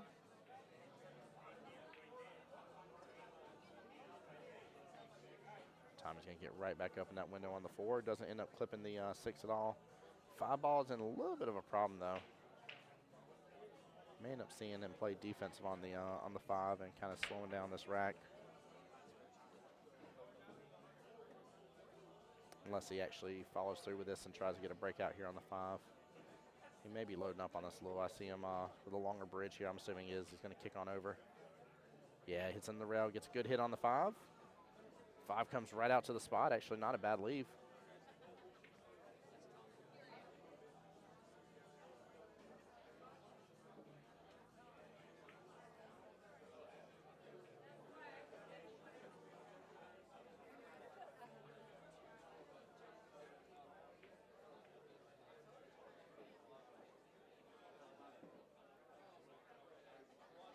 He ends up overcutting it and avoids that left-hand side pocket in the process. By the way, guys, table to the right of me here, Mr. Pugh there is playing James. He was up 3-1. Overall race originally was 11-5. So now it is an 8-4 race.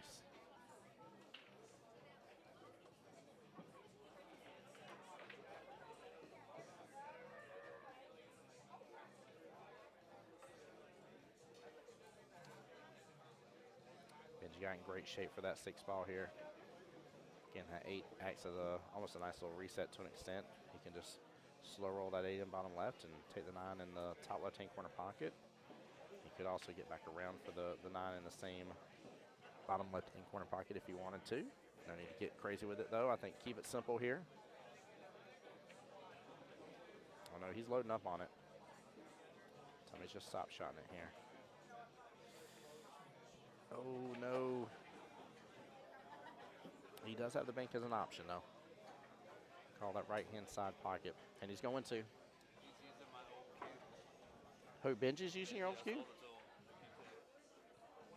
That's funny. Brandon just told me Benji's using Brandon Hawkins' old cue and scratches on the 9. Brandon just said that's how he knows it's his cue. Oh, that's too funny. Oh, man, that was a good moment. All right, Mr. Tommy's going to get up 1-0 against Benji here. Benji getting a little too fancy from the 8 to the 9 situation. I think the right call was to either slow roll or just stop on the 8 here, take the 9 all the way up table. Would have worked out beautifully for him. Although I don't blame him to an extent, though. That 9 was close to that bottom left-hand corner pocket, so if he was able to get back around just fine, he would have had good eyes on it. But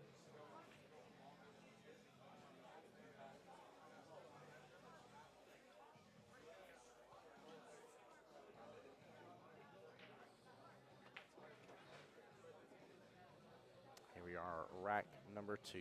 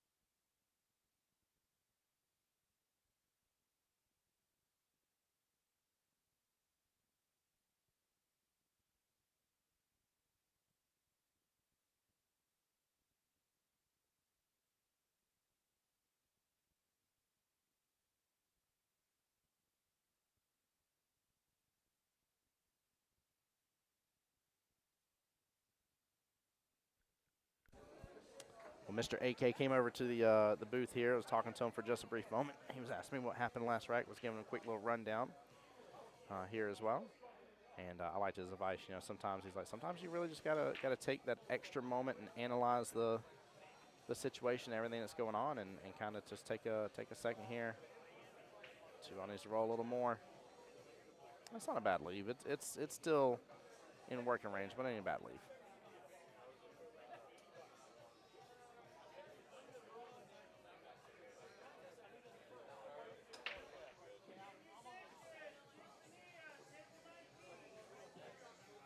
Benji going for the cut here. It's going to come up short, but high behind the 4 in the process. That's a really, really good leave. If you had to miss, that was it right there. And guys, keep in mind again, we'll be live for the entire tournament today, and we'll be live back tomorrow and crown us some champions. I've had several people come in and ask. Look at that! What a nice hip. I've had several people come in and ask about the Jack and Jill. We are in the semifinals for the Jack and Jill, so there are 4 teams left, 2 matches in semifinals, and of course the finals match. And as soon as we're able to do that, we definitely will. I don't know if that will or will not be happening today. If it does happen today, it probably will be later, just because all the participants in that tournament are playing. So, good shot by Benji here, slipping that 2-ball on in. 3 balls should go bottom left here, and I feel like he's got a little angle to still come off this short rail if he wants to. Looks like he's going to load up on bottom there and let the cue ball kick over instead. And a little stun over there, nicely done.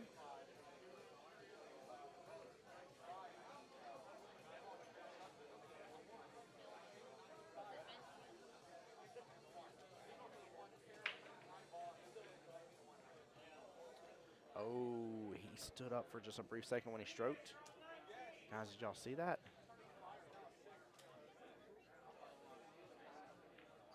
Like he was in his like pre-stroke, right before he's about to stroke, kind of lifted up just a little bit here. You got to stay down. It will absolutely mess you up like that. He had that shot for sure. Time's gonna let this come just between the rails. Nicely done. Not holding back on his stroke there. No need to as well here. This is just keep things normal here. By the way, Greg versus James here. Interesting matchup here. Greg still needs 7. James needs 3. Original race was 11-5.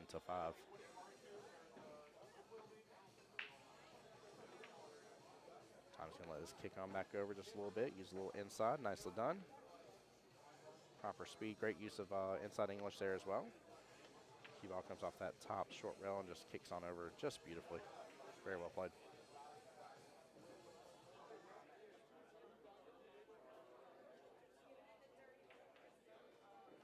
So it's just gonna stop it right there.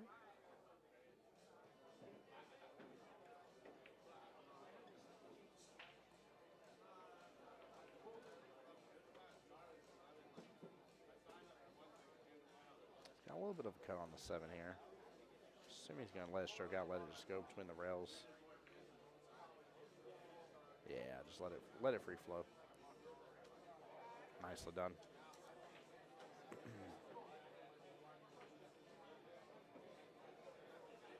Nine's still been in its normal predicament here, just sitting on that top short rail.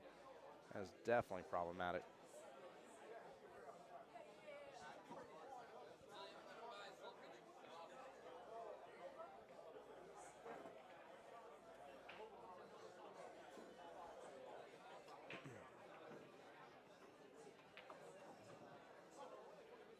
Nice shot here. He's bringing it on back over. Gets in perfect position for that 9 ball. That was a very tough shot. He could have overdone it on that 8 and ended up rattling through that pocket here and hits it just beautifully as can be. Very well played. Tommy taking the lead here, 2-0.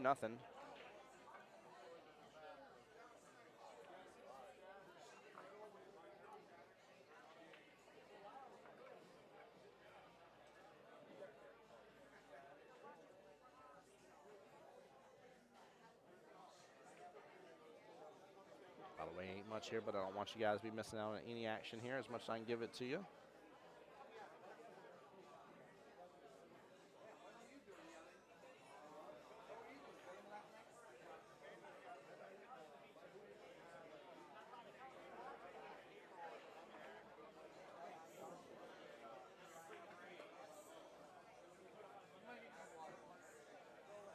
There we go, Tommy to break.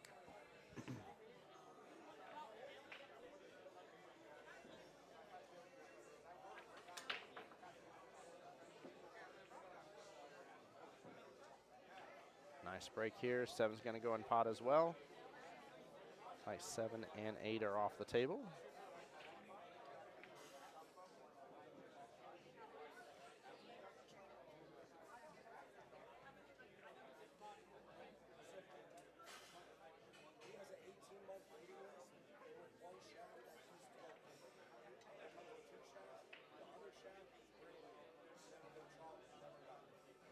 Good smooth stroke there by Tommy. 3 should have a window towards the top right, I'm assuming so. He's going to take a quick look at it, but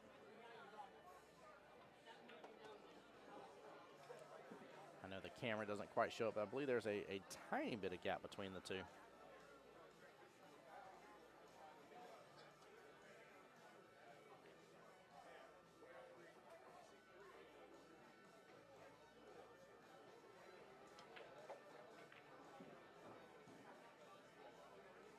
I don't think it had the gap for him. He was trying to make it happen, but let's see. 3 and 5 paired right back up.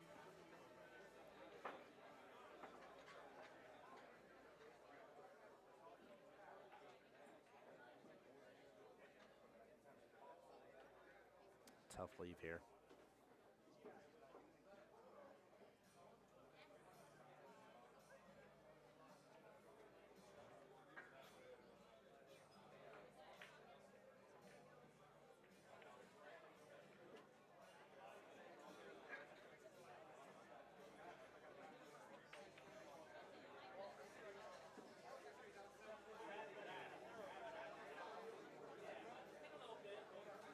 He responds in kind with a nice defense there. Very well played by Mr. Tommy.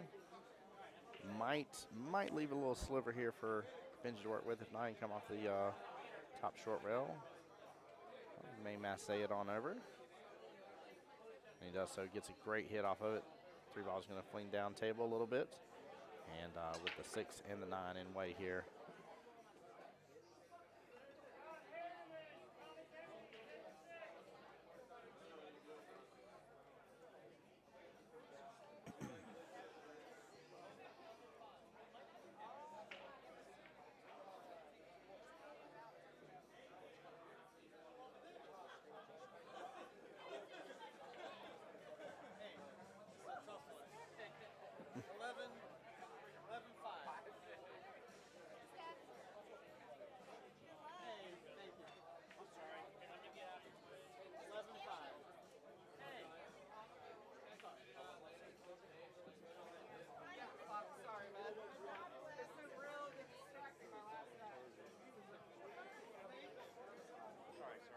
Trying to get out of your way. Just The only luck I was anything that the Chinese man team.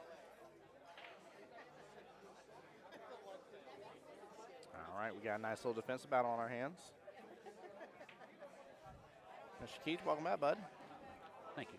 How was everything? Everything was good. I got lucky on that one. Did you? Yes, sir. What was the final score? I ended up winning 6-6, but Okay. he had to spot me 4 Okay, so it was because of the a handicaps. 10-6 race then? It was a 10-6. Okay. He got a couple unfortunate rolls, and these little 7-footers, like I said, man, they just let it roll an inch too far and you get hidden. Yep. And yeah. Well, good, man. Congrats. All right. So whatever happened with the Kyle match? Man, that was a crazy one between him and Will. There was a couple like little minor mistakes from Kyle here. Will actually finished up with a beautiful. I mean, he was like sitting on top of the 6 ball towards like the middle of the rack. Ends up banking the 6 down to the bottom short rail, up to the top left, knocks the 9 a little bit out of the way, opens up a pocket. Beautiful for the 7 to go in the same top left-hand corner pocket. It was a wild finish to the race here, but yeah, he ended up getting the win, and Will did, and it was good. It was hard fought, but I think it was 8-5 was the final score, if I remember correctly, or 8-6. Well, congrats, Will. That's a big win. Yeah, it was good. It was nice to see both them battle out, though. I even told Will afterwards. I said, man, I appreciate it, man. I was like, I learned something from your match. So that was he was like, you shouldn't have had to do the shot I did. I was like, yeah, but I was like, I could have come up with probably 12 different things that I would have done and never would have came up with that idea. I said, you definitely showed me another way here. I was like, I like it. I didn't expect it. So. Well, I'll be honest with you. I subscribe to Pool Action and watch a lot of pros play, and I tell you, man, I think I learned more by watching those guys than I actually do by playing, because you're playing, it's a little different, Yes. But when you're watching, you're like, oh man, I didn't think about that. That's actually pretty darn smart. One thing that was taught to me a while ago was that when you're playing, you have your playbook. You know what I mean? Like, you already know what's possible, what you go for, your shots. You already know what's within your will well, and you kind of stay within that playbook. By watching others, you don't know what you don't know, right? Sure. So now when you start watching others, you're like, oh, that's possible now. That's right. And now that you see it, now you can start to recreate it. And you're not going to get it right away, but now that you've seen it and now you know what's possible, then you're going to start working towards recreating it and doing a great job towards it. So I think that's a great call out from you. Oh, yeah. I do like that. Absolutely. I tell people, if you want to learn, watch the pros. Yeah.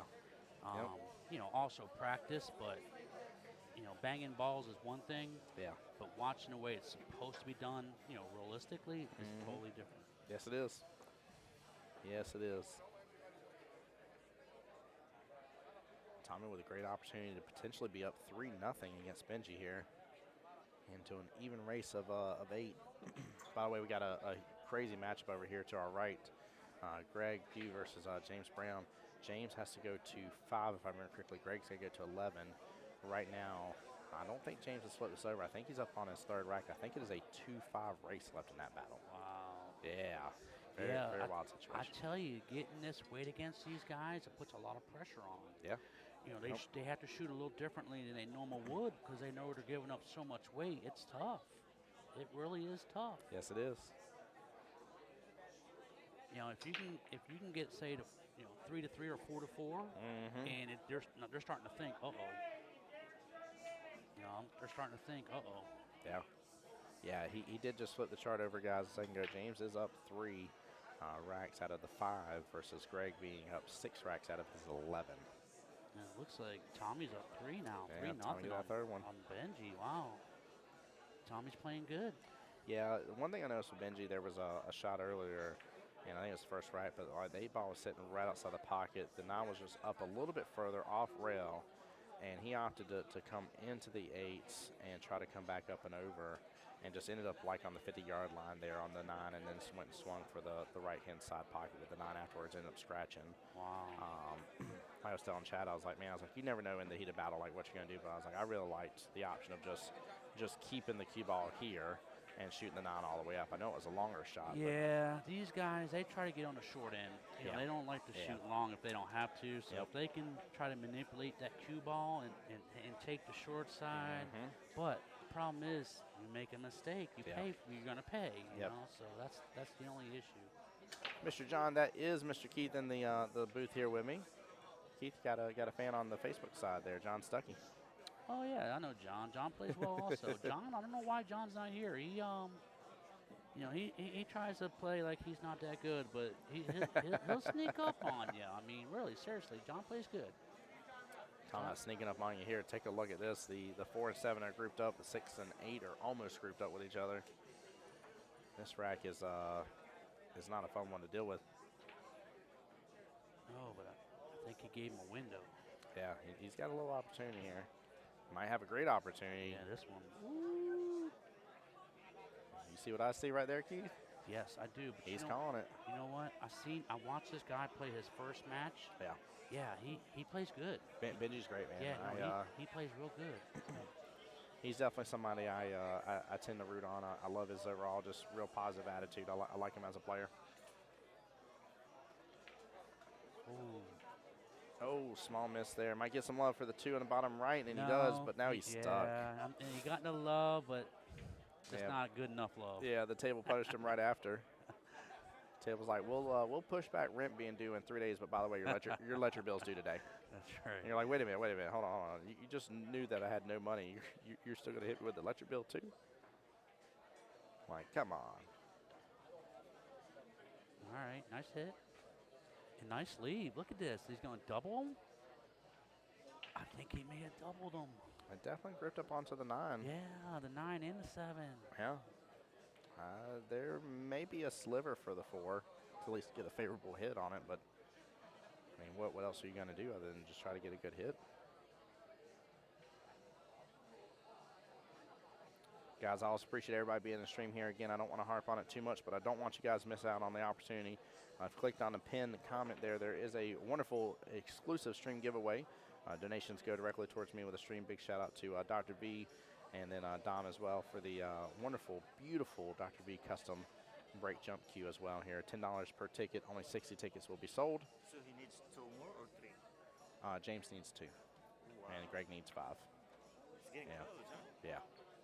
Greg needs 5. Okay. Yeah. And James also almost had another one. It could have actually been 4 to 5 just a second ago. Yeah. And James is in stroke. He's no joke against Greg.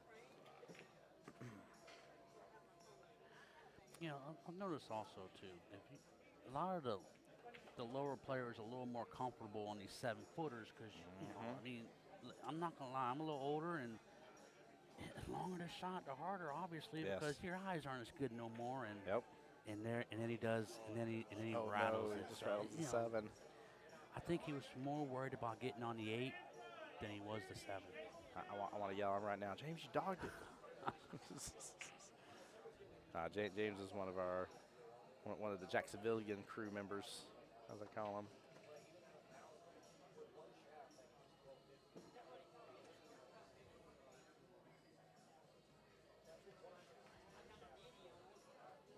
Sorry guys, 1 second here, make an adjustment.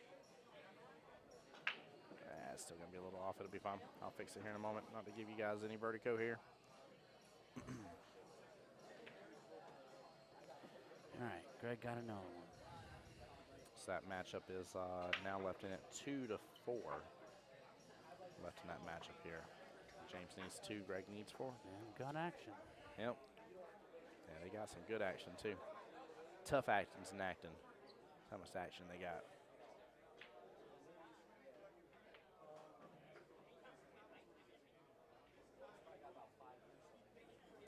Not a bad lead by Tommy on the 6 ball. I know it wasn't what he was going for here. He definitely had some good eyes on the 7, but I honestly think I'd like to see Benji just play this safe.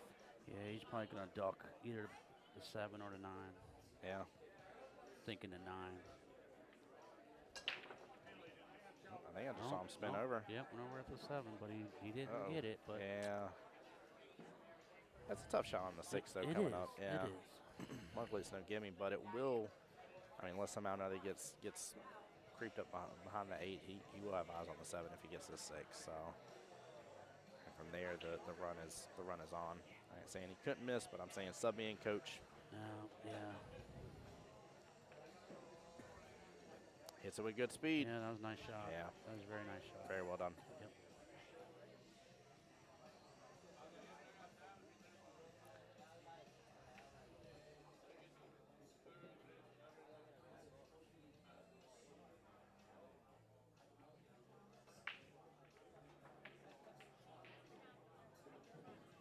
There we go. Nicely done. Tommy's going to have the first opportunity to be halfway done with this matchup. Yep, to stop right here. Nothing fancy. To stop it and boom. All right, looks like Benji's going to step away for just a moment while he does so. We're going to do a little doo-doo-doo-doo-doo-doo-doo. Look at here. Look who came in view right there. Not too far. Little Greg Pugh love there. Yeah, a little draw back a little bit. 9, same pocket. Yep. Can't keep it simple here. Look at that. Well done. Well, if he gets this, it will be a 2-3 race left in the battle now. And it is. Nice shot. James needs 2. Greg needs 3. Well played. Yeah, James is going to be kicking himself on that last game because he knew, he could have been on the hill. Well, there's already been 2 racks. I mean, he Really? he could have really won this He one could have won. Yeah, Wow. it was. Well, It definitely could have happened. So. You're playing against these 700 players, it makes you squeeze a little harder. Oh, dude, I'd be nervous as all get out. Like No, granted, really. I would also feel like I don't have anything to lose, but I would have such nerves. So I applaud him because I don't see I see him just focused, laser line, ready to go on this situation here and who he's battling. Greg is definitely no joke. Everybody knows him here and stuff, and so this is a very tough matchup. But I give him props because I don't think I could handle the stress that this matchup could provide when you're playing somebody of that caliber. So. All right. Oh, 5 at the last minute. Let's see here. The two's a little tricky. 2 is a little tricky here. He's going to need to. I don't think he's going to be able to use enough inside here to get this. He may, and I doubt it. They don't usually like to cheese a 9 early, but Yeah. He may go after the 1 and the 9. And then if he comes off the 9 on the left side, he could get a shot on the 2. Yeah, he could drift it back up. Yeah, let's see what he does here. I think I'm going to go ahead and move the camera up a little bit too as well. 1 second. There we go. Just bear with me here in a moment, guys. When we get back to the main table here.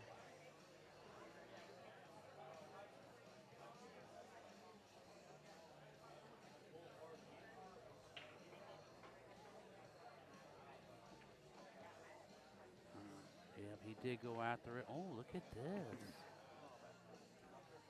I think there's not enough space to get in there, so he's gonna have to play. Yeah. He's gonna have to play safe here. I know. I think the carry's there. I'm looking at it from the other end of the table here, where we're kind of behind it. I think he can get this. Honestly. Yeah, I mean, there's definitely a chance. If anybody can do it, it'd be Greg. I just don't. I mean, you don't always see, like you were saying, like the cheese and the 9 early and stuff. Like you'll see 700s run out and stuff like that. The higher ranks just run it.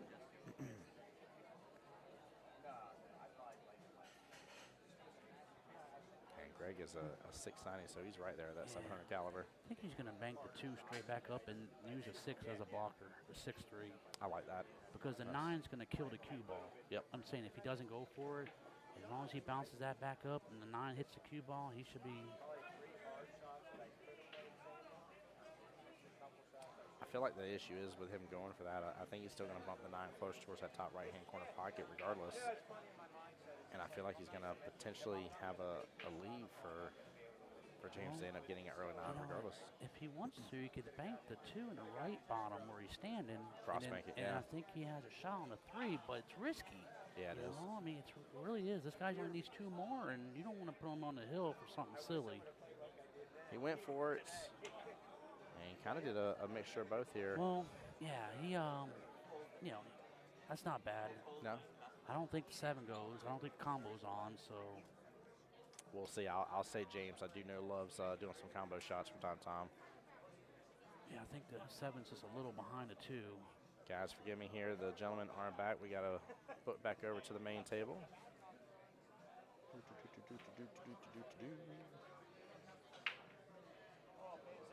Bear with me for just a moment, y'all. Make sure you keep your hands and feet inside the ride at all times.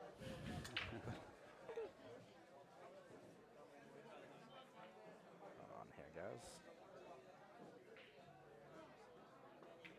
There it is. That was a nice shot. What a shot that was.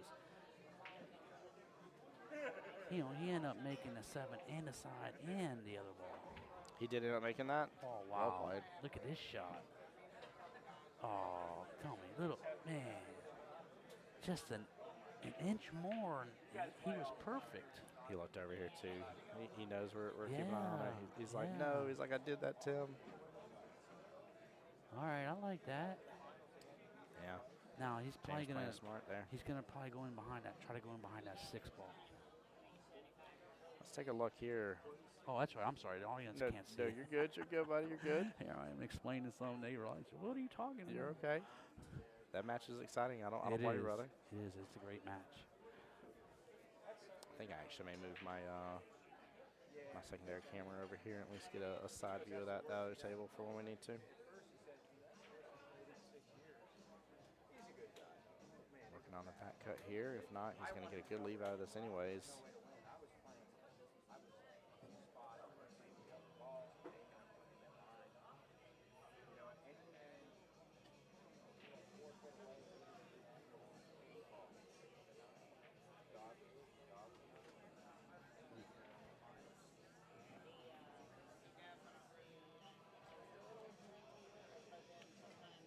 Benji with great run potential here.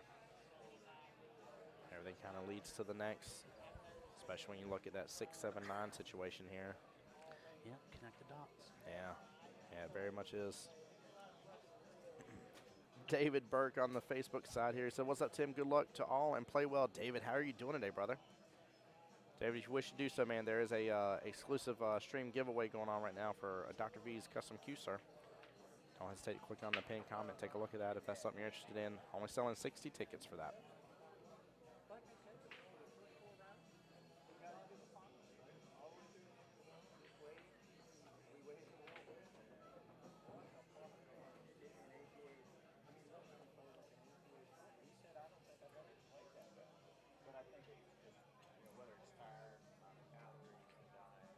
See Mr. Jimmy over here to our left. Race to 2 now. James looked back at us here. Greg did finish up that last rack. And now is a 2-2 race, which, I mean, this is kind of how you expect it to be on that. Benji with a huge opportunity, though, to get his first rack here on this matchup.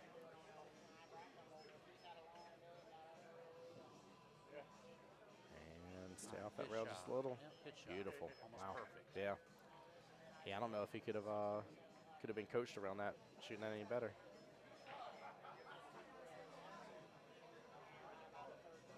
And a good out. There he goes. On the hip. He's on the board. Benji's on the board. That's right.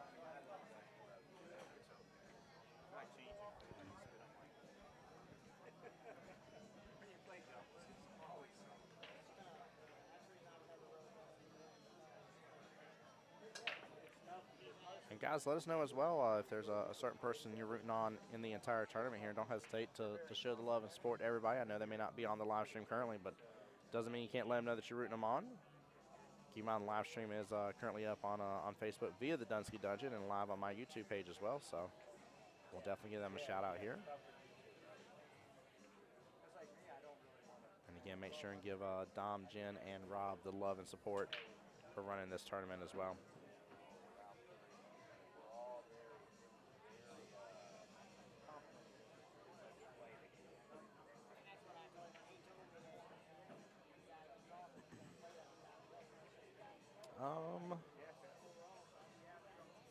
He's gonna do it just a little fall through to get back to the 3 here, but the 1 and 2 are set up pretty good. Should just be able to pull back on this, get the 2 in the same pocket.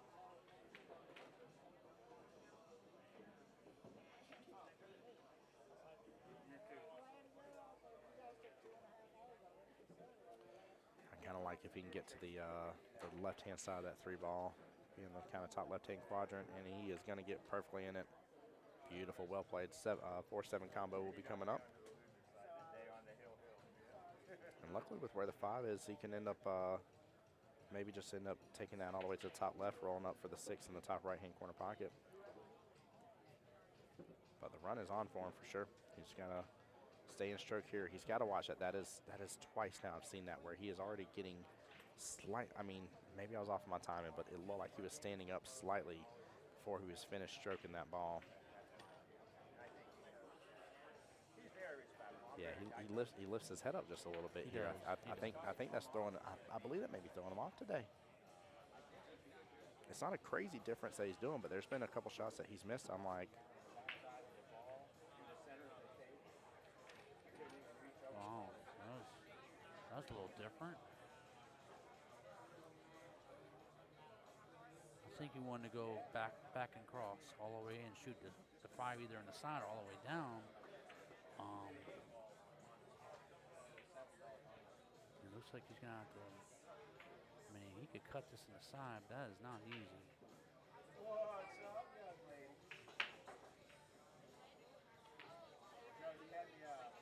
Yeah, and even if he made that, it was a tough 6. So, and wow, almost scratched. yeah. Well, he got a little fortunate because to get back on his 6 is not easy from this position.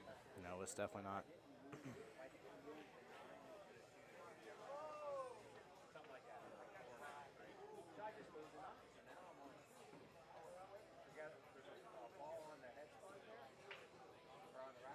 If I may, I'm going to leave you to it for just a second. I'll be right back, sir. Absolutely. Take your time.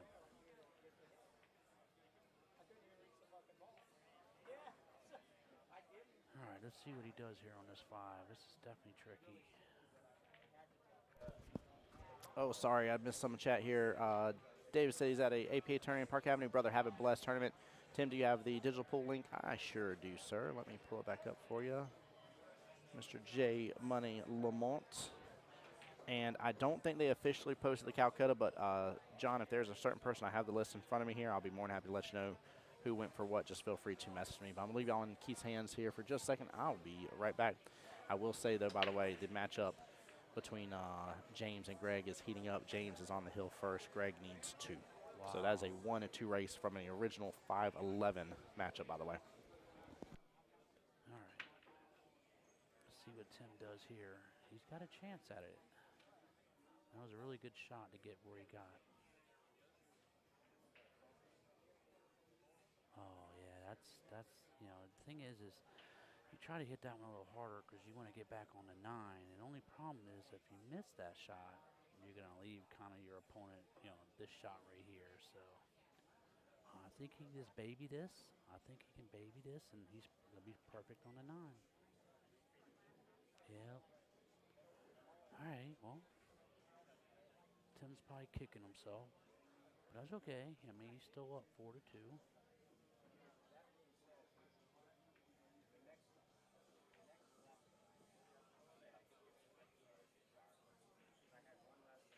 All right, down goes the 9.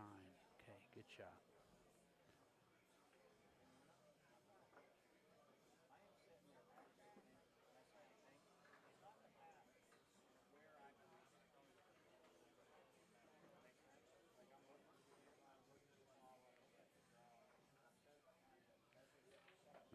if any of y'all are even anywhere close to Sanford, Orlando, man, get your butt up here. You are missing some crazy good pool here.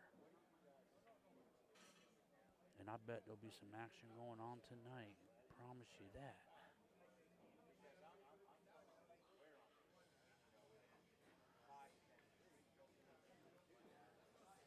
Hoping they can get McLeano on this head table, man. If y'all never watched McLeano play, he's the best player in Florida by far. He plays really good, really smart. And he's got to give everyone a ton of action. I mean, most of his actions probably have to give up 5 games, 6 games. So that's tough action. It's tough action for anybody. All right, Keith. How's everything been since I've been gone? Oh no, yeah, good. Greg, I think he's looking at the 9 ball here. He is. He called the 9 in the right-hand side. Side, yeah.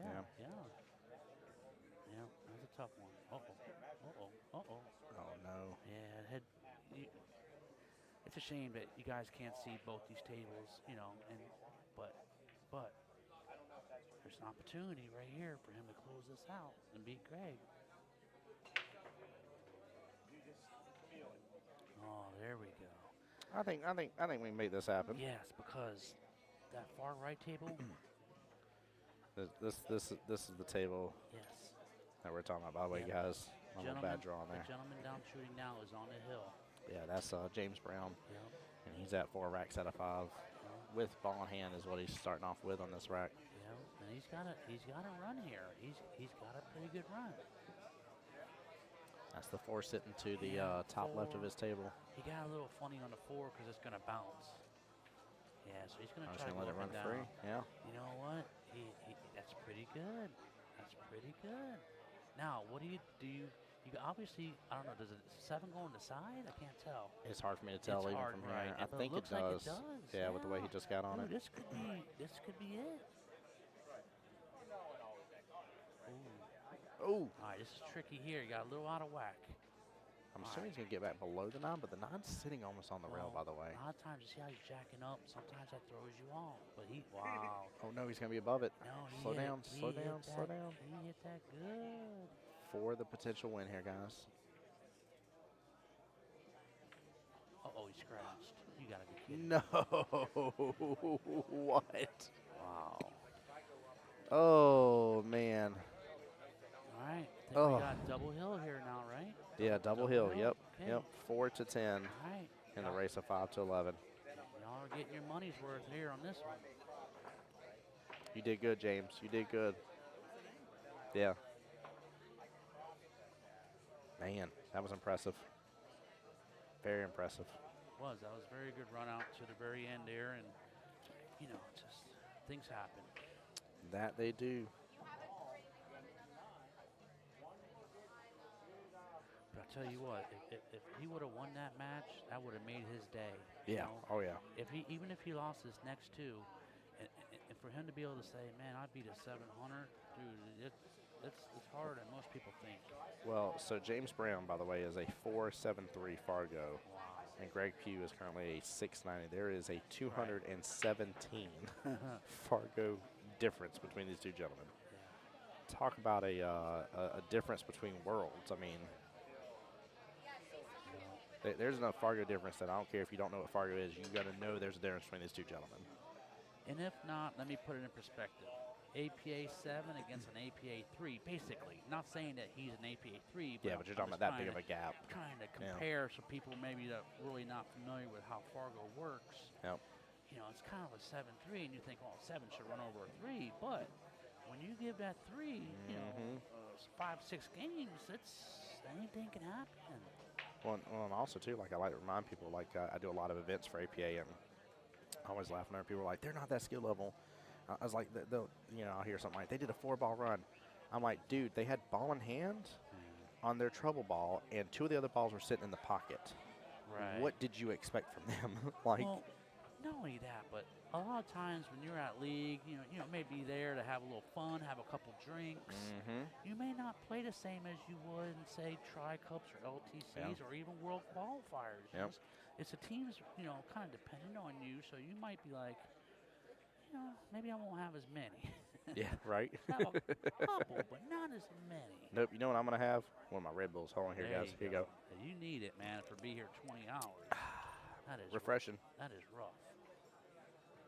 Man, I always tell my wife too, because Mondays are hard for me after a weekend like this. I was telling my wife, I'm like, hey, I was like, please, I was like, unless something is urgent, I said, don't ask nothing from me on Monday. I was like, please, I was like, I'm gonna be dead to the world.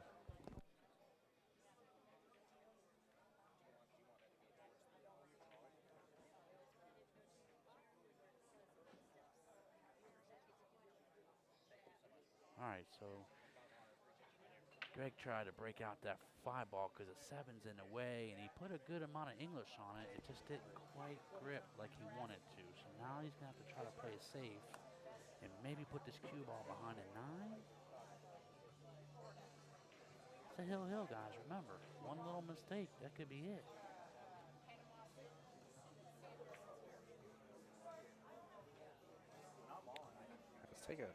Let's see if I can zoom in a little bit for you so you can see it better.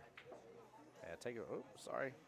There we go. Craig luckily waited to shoot for just a second here. All right, thank you, I know it's going to Greg. be a little fuzzy just because I'm super zoomed in digitally right this second, but yeah, take a look at the predicament, and he knows, like, they're hill. He knows how James has been playing. Like, all of this is weighing on him right now for this shot. Sure. And you know what? He's pretending like he's playing another 700 right now. Yes. And I know he's a 690 something, but you know, in my eyes, Yeah, that's 700. Yeah, close yeah. enough, 700. If you could tell me there's a clear difference between a 690 and a 700, you let me know exactly what that very distinct, very obvious difference is. I'll wait. Don't worry. So I agree with you. I feel like he's putting the pressure of he's playing another 700. He knows that the run out could happen if so. And I mean, luckily the 6-8 is kind of problematic as well. But yeah, I think he's just going to thin this. Let the cue ball come up top short rail. Yep. There we go. Yeah, Kicks on over. He tried to get behind a 9, but it was so tricky. That's So, beautiful. does he play safe back, or does he just go for it? He's going to swing for it, I have a feeling, knowing James. And the problem is, He's getting not the very get back safe on that oriented. 6. The 6 is blocked Yeah, by the the 6 by the 8, yep. So he would have to come all the way around and shoot it in the side, and that wasn't easy. Now, Tommy just almost hung that 9 ball, by the way, for Benji. That could have been a 3-4 race instead of a 2-5 that it is now. April saying, I hope you get able to get some rest before playoffs Monday night. I will be, I promise you. That will be what I will be focused on Monday. I don't have any, like I won't be setting up any clients for computer repair on Monday or none of that kind of stuff. Wifey, she'll be loving and amazing and take care of the kiddos. That way I can rest. And that was a great shot there. I'm stoked about playoffs though, April. I am, especially after a weekend of getting to watch a lot of pool. Very, very stoked. Well, he's gonna be kicking himself on that scratch. Take a look at this one more time here. Zoom in for the win by Greg.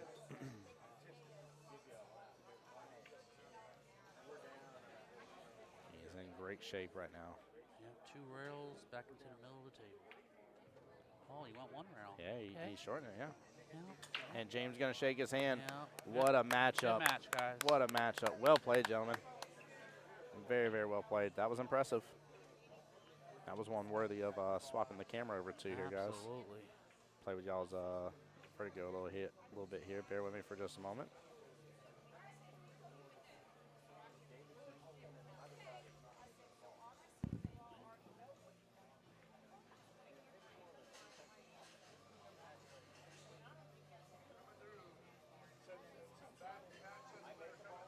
Give me one second, guys. Sorry.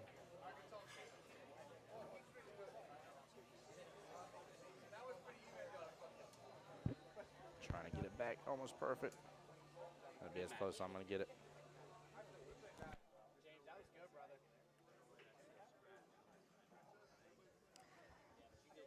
You'll be dreaming about that one tonight.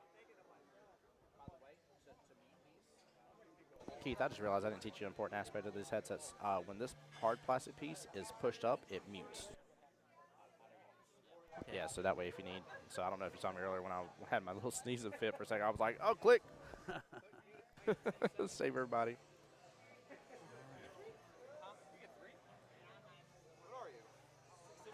Benji got a little tough. He's got a little tough on this 3 ball. You're good, brother. Don't you apologize. He's gonna play safe behind the 6. Oh no, he can make it, but man, that was risky. Yeah, that was a tough one. Maybe the 4 helped him. I don't know. It's close, but I think he can just barely get it in there. Yeah, be careful with these because if you hit it wrong, you go right in behind it. Don't have much of a window. It's tough.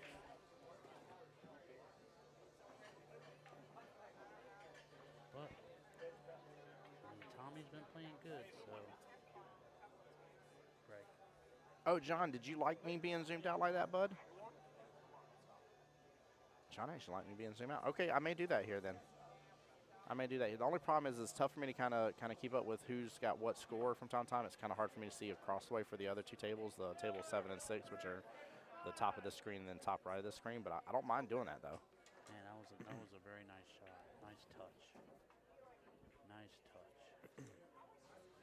We'll finish up on this matchup, John, and we'll see if we get another one in the meantime on table 5, which I think we just did. Who we got coming to table 5, Nick? Nick Miller. Billy and who? Oh, and it looks like Nick. Billy and who? Oh, Billy and you? Yeah. No way. That'd be a Oh good my match. gosh. Billy's gonna have to spot him too, but Spot him 2?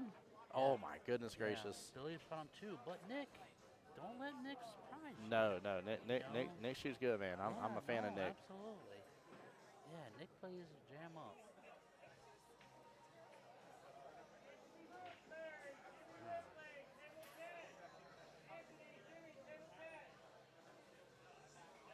I think we got a conversation as for what happened here. I wasn't even watching it. Tell you what, though. What's up? I can look back. All right, give me 1 second, guys. We're being asked to do a replay here. Give me just a minute. Do we know what we're looking for? Yeah, Benji's saying there was a double hip. Gotcha. So give me just a moment, guys.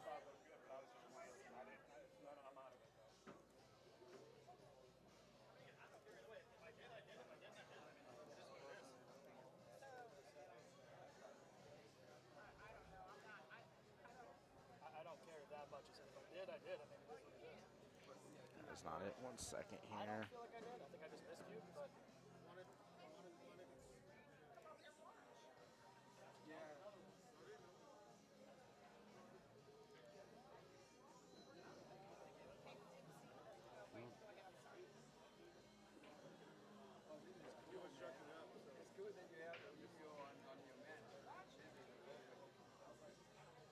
I see why I'm missing so much now. This is perfect. It's shooting the 4 balls on their question. You said it's on the 4 ball?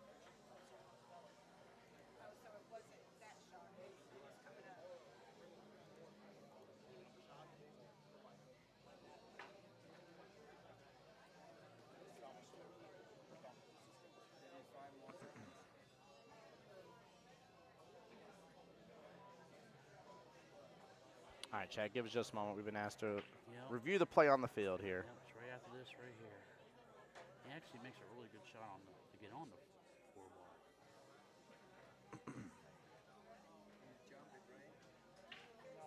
That's it. Oh, this one. Yeah, this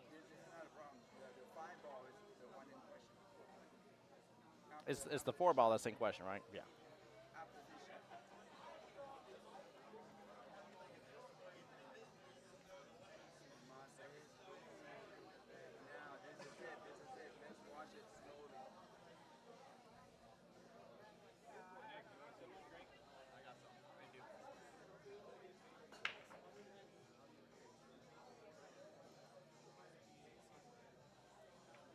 You watch me play too much, man. You take too much time.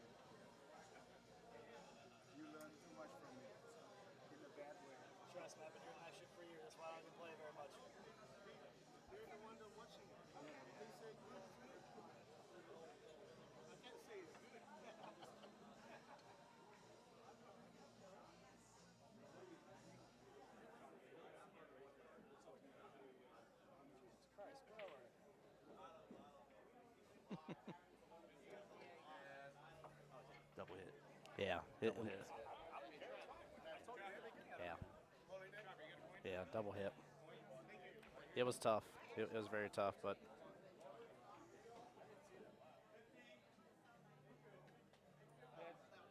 because it looks like it flings right back. Yeah. He double. Yep. Yeah, he hit it in there. Yeah. Very unfortunate. Wow. Good catch by Benji here. And thank you Yeah, for we- having instant replay because, Yeah. you know, I mean, Yeah, James, we do have slow mo. It definitely was a double hit, man. It was tough to see, but we were able to bring it down to less than half speed and able to see it. And we also had a couple other people looking over the booth with us too, and all of us kind of looked at each other like, yeah, that was double hit. So very unfortunate situation. Not something that I like to have happen, but it is nice to have the recording there just in case if we are able to see that it's clearly. Now I will say before as well with recordings too, like if it's a shot that's like it's questionable, again it'll go towards the shooter. I'm never going to make a call that I don't feel confident in with a shot. But like Jimmy's right here, we got Keith, we got myself, we had somebody else over here over our shoulder, and everybody was like, yeah, double hit. There was none of us were sitting here arguing with each other trying to play rock paper scissors to decide who's right or nothing crazy. So it was wild, guys. I apologize. I know we were quiet for just a moment, but appreciate you guys on that. all right. So it's 5-3. Benji's catching up. He's trying to make it a match. Speaking of making a match, guys, we are going to go ahead and zoom out here, give y'all a little bit action, at least for sure, the right-hand tail, because I can keep up with that a little bit for y'all. All right, so We got Nick Miller versus Mr. Billy Burke coming up next. yep, this And it was a 7-9 race, if I saw correctly. yes, sir. Yeah, 7-9. 9-7 race. So Yeah, this should be a good match. definitely should be. Speak up a little bit for me, Keith. Yes, sir. There you go. You good? I think for some reason your mic keeps drifting down a little bit.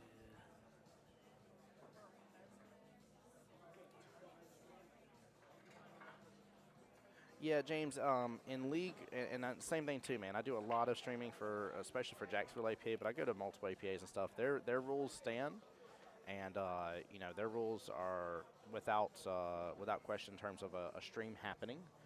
Even though I have live streamed multiple APA events before, I cannot use the live stream to make a call. The only time a live stream is being used is maybe to kind of explain, kind of like show a why between rules or something like that. But if a shot is not watched, the normal rules go to the player. And, yeah. John says that's the best view you got so far. That's awesome. All right, brother. Well, I'm glad you like it, man. Like I said, I know it's a little blurred here, but. And actually, honestly, you can watch all four tables. In the back right corner, you got Tommy Kennedy playing back there. So, Yeah, he's up 7-2 in a 11-5 race, if I'm seeing that. It's very tough for me to see from here. yeah, 7-2. But he's second highest Fargo here at 740. Tommy did win the U.S. Open way back in the day. That man's got a jacket to prove it. Oh yeah, he beat Johnny Archer. Yes, he Actually, did. He beat him pretty convincingly too. But if you don't know Tommy, he's one of the nicest guys you'll ever meet. In Tommy's words here, oh, come on. Yes. Oh, come on. Oh, come on.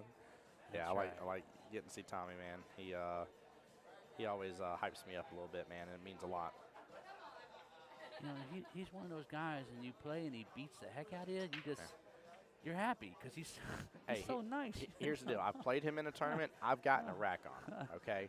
I just want it known that little old me That's right. that does not have an established Fargo, I'm a 4-5 in APA.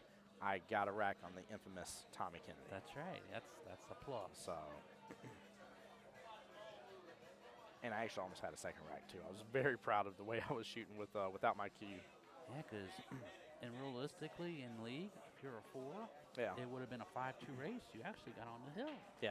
Yep. That's strong. You're not wrong. You're not wrong, brother. Hey, that would have been a point for the team, baby. Yeah, absolutely. That's all you can ask. Oh, I Listen, love guys, Keith scribed up over here, but he ain't wrong, this is the man. thing.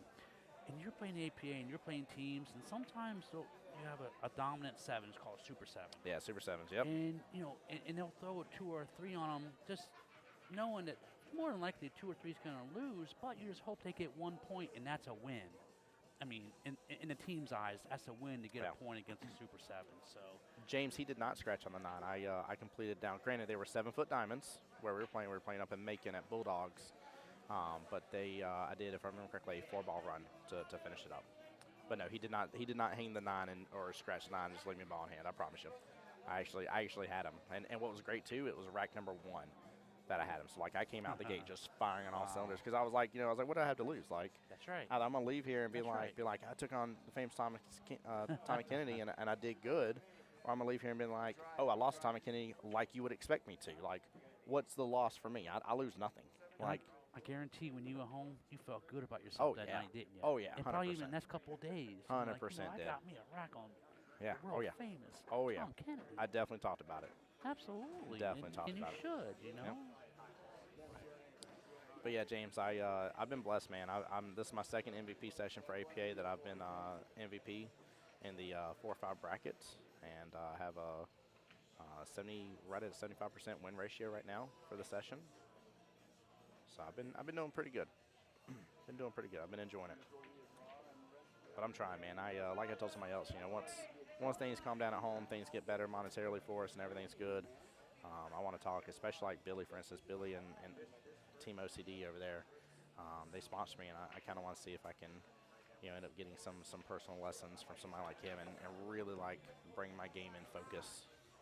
Is what I really want to do, because I'd like to honestly be able to like impress you guys and not just be a commentator and seeing some of the game, but actually be able to talk about this some and show and play it myself and be a part of a couple of these tournaments. I think it'd be a lot of fun. All right, so it looks like Billy got the first one. Billy's up 1-0. Yep. I know we don't have a score on that table, so I'll try to keep you guys updated the best we can on that. He just had a killer break on that too. Good Lord. Oh, Billy? Yeah. Billy's strong. I mean, he's got a little distance between the 1 and 2. 2's at the top short rail, 1 sitting outside of the bottom left-hand corner pocket on the right-hand table we're talking about here. Billy's in the all black. Just not get confused here. Benji is over here in the red and black on the bottom left-hand table. Tommy just got another one in the back right corner. He is now 8-2. So I think it's a 3-3 race left in that battle now. Benji getting this one here, bringing it up 4-5.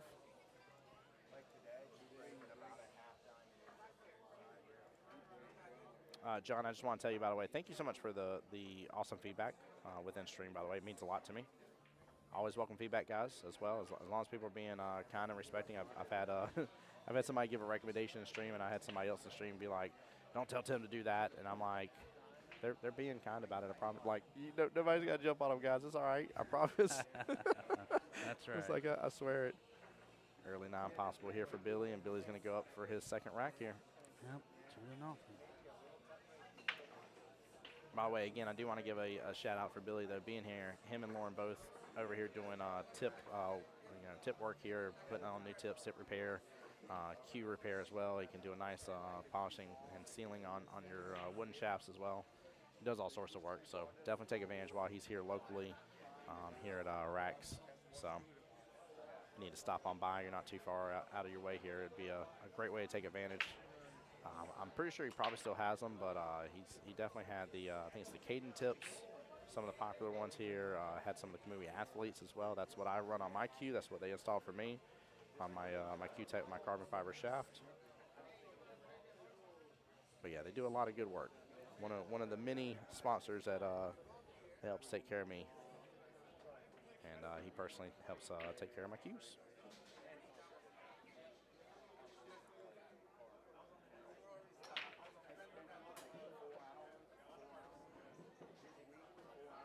See Billy disappointed in that break here, and I don't blame him here. 6 balls left on the table, and a scratch in Nick Miller's hand with a little bit of an open table. That could be dangerous. This could lead to Nick getting his first rack. Billy has cleared the difference in the handicaps here, so it's even 7-7 race left in the battle. Originally it was 9-7. Benji up on this one ball. He is jacking up to kind of put a stop to it here. Fling on over. He gets a good drawback, and we'll be back above the 2. Slow down, cue ball. Woo! That almost drew right back in that top left-hand corner pocket. Benji here in the red and black polo again, guys. We're kind of focused on the bottom 2 tables on your screen, but you get to see all 4 matches if you like.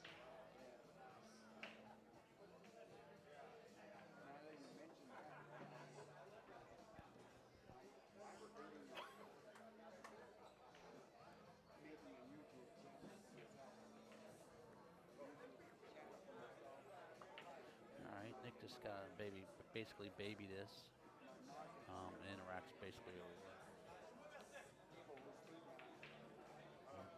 Yep, just hops the stun on over here. He's set up for success.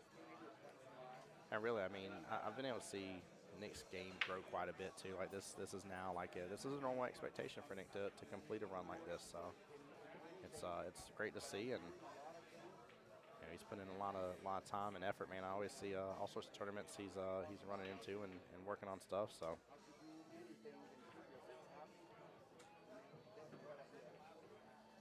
All right, Nick's on the board. There we go.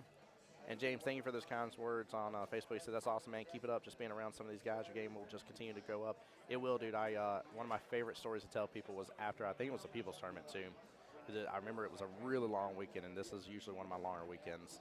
And I was laughing. One guy, I was like, I don't understand how, like to do that as a foreign stuff. He's like, you got to be sandbagging. And I laughed. Like, another person laughed. They're like, you know what he does for a living, right? He's like, no, what?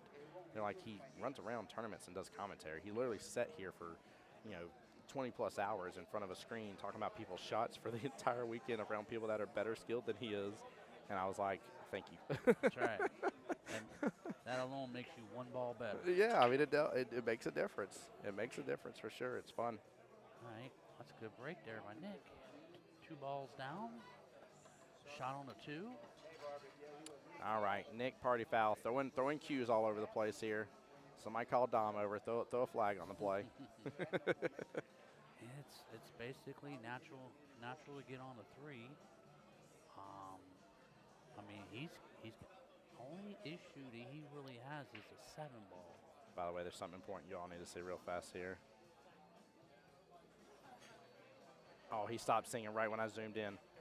Billy's over there singing Santana, by the way, guys. He's going to be so mad that he was zoomed in on a stream like that. Sorry. Had to show y'all here. There we go. Get both tables back in view here.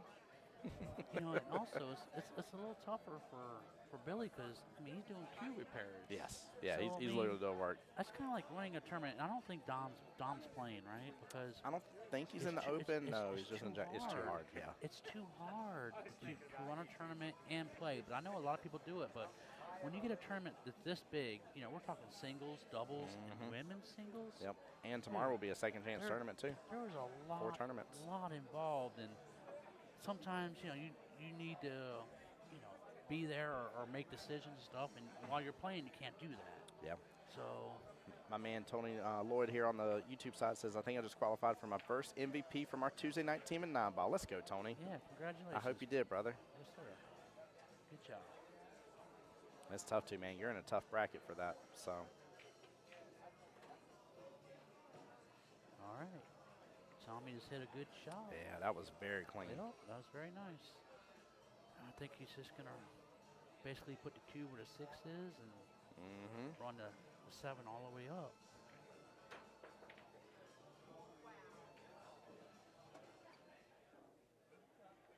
Okay, so is he going to do the 5-9 combo now, Nick? I think Nick's going to do the 5-9 combo, huh? Yeah, I think he's kind of forced to. The 9's not far outside. It is off rail a little bit. I know it's a little deceiving from our point of view, but it is off rail just a tiny bit. Not an easy 5-9, but definitely doable. Oh, yeah, it's man. not easy, like you said. Yeah. Them combos are a little tougher than people think. I do like the firmness he hit it with, so hopefully not to leave it there. Yeah. That's the thing. And all you league players, especially the lower league players, if you're playing a combo on a 9, you don't want to baby it because you don't want to leave that 9 ball sitting right in the pocket. So if you hit it a little harder, a little more firm, maybe the 9 comes out just like it did there, and you get another opportunity. Now he got a little fortunate because he got the cue behind the 7 also. So wow, he almost made that right in the side. What a shot that would have been. Tommy that side pocket here as well. Tommy in the orange. No. Middle of your screen here has a great option for the 8 to get to the 9. Drift back down. Oh, yeah. That's Even money. got the kicker right there. That's money right there. He's conceding. Yep. Yeah. I mean, some people say, you know what? Anything can happen, man. You gotta make him shoot that. It's. I've seen some players just will not give you anything, You're going to talk about my favorite subject matter right here. and some players will shoot. You have a 3-ball hard out, and they're like, "Nah, that's good." No, Yeah. my wife cannot stand that. She's like, "Wow, I can't believe you did that." Yeah. I'm like, "It's respect, honey. It's respect." So which way do you think I lean? Do you think I lean towards if it's an obvious No, shot, you know, I- the skill level to No, you look like you're the type of guy that you make them shoot. I no make 'em matter shoot what. every time. That's You're right. darn And- skippy. And there's nothing. Listen, people. There's nothing wrong with that. You know, people say, "Oh, well, you should give respect." Yeah. What do you mean? It's you know, it's a personal preference. Mm-hmm. Some people like oranges. Some people like apples. Yep, true. And we live in the state of Florida, and you like oranges, chat. Don't even start me, all right? Don't even start me. This ain't no Johnny Appleseed. Get out of here, that mess. I'm just kidding. Wow. Oh my. Ooh, that was a break. He almost. Yeah. Wow. Now, question is, looks like he made the 1. Can he hit the 2, or is he hooked? I think he can see it, Yeah. but man, that's not an easy shot. Yeah, I it's, mean, yeah, if it's in a that predicament. if that 2 is on the rail, that's really hard. But if it's off like a half inch, then it's not so hard. Well, look where he's shooting from, too. He's That's shooting what I from mean. a little bit inside yeah. that side pocket a little bit. Like, he's already having to jack up a little further than Yeah. usual. He hit it good. Yeah, that was a Nicely good done. shot. That was a good one. Must have been off with some touch. Look at this. He gets Yeah. perfect on the 3-ball, too. Almost perfect. Well, actually, it's perfect if you need a breakout. But a lot of times, these guys don't like to run in balls. They Mm-mm. like to, you know, if it's makeable, don't touch it. All right, Nick gets another one. Yeah, 2-2 Wow, over there. Wow, yeah, okay. Yeah. So now it's back to the kind of the original race of Yeah. a 2-rack difference. So Nick needs 5, Billy needs 7. So kind of a reset with that race over there. That was nice. That was good to see.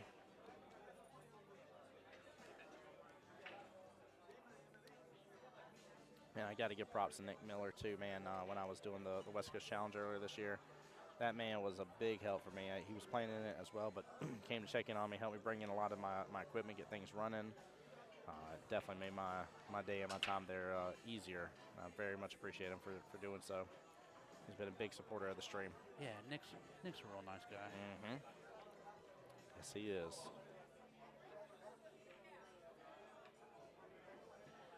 I'm not 100% sure, but doesn't his parents own a pool home or something, or somebody? Maybe not. I just heard rumors that someone in the family owned a pool hall. That could be, like I said, it could be just a rumor. I mean, I was told he was born in a pool hall, so I'm kidding. We got a superhero backstory. All right. By the way, Nick just hit that perfect to get to that Yeah. top short rail. Only this cube all the way bottom right on the right-hand table. It's amazing. I wonder if Billy's going to go flying or not. Uh-oh, Benji hangs up the Oh. 4, and that cue ball's dripped into the corner pocket. Stop, cue ball. Bad enough it's sitting there. Whew. Benji's about to have some insult to injury there. Good hit. Good hit. Look at all that spin on the cue ball.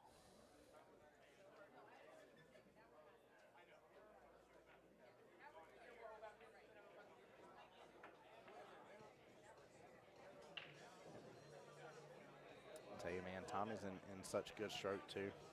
Wow.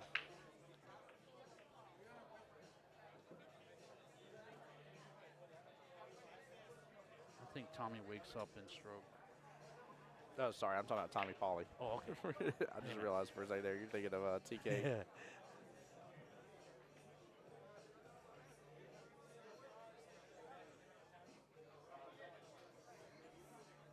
Yeah, he's got it pretty natural here. Mm-hmm. You know, just a little left on this cue ball. Bring it back to the middle of the table, maybe a little more. Some people like to go 2 rails. It's all preference. He went 2 rails. That was nice. Yeah. Nick Just getting roll, great hit on the 2-ball on that right-hand table, too. roll it forward. 9-ball in the opposite corner. Yep. Keep it simple on this shot. If so, Tommy will be on the hill. Hits that 7 beautifully. Cue ball slows up. He's got a little angle on the 9s for the top right. Billy on the right-hand table here in the all black there. shooting very well also. But yeah, you're right, man. He's working hard over there.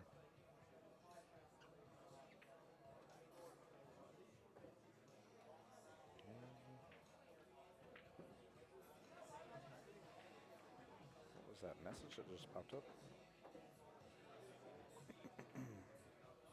All right. Another one for Tommy.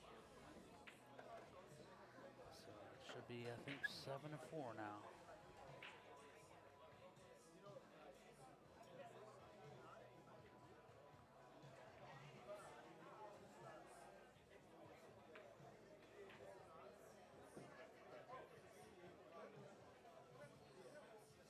All right, Billy got that one. Billy's up 3-2.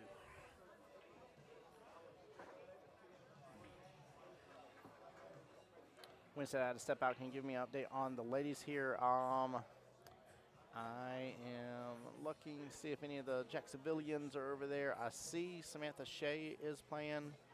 I don't have an update. Let me see if I can get you an update, but she's the only one out of the bunch that I know of that you know of, Miss Wendy.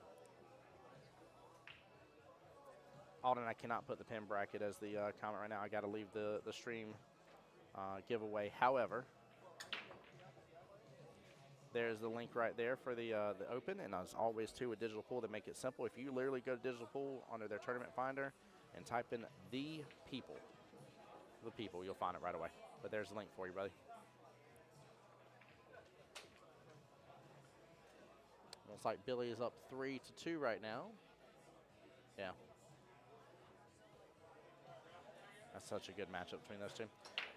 Wendy, give me just a second. I'm going to find out how Sam's doing and who she's up against. But it looks like she's over there racking, so she must have just taken one. But I'll be right back, guys. All right, so it looks like Tommy left himself a little tricky on this one ball. He's trying to not give an inch to Benji because Benji at any given time can turn it on. Don't let that man fool you.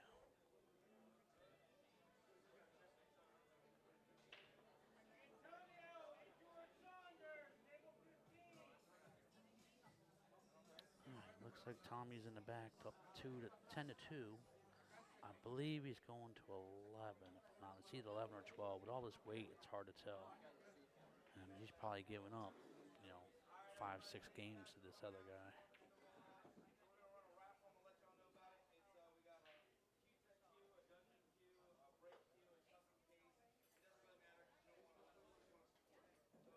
All right, he's going airborne, it looks like. The problem is that one ball is so close to the rail. It's so easy to jump this rail off the table.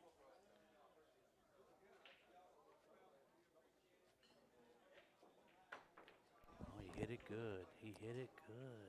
All right, quick Look little at update this. here for you, Miss Wendy. Samantha Shea is up 4-2 against Miss Judy in the race to 7. Yeah, that was a good shot. Oh, what I miss? Who made it? Who did it? Tommy had to jump it, and he got a really good lead. He made a good hit and left Benji really tough. Yeah, he did. That 1-2 situation is ugly. Yeah. Talk about ugly. Look at this shot that Billy's having to go after. He's having a one rail kick into getting to the 4. He hits it good too. Yeah. Well, sold out. But there's not really much you can do. I mean, all right, so Benji a lot of people say, well, why didn't Benji go after the one ball? Well, what he's trying to do is make the run a lot harder for Tommy. Tommy's 2 games up on him. He doesn't want to give him a 3rd game. So he's basically saying, hey, you run this out, you earn it. I'll shake your hand if you run this one out. Yep.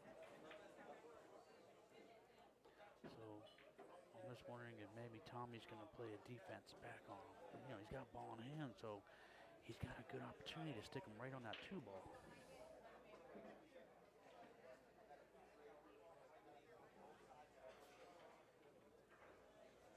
All right, Keith, be careful over there, buddy. You bobbing and weaving behind Benji. Oh man, you're pulling to me here real fast. No, you're good. You're good. Sorry, Benji. You're just you're just in Oh, in man. Tommy's line of sight is all. missed a nice, pretty easy 6. Four to six. I play the loser of this guy over here. Oh, between Benji and Tommy? But much better than having to play Joel. Although I held my own. I got 6 games. There you go. I don't know if that's good or bad, though. Billy has the opportunity basically to reset it again. Nice shot. Top right on that. Perfect speed. He got a little too much, but nothing he can't handle on this. If Billy gets this on the bottom right-hand table of y'all's screen here, by the way, it'll be a 5-5 race left in the battle.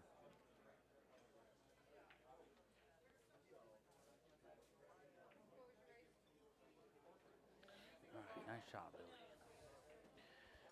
All right. Yep, and he does. Billy gets his 4th rack out of 9. It's like they're trading racks. 2 Yeah. and then 2 and then 2. Now it's Nick's turn. Yeah, right. Nick's turn to get 2. Nick's doing good too, man. Billy is Yeah. Billy's not an easy person to go up against. All right, that was a good shot by Benji. Question is, Speak up a little bit, Keith. yeah, I was saying it was a nice shot on that 1 ball, but to get back on this 4 ball, Yeah, he's loading up on it. A lot of bottom. yeah, I didn't. Ooh. That was a tricky one. That really was tricky. Yep. I mean, he can see it. It's better than not being able to see it at all. Yeah, he's got a sharp angle on this.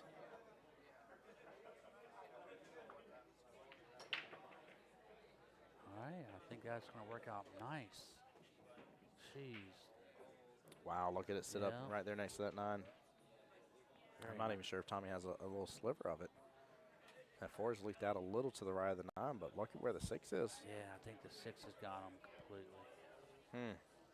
Gonna have to kick at this. That's very tough action. Well, Very tough and action. then also remember that 5-7 still tied up pretty good. So Yep. I almost wonder if you go and slow this down even further. I wonder if you feel like you're gonna give a bad hit anyways. Why don't you just go and pair up the 6 with the 5-7? I was just gonna say the Yeah. same thing, man. Just push that 6 right up on there. Yep. And it's hard to, even with ball in hand, with that 9 being there, Mm-hmm. that's a hard breakout. Nice hit. Look at this leave. Well, Who he is- basically does the same thing, but with the 4 ball instead, and that was very, very well Right. played by Mr. Tommy. Nicely who done, is brother. this guy? Nicely done.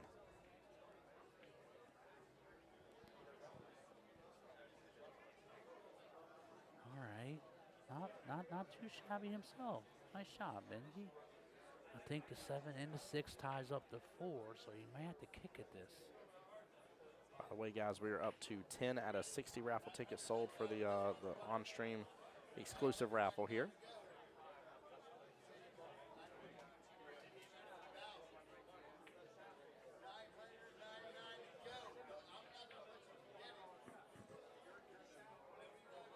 By the way, you know it's a great pool hall whenever you see the fact that some of these pool players are over there and literally playing chess. Like I see Julian over there and Pedro over there playing some chess. This is wild. Guys, like I said before, if you're anywhere within an hour of this place, Yeah. you need to get up here. Seriously, there is such some good pool going on. Well, good everything. It's got probably got 30 TVs in here. The Olympics is on. The food is incredible. Yep. It's non-smoking, which is a plus. I don't want to misspeak, but I think there's a UFC fight tonight too. I want to say I believe that's something that I think Dom said yesterday. Okay. So we're going to get to see some of that action too, which is always fun. The pull-out gets getting loud then. That's when you hear the ooh and stuff. That's right. By the way, Nick going for early 9 Nick, here. Yeah, wow. I don't blame him for swinging for it. No, of course not. I think he hooked him on the 7, He too. did. He just got snookered up on that 7. What a shot. Not only that, but the 1's tied up with the 8. Oh, no. I didn't even see that part. I just saw him get snookered, but yeah, I see it Yeah. now. Oh, man. All right, Benji getting back downfield. I don't know if that 4 goes on the left-hand side pocket, but if it does, he's got to thread that needle really well here. Well, you know, and something like this, do you try to tie something up again? But, man, he's locked right on that 7, so what can you lock up? Forgive me, that is the 7 ball on that left-hand table here, guys. I was definitely thinking that was the 4 ball. Yeah, I agree with you. You're talking about the right-hand table Yeah, here where but Billy's at and all black right there. Yeah, I agree. I think I would definitely try to mess Nick up a little bit, see if I could tie something else up. Problem is, I think it's right on the 7, so he can't even hit the 3 ball, or I'm sure he would tie the 3 ball up into that mess. But he can't do it. Yeah, but if you're going to give him ball in hand anyways, you can push through the 7 if you want to. If you thought you could tie it up maybe with the 4. Is he going to try to hit the 1 or the 7? I think he's going to go after the 1 ball, but that's a tough hit.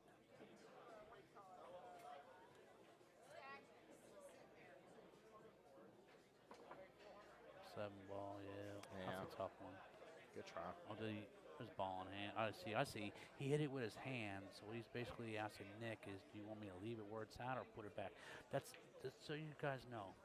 If you ever move a ball by accident, and this is most of the pros tournaments or bigger tournaments, APA, you have to put it back. But in a lot of these tournaments, it's up to your opponent. So if your opponent says leave it and you put it back, that's ball in hand. So you gotta ask your opponent before you touch anything. Tommy getting oh, I must have missed one.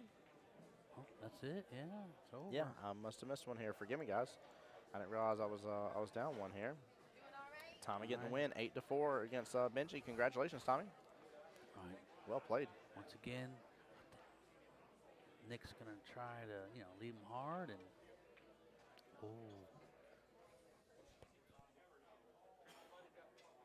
All right, so Billy's on 2, but I don't think Nick's going to try to 3-foul him personally. The balls are wide open. I think he's just going to try to run these out. Problem is that 1 ball's not in the best spot to get on a 2, so you got to make something happen here.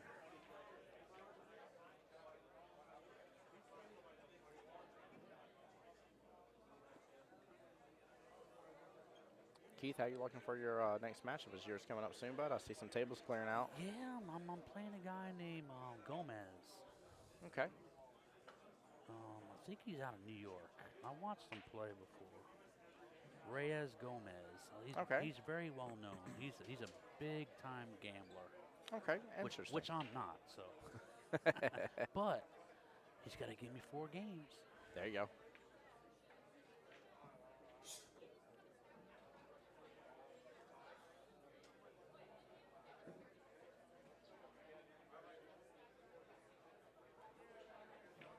See what Nick's going to do on this 2 ball here. Go for it. Does he try to bank it? Yeah, there you go. Nice shot, Nick. Nice little cross bank action. Right. Very well played. Yep, now that's the thing. Does he take it? Yeah, he's going to take it in the corner because the side pocket's too tight. So he doesn't want to take a chance of rattling it. So if he just hits it with straight top all the way down, he'll get the perfect position on the 4. Just got to be careful of the side pocket. Okay, he put a little inside, and that's why he missed that shot. He missed it because he put a little left on it so he wouldn't scratch. Yeah. And when you do put that left on it, you have to hit the ball a little differently than you would if you hit it straight. You gotta anticipate the extra throw that it does. That's right. Look at that. Now, Billy, that was a little 2-rail action. Is he gonna cut it? I think he's gonna cut this. Yeah, the window's bothering him with light. Yeah, I don't blame him. Yeah, it's getting down to, the afternoon here. Was it 4 o'clock? So yeah. The sun's coming to the west and it's gonna start coming in the windows. But all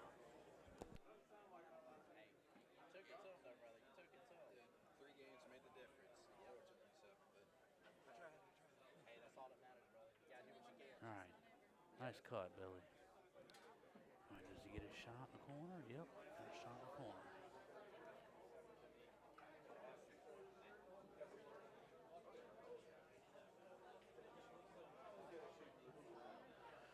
All right, let's see who they're going to put back up on this table. We're ready for another match. Yeah, waiting to see digital pull to refresh here. We'll know here in just a moment. But yeah, I'm assuming we're about to hear a bunch of matches called because 2 tables just freed up, and ooh, that cue ball not fully snookered up on that 7, but it is close. Yeah, it's a tight one. Yeah. Nick over there saying, "Let's go." I don't blame him. I'd take any breaks I get against somebody like Billy. So sure, absolutely, use it. hoping that we get to see Maglino play. I think the people would love, if anyone that has never seen Maglino play, that's a pleasure to It's a watch treat. him play. Yeah. Wow. Look at this. Look at this. Oh, gets a little love, Look at and he this. does. Hey. Trick shot Billy on the Hey. live stream. The TSB is in the building here, ladies and gentlemen. Trick shot Billy has shown up on location. He will sign your OCD shirt autographs and hat autographs as well for you. Make sure and line up and get them while they're hot. and after he does your tip, I'm sure he even sign your cue if you want him to. There you go. There you go. All right, it is called table 4. I'm not sure who they're putting on there, but They're putting Mr. Jose and Mike DeLauder. okay, there we go. It's another one. The bank champ, Mike DeLauder. That's another one. If you Yeah, never that's one we watched definitely Mike wanna see. play, he's another one of those ones that are incredible. And he's a massive banker. He's like one of the top, I don't know, I want to say top 10 in the country, but He's up there. He's up Yeah. there, man. Yeah. He him and John Brumback and Billy Thorpe. I mean, him and Yeah. Billy Thorpe are like almost best friends. But yeah. This, I will say, if you haven't watched Mike DeLauder play, it means you haven't been tuning into the live stream, guys. You better go hit that subscribe button on the YouTube right now. that's right. Come on. Yep. Now Mike got to give up. Let's see here. 3 games, yeah. So 3 games, it's yeah. It's a 10-7 race. So Yeah. I mean, Jose, he plays halfway decent. He has a chance.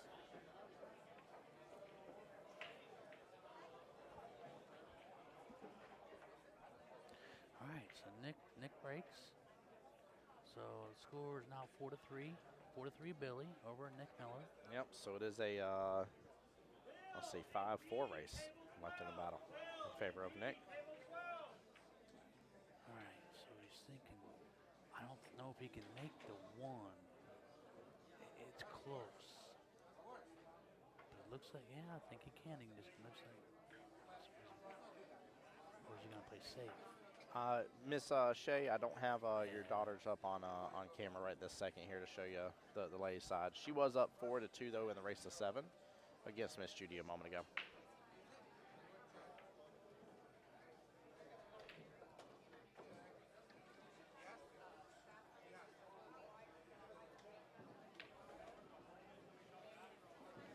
All right, Billy's going airborne. There he is. He's supposed to be flying high over there. Now, only problem with these airbornes, you never know what's going to happen with the cue ball. Yeah. I mean,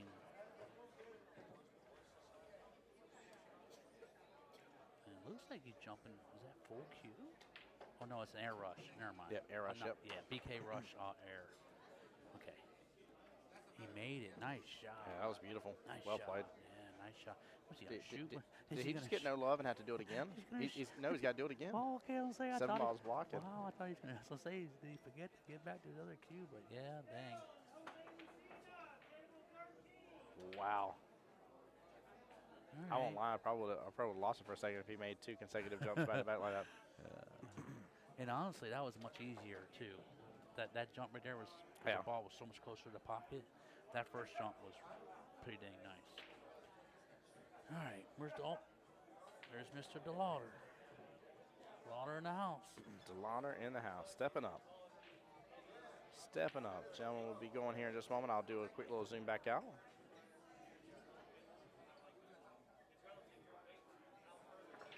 And just to let you guys know, the guys usually give them a rack to warm up. You know, a lot of tournaments you have to go in cold, but a lot of these guys, they want to just get a rack under their belt. They've been sitting for an hour or 2 hours or 3 hours, and it's just kind of not fair to come into it extra cold. So Yeah.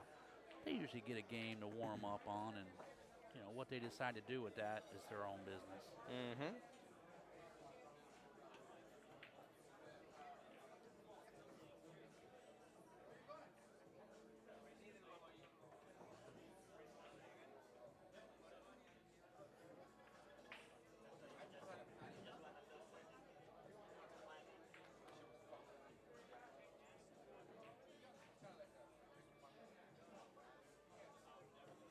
All right, Mike.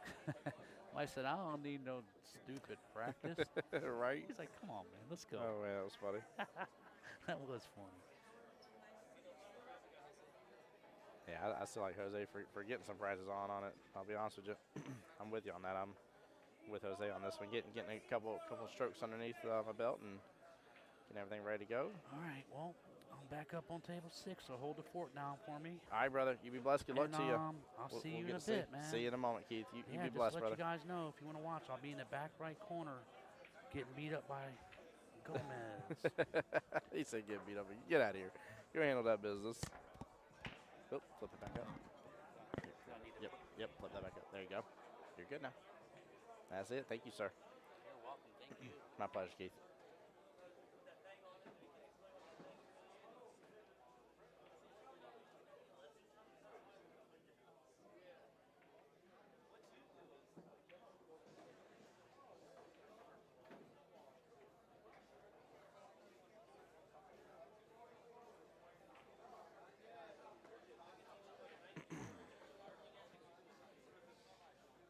All right, guys. The score you see at the bottom here is for the matchup on the bottom left-hand table.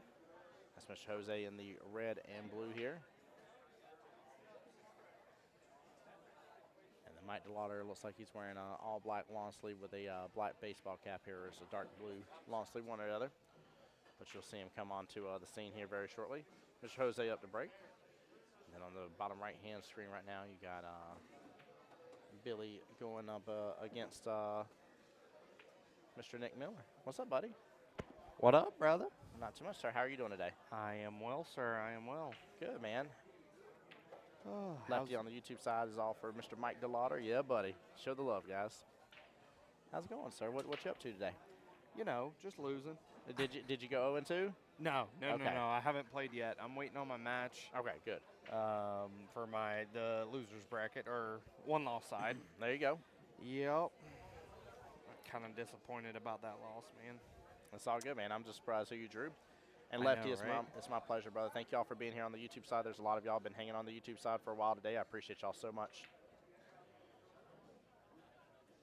Also, guys, for those that wish to donate to the stream here, keep in mind we're doing a stream exclusive giveaway. This is for a beautiful jump break cue by Mr. Dr. V himself here, one of the sponsors of the tournament.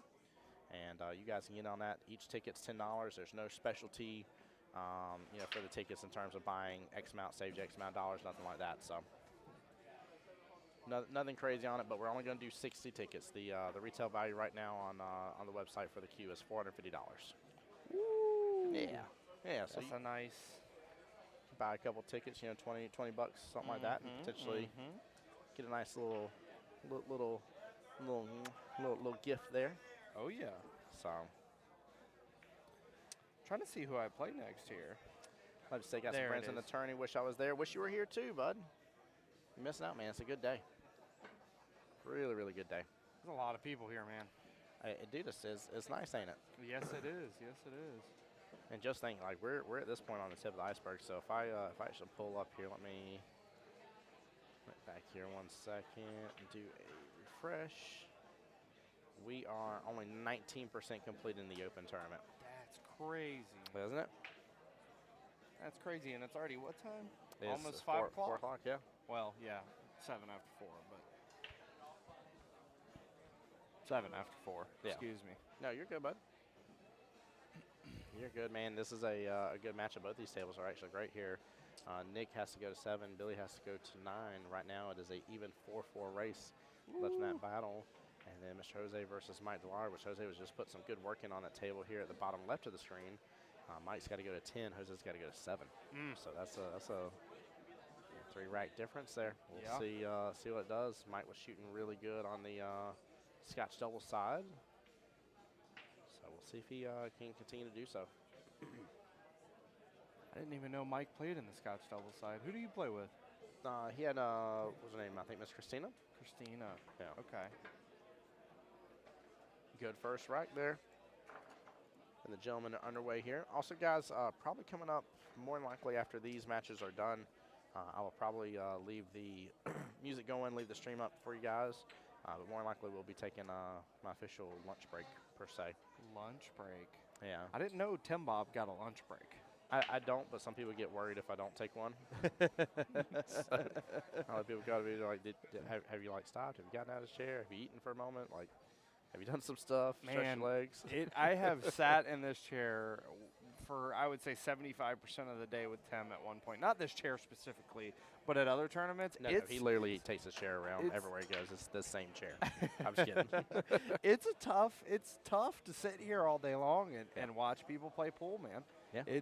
I mean, granted, it's fun watching, right? Mhm. But it's tough just to sit here and watch. You got to stand up and get the jitters out of your legs and all that. It's tough, man. You do. It's really tough. Got to get some good leg stretches in. Oh, yeah. That's probably one of my favorite things. I know it's going to sound silly, but it's one of my favorite things about losing the little bit of weight I've lost now is that, like, I can do my leg squats better now, and they're much more, like, effective on, like, stretching the leg muscles out after a long day like this. There you go. And it feels so much better, I right? bet. Like, I'll do it till my knees are, like, wanting to shake out of nowhere, and I'm just like, I can do one more leg squat. I can do one more squat. One more. One more. And I go do it, and, like, I just plop on the bed out of nowhere. Yeah, that's hilarious. Yep. Oh goodness, I'm tired. I didn't really sleep that well on that couch last night. the free pull-out couch. the free pull hall couch. Is that what you said? Pull-out couch. Pull-out Yeah. couch. Pull-out. I mean, it's coming from the pull hall. Two cent recommendation. We're around. I think there's Walmart not far up the road or whatever. It might be worthwhile for you to just go get an air mattress. Go get an air mattress. I'm just saying, like. Nah, we're just here for one more day. I think I'll stick it out. Okay. I'll stick it out. I was thinking if I do get knocked out in the second round, not gonna lie to you, I might steal your bed for a couple hours. Go get me a good nap in though. I don't care. Yep. Man, just go shower beforehand. I showered this morning before I left. Listen. Everybody in chat's like, what is going on here? Deodorant, cologne. I know I'm smelling pretty good right now, bud. Oh goodness. Oh, I think we're getting a shot watched here. Yep. Yep, I think he's going to try. Nick as first shot that we watched here. I think he's going to try to do the Karen from the 6 to the 9, make the 9 top right-hand corner pocket, which it looks like it has an angle here. It's tough here. Let's see if we can. Oh, Talar's going to be right there in it. Oh, we can see enough of it. No, Talar's in the way. I don't think moved. it goes. It does. It definitely does. Oh, nice. Good shot. Yeah, Good shot. Definitely went. Good out by Nick Miller. Yes, sir. Nicely done. Speaking of nicely done, look at that shot on the 8-ball by Mike DeLauder on the bottom left-hand table. Goodness gracious. Lefty, I agree with you. He says Mike is one of the most entertaining players I've ever met. Good dude, yes. I was sharing my story this morning with him, and one of the things never judge a book by its cover or by your initial first impression. Right away here, I've been very happy to get to know Mike DeLauder a little bit more and get to learn more about him and see him play and stuff and learn about who he is. And I still don't think I quite know a lot, but I feel like I know more than I did at least a year ago. And my thoughts and perceptions and opinions on him have greatly changed. And I've enjoyed getting him on live stream. In fact, I'll probably be sad in this tournament if he doesn't come to the live stream at some point. I hope he does. And just to get to hear him, what's up, Julian? How you doing? Just to get to hear him on the live stream is really, really good. That's awesome.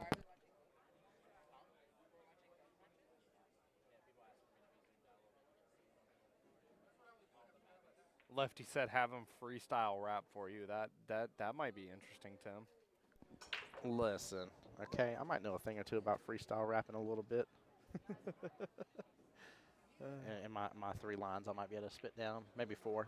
4? Yeah, maybe 4. Wow. 4 lines. Hey. I just can't be asked to do it on the spot, though. If he can do it on the spot, he's got the skills. I always have to have, like, That's some what a sort of freestyle is. some sort It's of on the spot, man. No. I mean, I still no. Freestyle means that you just come up with it on your head. It doesn't mean that you do it instantly. It's on the spot. Lefty, freestyle rap is on the spot, right?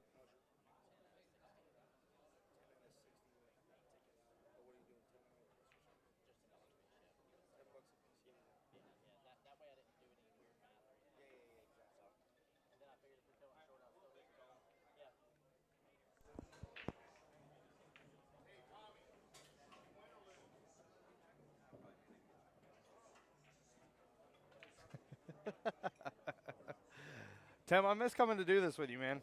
I'm surprised you didn't come over sooner. Oh man, this is a nice pool hall. They've got great food. This They've got place is phenomenal. really great food. I've heard a lot about Racks in Sanford because a lot of my friends are from here, and I was like, man, I have never heard of this place. And I've been to Orlando. I don't know how many times. I've never really played pool in the Orlando area, other than at the one place downtown that's got they've got some valley tables. But man, this place is nice. This place is nice. It was a big adjustment getting used to the gray cloth though. Yeah, the gray cloth's phenomenal though. Yeah, no, I've listened to Harry Mack on TikTok there, Lefty. He cracks me up when he has somebody pick out 3 different words for him. Yep. I've Get seen him randos too. on the street and stuff. Now, what I mean, by the way, with my situation here is that out of nowhere, I saw me playing, and then I'll just start coming up with stuff and spit bars. If you're like Tim, spit bars right this very second in time. Right now. It isn't Right like now. it isn't like I plan it, Do it right now. right? You got it. I No, believe in you. I have nothing to go off of in terms of a beat or anything. Right this Oh second here. goodness. Here, I'll start beatboxing for No, you. no, dear Jesus. You're like, naturally, all the viewers left the stream. I know, or what happened? I'll do the boots and cats. Boots and cats. Boots and cats and boots and cats and boots and pants and boots and cats. Oh I love goodness. that. That cracks me up. By the way, DeLauder's up 3-0 here. He has closed every bit of the handicap gap and has really left Jose sitting along the side here. It looks like he may get on his 6th rack here. He has the opportunity with the 9, bottom right-hand corner pocket on the right-hand table, guys. Oh. He Did had you the just see no, that miss? I did. I'm surprised. He had the Oh. opportunity. That was tough. He had the opportunity. That is for sure. That was tough. Wow. I think even he looks confused as to why that ball didn't go.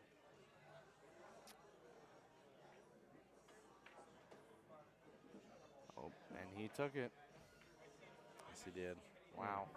I think they're an even race now, 5-5. Yeah. And Billy's got to give him how many racks? Yeah, so Billy's got to go to 9, and Nick's got to go to 7. So now it is a 4-2 race. Ooh. That's going to be Yeah. tough for Billy. But That's really wild. I think he's got it. I really like Billy. He's a fun guy.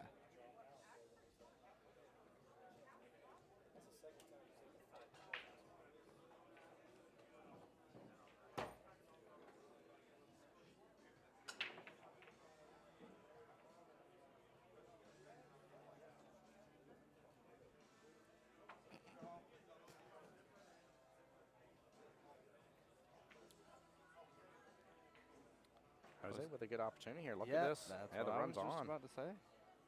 Exactly what I Slow was about down. to say. I don't like being on that left-hand side of that 8. I think he. He's fine. I mean, it's Yeah, I not a think big he's deal, fine. but the 8's just so much closer to the top left-hand corner pocket. Yep. There's more distance for the top right. So the moment I see that he drifted over, this is the problem within my game too, right? Right. Like for some of these guys, they see that and they're like, cool, I'm going top right, no problem. I can still work around and get to the 9 just fine, no issues. Whereas Well, somebody like me, I'm like, I actually think he's going to draw into the rail on the left-hand side and then come off the left-hand side rail to go into the long rail on the right-hand side. oh yeah, that's not, he can still work with it no matter what. Oh. he back cut it. Oh, I didn't think he was going to back cut it. Yeah, I mean, no matter what, like a guy like him and a guy of these higher calibers Yep. still look at that and they're like, I'm fine. Yeah. It's not an issue. I can work with this. Whereas somebody like me, I'm like, I could have been anywhere from pretty much right here to right over here and everything in between, and I had to end up right sticking here. Like, Yep. why did I have to? Yep. And it just gets stuck in my brain. And Good I'm like, first track by Jose. I get I don't want to say flustered by it, but it definitely sits there for a second, right? It lingers. I'm just like, You can't let your mental do that to you, Dude, it's man. bad. Dude, It's it's bad. tough. Yeah. It's tough. Just like me earlier, I let my mental get to me, and I lost 4 racks in a row, and I was on the hill. Nick scratching that bottom left-hand corner pocket, ball in hand to Mr. Billy Burke. Team OCD. Looks like he's going for the 9 ball here. Yeah, I don't blame him. I don't either. I think it's. I don't want to say it's dead set, but it's in there. Like it's a good opportunity. Yeah, and it was. Good shot, Nice Billy. done. Nice done. Even if it didn't go, that was a good 2-way shot. Yeah. That 1 ball sat right behind the 6. Yep. Got a little smile from Mr. Jose here. Not sure what's being said between him and DeLauder, but I love the matchup here already. Yeah, I see some fist bumps happening. Look at the good sportsmanship. It's always good to see that. Gotta love it. Also, guys, let's see here. We are on. Oh wow, we're almost to the 6-hour mark of live stream here. Keep in mind at 8 hours, because of Facebook, I will have to reboot and redo a secondary stream for the night. So please, please, please just note that if you come back later and you're like, wait a minute, like the stream's ended, where did Tim go? What happened? This, that, and the other. You know, what's going on? It'll be so. I had to do a replay later on. You're looking at the recording time. That's what you're looking at. Is this confusing you? Yep. No, the recording time wasn't confusing me. I was just trying to figure out why we were recording and streaming at the same time. Because I always record all the matches in case Oh, of. really? Yeah, I record everything. Wow. Yeah. I didn't know that. I save all my instant replays as well. That's cool. Upload them to my Google Drive so that way I have them too. Man. Yeah, here soon I'm going to start putting a lot of this like Facebook or YouTube Shorts and all that kind of stuff like it. Okay, okay. It takes a lot to edit that kind of stuff. Yeah, it does. But I want to get a little bit of a plethora, and then that way I can start and go through it all. But I need to get myself dedicated to give some time to it. I understand. I understand. Because I know the payoff will be real, but Oh yeah, 100%. I just need to do it. So. By the way, DeLauder got scooted real close up on that 9. There's room for him to go after that 4. Gets a great hit off of it. Oh, it's going to open up for that bottom left-hand corner pocket, though, and give Jose a great opportunity here. Nick's over here flexing by me. Oh. Billy's still going to call that corner pocket closest to him here because he is going to whack at this 2 ball and get a piece of it. Possibly move the 9. It doesn't. But I don't blame him for calling it because guess what? There's no harm, no foul in calling that. Nope. you call a 9-ball pocket every single chance you take at the table, and you know get a 1 in 6 chance if you hit things hard enough. So Hit it hard and hope something goes, right? yeah. I mean, You don't see that out of these high caliber No, players very often. You know what I mean? no, But it is funny to see some of these guys that do that every once in a while. They'll be like, "Hey, I'm just gonna call the 9-ball here." You know, it might go. You never know. so smart.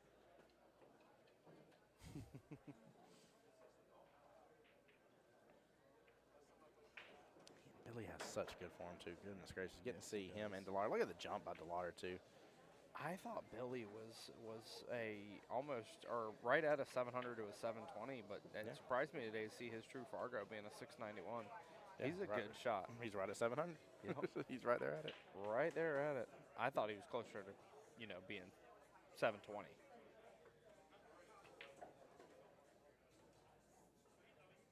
I'm excited to see Anthony Maglino play. I haven't ever seen him play before. I heard he's a good shot. He's a treat.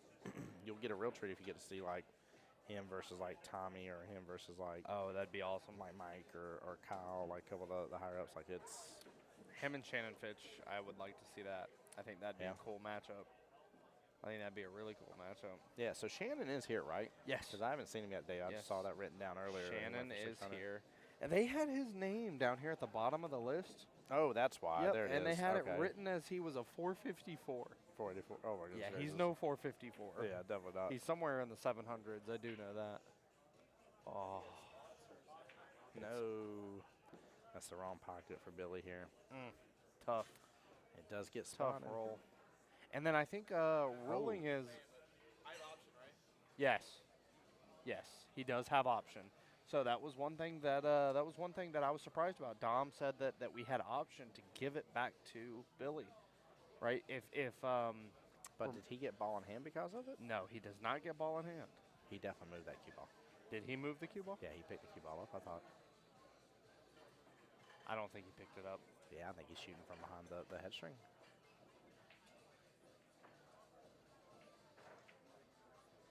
Well, he made it. Yeah. But no, he gets option for sure. But I don't think he picked it up. Yeah, I might be wrong. I might be Okay. wrong. I don't know, I thought that's what I saw.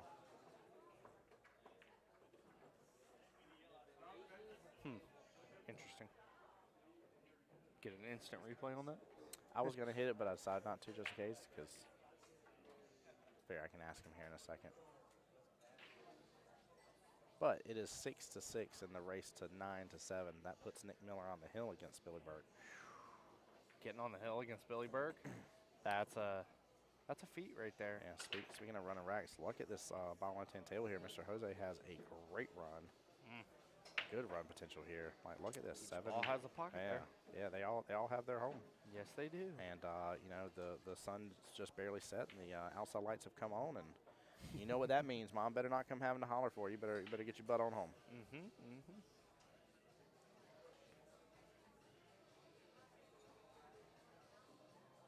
I had a similar shot earlier to Jose's shot right there on the 8-ball. Man, I wobbled the pocket so bad. I tried to put draw on it, and I hit it a little too hard. Yeah. Man, these pockets are a little tighter than I thought they were. They Not are. even going to lie. They are. For a 7-foot table, these are pretty tight. These are pretty tight. Oh, no. I saw him hit off rail for just a brief second. I thought it was going to rattle, and it did. Oh, poor Mr. Jose. Oh, man. Mike Delar would get his 4th right then. Wow. Such a run, too, man. He Tough. had it good. He had it good. Lefty, I hear you, brother. On the YouTube side, he says he's sitting out on the porch watching you guys, but can't hear. It's raining too darn hard. It's ruining his day in pool. I like that. Oh, goodness. Call up my daughter, Luna, tell her to start singing the Rain, Rain, Go Away song for you. That'd be funny. That boy shoots strong, man. Nick Miller over here getting his hype train going. Yep. Oh, let's see if my match is coming up here shortly.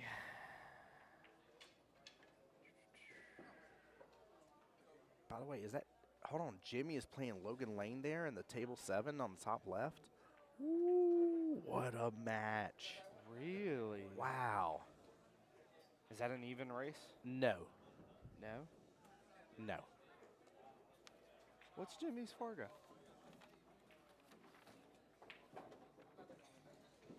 $596. 644. Yeah, it should be one game. No. Yeah. Where did you see Jimmy R? Jimmy right here. Jimmy A. Yep. Oh, that's going to be an interesting matchup. Mm-hmm. That's a 1 rack difference for them. I was watching Logan and Ron play earlier. It was like they matched up everybody. Facebook, Dunsky Dungeon, or you go to YouTube and look up either Dunsky Dungeon on Facebook, or on YouTube you go to Voice of Jacksonville Bull. Sir, you're welcome, brother. So I was watching Logan Lanes and Ron Halterwinger. Is that Oh, his- I didn't get to see that I matchup. How was that? They were hill. Oh my They God, went hell that's hill. phenomenal. That's Logan good. had to give him 2 racks because Yeah. Ron's a 570 and Logan's a 640. But man, it was a good match to watch. good. It was a good match That's to good. watch. That's for sure. I'm happy to hear that it went hill. That should have been a little bit of a teaser there for sure. Mm-hmm. I still think I would have favored Logan over Ron, but I still think it deserved for it to be a hill matchup. I wouldn't have expected anything kind of less, to be honest with you. Maybe like a 2 rack difference at worst. But I probably would have bet on it being a hill matchup, to be honest with you, especially with it being 2 racks already for the difference here. Billy did get his 7th rack, so Billy needs 2. Mr. Why am I brain farting over here? Nick. Nick, goodness Miller. gracious. Nick Miller, Miller, right? goodness gracious. I don't know why my brain was like, blah, blah, blah, blah. The guy in the white hat that I've known for a while now. Nick needing 1 here. Nick, I just literally forgot your name I just brain farted so hard I forgot your name for a moment, by the way, just to let you know. So that way nobody texts you on stream and be like, Tim forgot who you were, Nick. You got to teach him. What a cut by Mike DeLauder. Hey, I like the setup for the 9. Yeah. Speaking of, by the way, I think Billy just hooked Nick by accident here. Unfortunate miss on the 2. Mike DeLauder up 5-1. Dude, he running with it, baby. He is running with it. Guys, I am going to go ahead and post up as well here, Cash App and Venmo, Voice of Jack's Pool here. If you wish to do so, instead of just doing just donations, guys, y'all have a great opportunity here. Big shout out to Dr. V, along with the one and only, of course, Mr. Mr. Dunsky himself here. But guys, if y'all want to, you can not only donate to stream, but get in on the raffle tickets. Tickets are $10 a piece. We're only selling 60. We're capping it at 60. The queue's worth $450. The money's going to support the stream, guys. So if you want to and be a part of the stream here, my Cash App and Venmo are there in the pinned comments. Let me know if you need help with any of that kind of stuff. But definitely take advantage of it, if you will, guys. Also, if you do donate here, please note I have responded to every comment via Cash App or Venmo with either a heart or an answer saying thank you. So that way you know that I know for sure you got it, and I've put your name on the list here, guys. And you can buy more than 1 ticket, too, by the way, but no discounts for buying multiple tickets. They're just even $10. I decided to keep it simple, so. You know what? Hmm. I think I might just buy 45 of them. Dear Jesus, brother. If you bought 45 and somebody with 1 ticket wins, I would be so bad for you. I would be so bad for you. I'm kidding. That'd be hilarious. Goodness gracious. I don't have a need for the break jump. No, you already got a jump cue. Oh yeah. Oh yeah. Oh goodness. Yeah. Have you felt how solid that cue is though? Which one? It's That one? Yeah. Yeah. I Yeah. looked at it on the table. I didn't pick it up, but I heard it is a solid cue. Yep. Unfortunate scratch off the break for Mike DeLauder there. Very unfortunate. Look at that. Yeah, that's a good spread for Jose. Jose should be able to take care of this rack here. He's definitely got a good opportunity. Yeah. There's enough room for that 7-8. I was about to say that might be problematic, but no, there's there's room between them. I guess maybe just getting back for the 4 might potentially. I'm nitpicking here as for quote unquote problem. It's not, I wouldn't call it a problem, but Right. I guess I should say maybe the possibility of the rack that could be difficult. I mean, as long as he gets on the right side of, the back side of that 3 ball down there, he should be able to, because should follow this too. Yeah. He should be able to kind of Hit the 3 on the left hand side hit the 3 pocket. in the center pocket, Yeah. and then follow for the 4 down here somewhere, which is kind of what I'm thinking he's gonna do. But we'll see. You never know with these guys. Is this Hill, Nick Miller? Hill, ladies and gentlemen. Matchup on the bottom right hand of the screen. Billy's got 8. Nick Miller has 6. Both need 1 rack to take the win here. This is a winner side match, by the way. And what a wonderful winner side match indeed.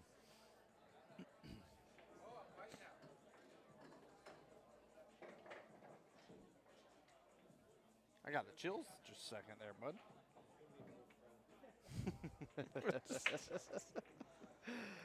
Oh, Tim.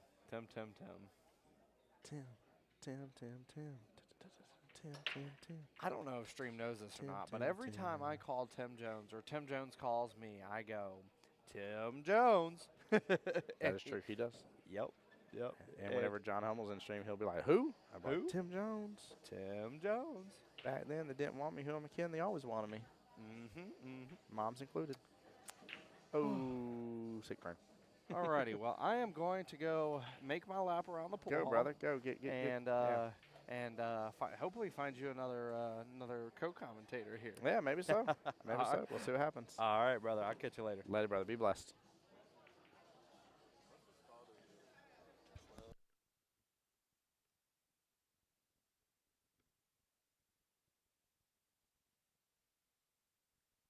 Wild, isn't it? Brandon even getting included in on the work here. Brandon Hoffman. Oh, Brandon, who did you play? You played David Dean. Did you win? So David continued on through the winner's side. You went through the wow. That's my horse, folks. Yeah. I make more money if we're both. I love it. And now I don't have to sit for 6 hours. That is true. That is true. Oh, got a little twofer there. No, I tried to lose, but it's also it's weird when you play your horse. In your head, you're like, it's okay if you, like that's how Yeah. my mind. Uh-oh. Wow. How did Billy get it to go in that right-hand side pocket? Look at Jose here in the bottom left-hand corner of your screen, guys. Good opportunity to get a second rack here.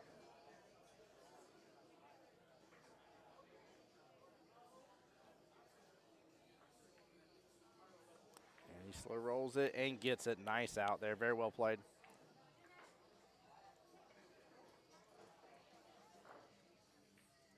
Mr. Jose needing 5. Mike DeLauder needing 5.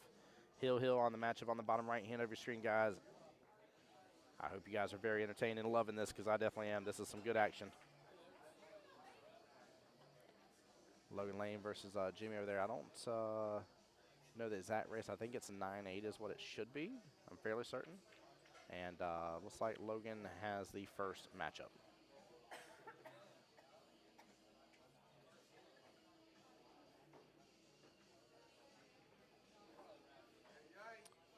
Oh, Nick did not complete the run out here. 7 and 8 sitting on that right-hand long rail. This is for the table at the bottom right. Hill matchup. Very intense going on.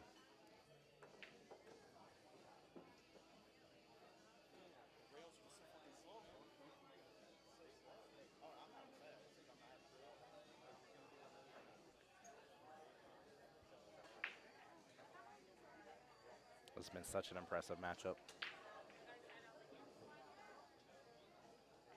Oh, he didn't get a clip into the 7. Actually, I don't know if he wanted to clip into the 7, to be honest with you. Billy kind of laughed about that, but that's the 7 above the 8 ball. 8 balls are outside that top or that bottom right-hand corner pocket from his table's perspective here. Bill's going to get some love out of that right-hand side pocket. What's nice is he can cross-bank this and get back up table for that 9. I just got a little extra love that he needed to finish this up.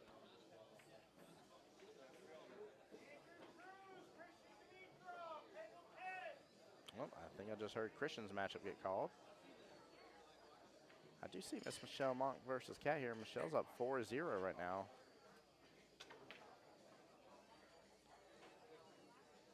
Like I said, looking at the bracket sucks. All my guys are on the loser side already. That's tough. That's real tough.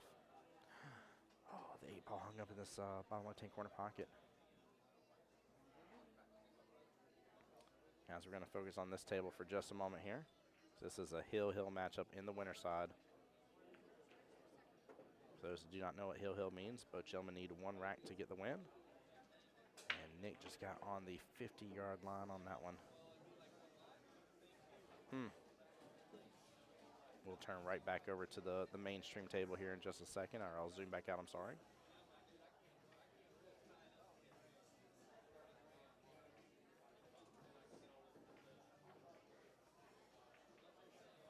And Nick gets it. Wow, what an out here. That was tough. Very good match. That was tough. What a matchup. Goodness gracious. Very well played. Guys, give me just a moment here. Tim Jones, voice Jacksonville Pool. I'll be right back. I'm going to mute up for just a quick moment, guys. Stay tuned.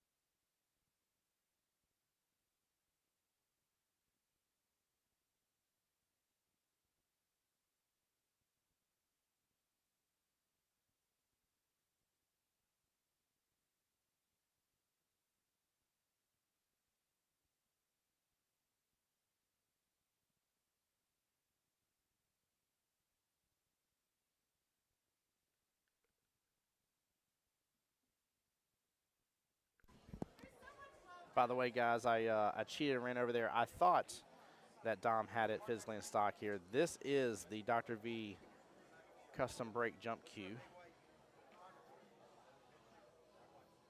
Yeah, right here. That's where it breaks apart right there in the middle here. Unilock right there as well. Comes with the joint protectors too.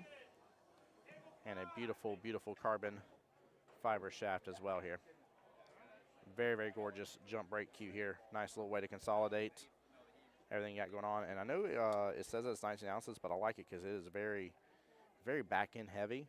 Like fits pretty well. But this is what we're giving away for the exclusive stream. So guys, get in on this. Again, big shout out Dr. V for designing this. Very, very custom, very nice, well made jump break cue. Oh, I think we got an interesting match coming up over here on table 5 here, guys. I'll be right back.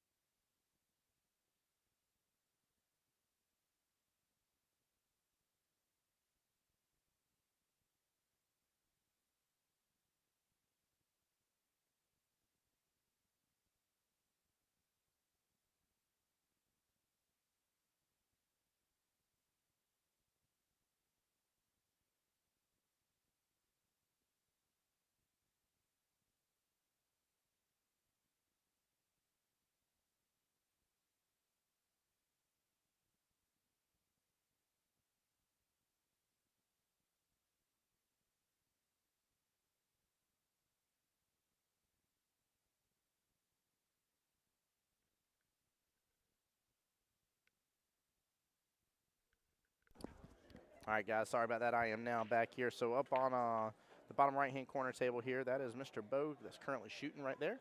And against Carlos, both will be even 8-8 race here. And Jose looking to drain that top right, and looks like he gets it here, getting his third rack against Mike DeLauder. That's very strong. That was a good run. Jose needs 4. Mike DeLauder needs 5 here, guys. Welcome on in as well, guys. We got a lot more of y'all on the YouTube side. If you're just joining into the live stream and you saw me sharing a random cue and you're like, why is this man sharing this random cue here? And the reason why is, well, guys, we are trying our best to just raise up some money for the stream here as well. There's a lot of y'all that have already donated to me in the past, and I appreciate every single one of y'all, but I want to be able to give something back, and big shout out again to both Dom and Dr. V as well. Dr. V's custom break jump cue is up for grabs, guys. You can see the pin comment if you're on the YouTube or the Facebook side, I'm sorry, via the Dunsky Dungeon. It's $10 per ticket. No extra money off for getting multiple tickets, just 10 per ticket. You can buy as many tickets as you want. And we are capping it at 60 total tickets being sold. We're at 10 out of 60 currently. The moment we hit that 60 mark on the live stream here, I will do the giveaway. We'll have it randomly drawn as well, guys. So make sure you stay tuned for that, and definitely continue, appreciate all y'all for your continued support and dedication to the live stream here. What's up, Emily? Nothing. Being nosy? You never. I'm just messing with you. I'm super nosy, so I can't even I can't even look at anybody else and be like, you're so nosy. I'd be like, hold on, where's the mirror at? Yes, you are. So yeah, just hold it right up to my face. Guys, I'll be right back. 1 second.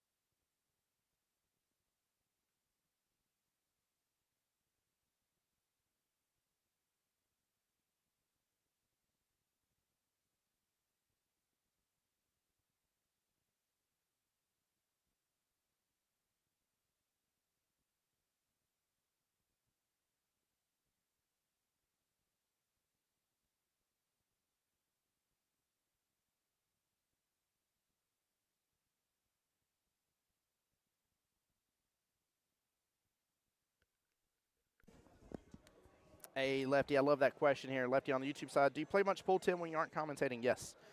I play Monday nights for APA in Jacksonville, and I was on a Tuesday night team, but I've decided to kind of back away for just a moment here. I've got to be an invest just a little bit more time. I was talking about it on stream about coming up with like some YouTube shorts and stuff from the replays and everything. I definitely need to invest some time and get some more content out there. Plus, I feel like I'm kind of scatterbrained right now with how my schedule is and stuff as well. So I need to be able to invest a little bit more time in that. So backed away from Avon and being on a Tuesday night team. I was kind of asked to potentially be on a Thursday night team as well for APA, and I might do that with the understanding that I can't always attend, but they may just need a kind of fill in the 8th slot.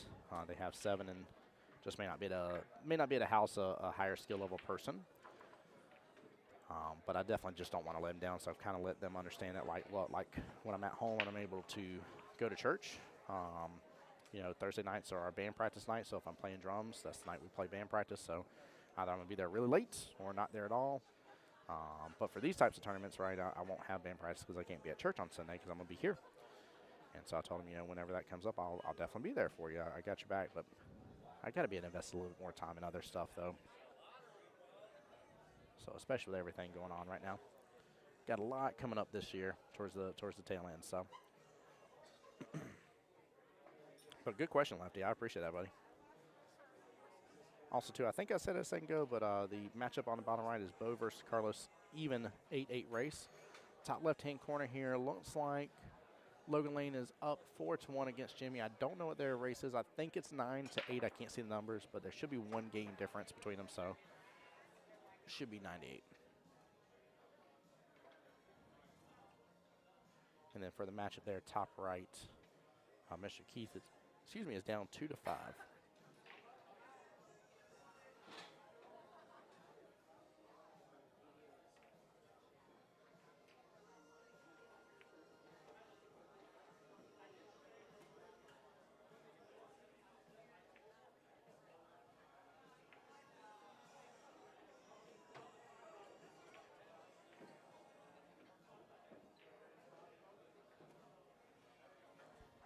But yeah, very good question, Lefty. And I do want to invest in my game too. Like I was talking about that earlier on stream, that I really would love in the, especially in the coming year. Like I would really love to be able to, you know, invest a solid month to 2 months and really get, really get behind and get a coach behind me. And, you know, out of nowhere, here's 4 or 5 hours today. Here's 4 or 5 hours tomorrow. Here's 4 or 5 hours next day. And like really invest and amplify my pool game. So I love playing. I really love, you know, coaching teams and stuff like that. And luckily I got a lot of knowledge because of you guys and being blessed to be able to do this and be a part of these live streams and basically play the guessing game sometimes with how people are going to do runs and make bad calls, but sometimes make really good calls and stuff. And it's really huge. So it's fun to be a part of. Lev says, cool, man. Playing drums has to be a lot of fun. Thanks for the answer. You're a great streamer, man. I appreciate it, Lefty. Appreciate it a lot, man. I did Twitch streaming for quite a few years. That's some people kind of ask, like, how did I fall in this? I did Twitch streaming for probably about 4 or 5 years.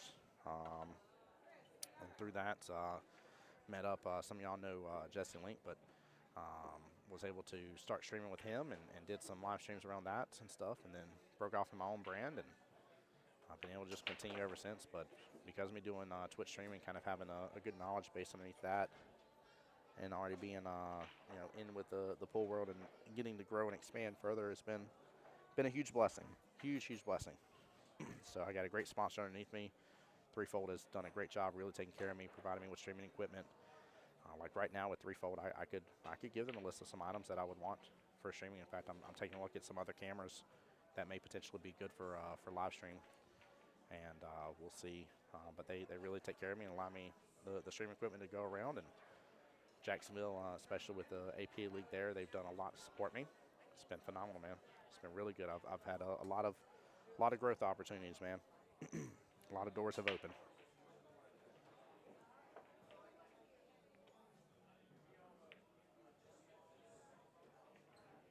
I say Jose might get a good leave here if it doesn't bump too much of the 3, but it looks like it may have bumped the 3 a little bit out of the way. Taking a look at the table here, bottom left. Mike with just a smooth shot on the one and misses it here. I like the speed he went at it. Ooh, might get behind the 5. 5 is definitely a blocker now for that one ball. That is a very favorable leave.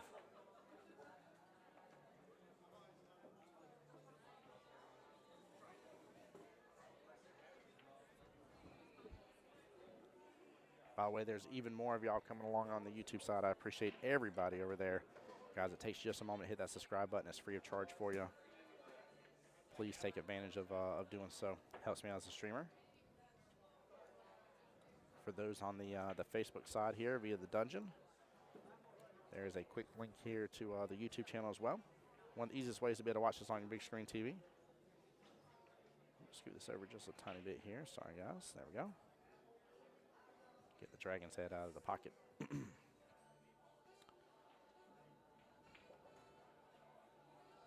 Jose looks like he might actually go for the 2-railer here instead of a 1. I kind of like the 2-rail here. Yeah, I feel like he's opened up for the 2-rail here. Hit 1-2, gets a great hit on it.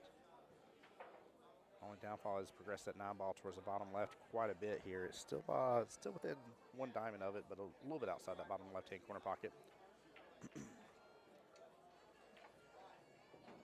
Real situation here is still where that 2 ball is with the 8 towards top left-hand corner pocket of the bottom left-hand table.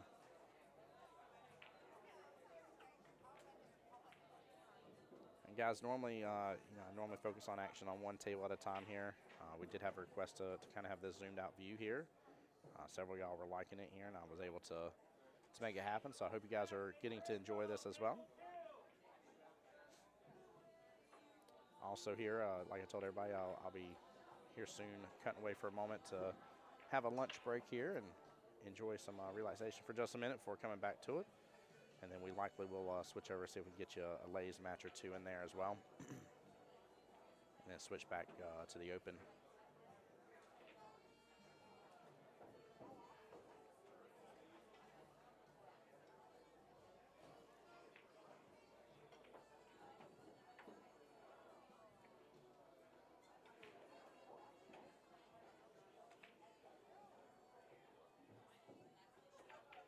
With a great stroke on that 8 ball here, and he set up beautifully for that 9.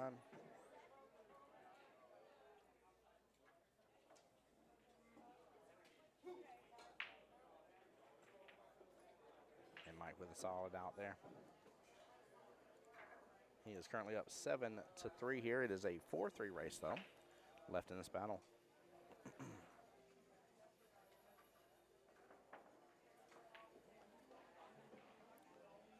Sandra, I'm trying to look over, by the way. I don't know if you're still here in stream for Samantha, but I'm trying to look over. I don't see her on the table anymore. I do not know if she won her match. She was definitely ahead for that last one. I'm looking at the table now. Yeah, I don't see her over there on that second 9-footer. So I am not sure if she won her matchup or not, just to be honest with you.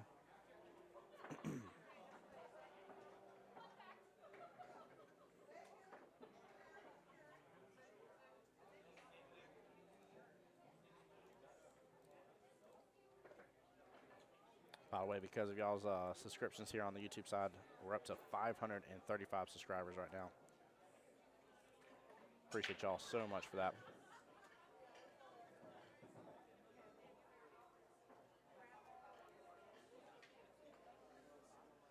Mike with a fiery break here. 1 ball sent towards the bottom short rail. Bo's up to break here. I think he is up 2-0, I believe, against Carlos over there, race to 8.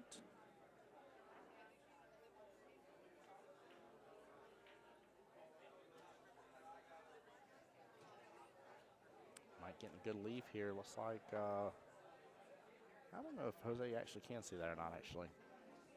I feel like the 5 is in the, yeah, 5's got to be in the way with where he's looking at.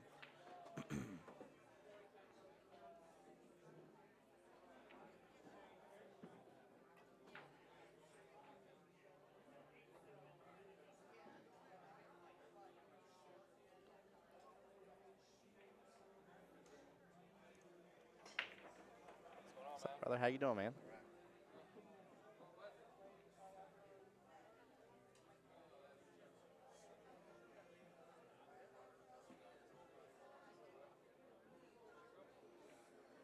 Also, as well, guys, I thought I was going to be able to announce it now, but I have to wait just a little bit longer until a couple more ducks get lined up in a row here, but I do have a future exciting announcement here coming up here soon for you. It just won't be during this weekend like I was hoping it would be, but it is coming in the future.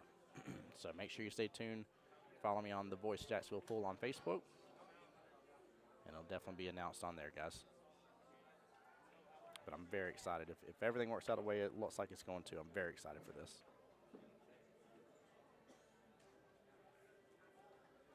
Jose with a nice little run here. Good eyes on the 5 here. Take it 2 rails. You could use some inside English here too, but I kind of like just throwing the 5 top right and let the cue ball coming around 2 rails for the 7. I was going to just opt to do 1 rail instead. Nicely done.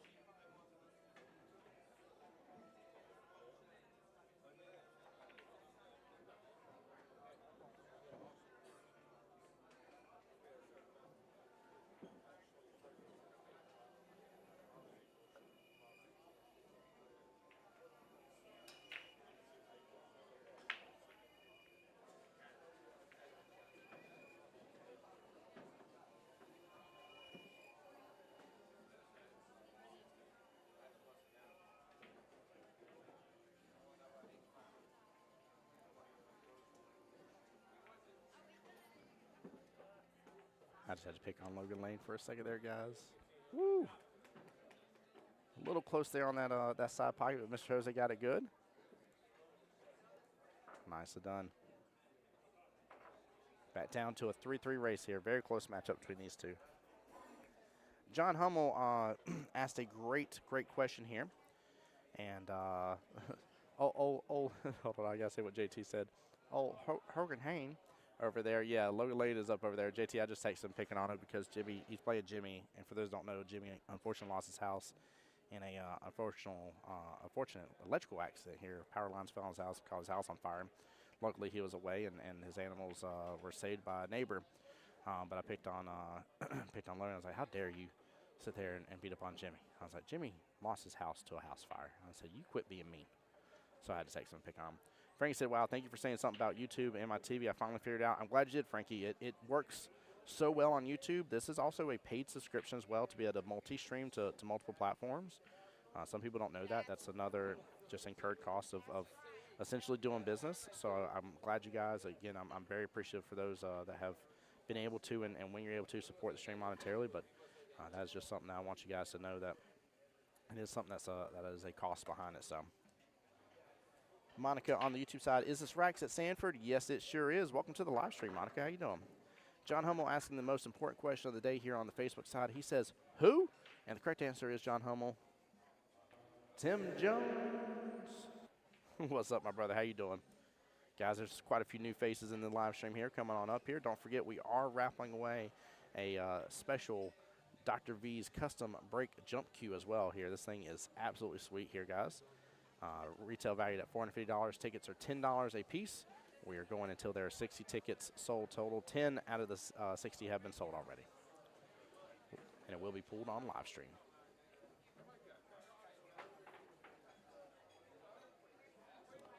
But yeah, Monica on the YouTube side, how are you doing today, my friend? Welcome in, welcome in.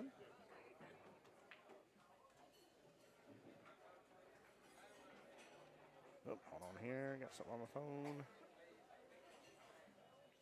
Frankie, you over there buying more tickets? Is that what I just saw? You did. I love it. I got you, brother. Thank you for another 2 more tickets being sold. Appreciate you. Let me upgrade yours and put that you bought 4. Perfect. I got it saved in there. Yeah, John Hummel said, not too bad. Finally leaving work. Back-breaking work today. Dude, take care of yourself, man. Be careful. Please be careful.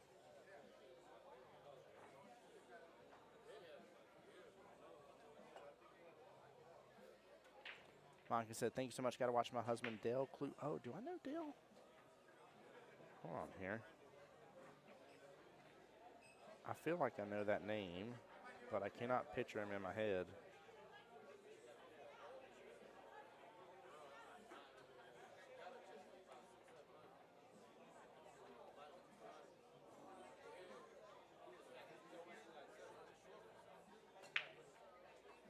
What's Dale's last name? Is it Kluu? Or is it Klump?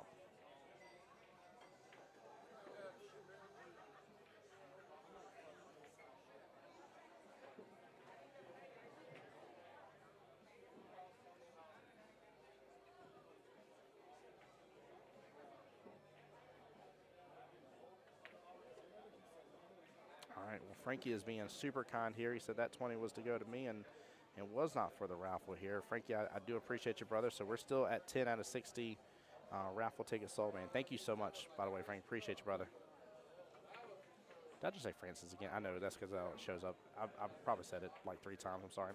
John said yeah, dude, you're in my thoughts and prayers about the kidney stone, man. If I can do something more for you other than that, you let me know. But definitely, please take care of yourself, man. Want to just run by the lauder here. Guys, just as a reminder here as well, it is Klump. Okay, hold on here. Monica, I know that name. Frankie, I see you got us pulled up on the big screen, baby. Let's go.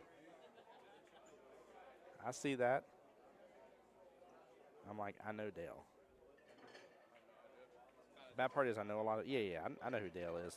I know a lot of people here. The only issue, Monica, is that I'm so bad with names with a lot of people, man. I always feel bad when I'm like, what's up? How's it going? How you doing? And, like, I know some people realize, like, real fast, they're like, he doesn't know my name. And I promise you it's not out of disrespect. I swear to you.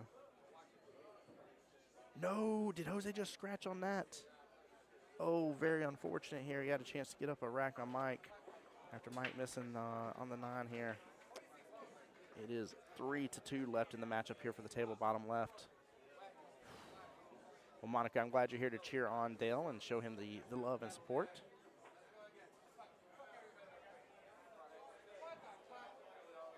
If I see him, I'll definitely tell him to come by the live stream, hop on the webcam for a second and say hi to you.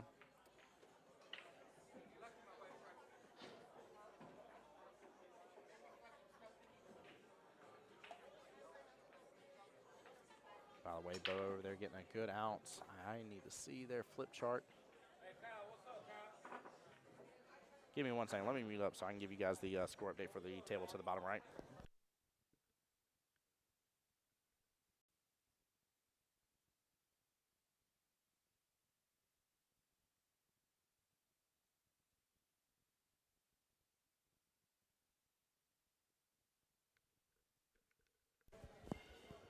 All right, Bo is up 3-1 against Carlos here.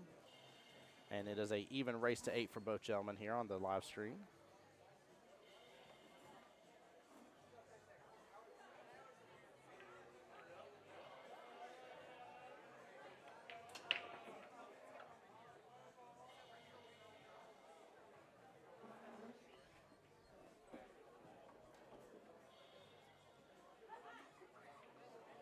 Guys, I apologize as the stream is cutting out a little bit. Looks like we're losing a few frames here.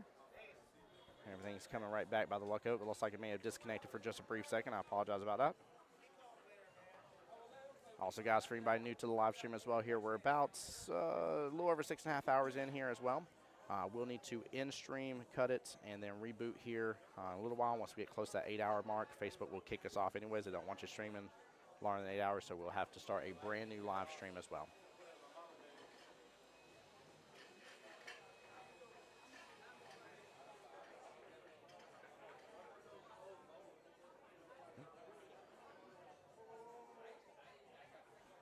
Looks like Bo's going to the restroom.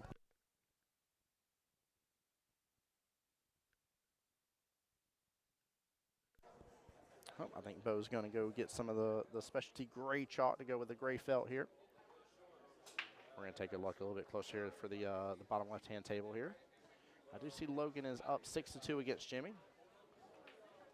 Tim, which other table are you referring to here, brother? The bottom right-hand table is Bo versus Carlos, both raced to 8. Top right-hand is Keith versus Reyes. Reyes is up 8 to Keith's 4. I think it's a 6-10 race or something like that, 6-9. So it's actually a very close matchup over there. Top left-hand table, that is Logan versus Jimmy. Logan's up 6-2. I think it is a 9-8 race, but don't hold me to that one. And Tim, welcome to the live stream. How you doing today, bud?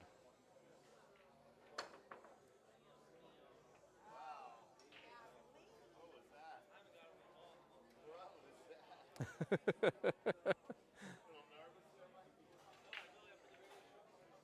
think the 1-9 may go. It's going to be tough here if so, as they look off center.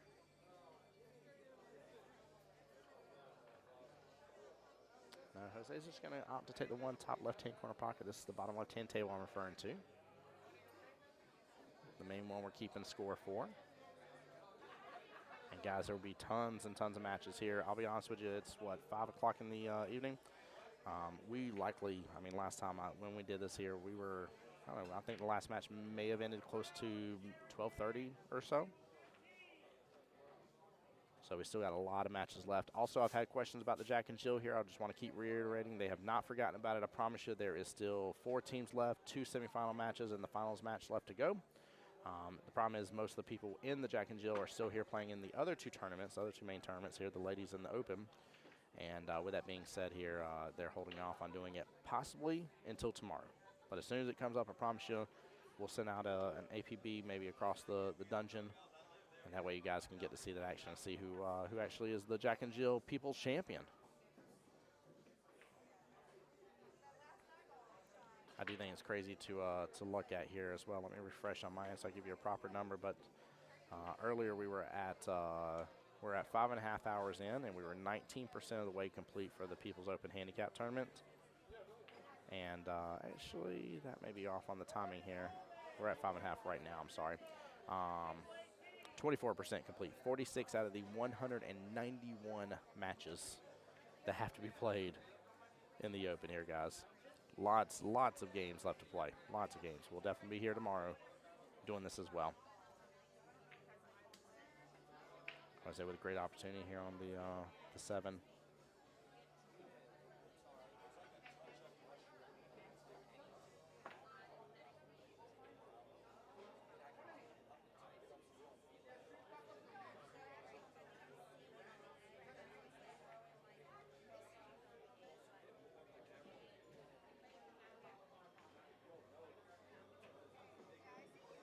No, Jose didn't even expect to hang it. He hit that ball so good. Mike will just barely edge it on in there, and he does. Nicely done.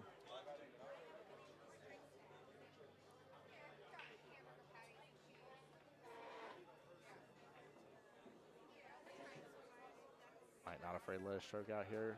Going to end up going 3 rails, get back below bottom left to the 9 balls. Going to take a top right-hand corner pocket. And this will be for Mike to get on the hill if he gets this here. And he does.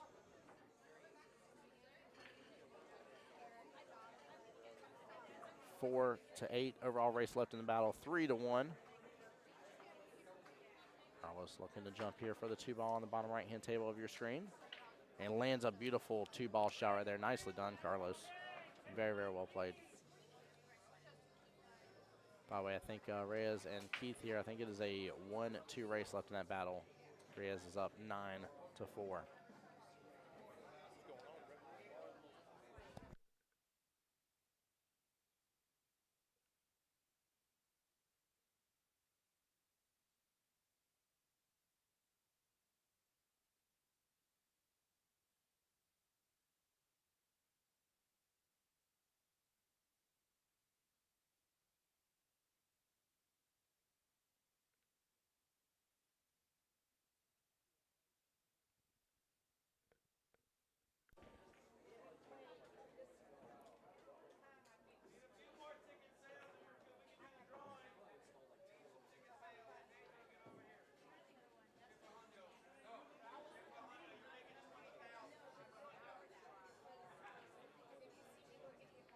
Mike with the chance to finish this here if it doesn't slip over too far. He's close to that 7, but he's got a little breathing room here. He'll get back below the 8.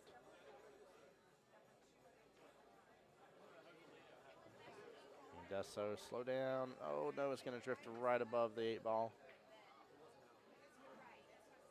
Oh, and it paired up close to the 9. Unfortunately for Mike DeLauder here, but he's been in worse situations. We'll see if he can work his way through this here and finish this off.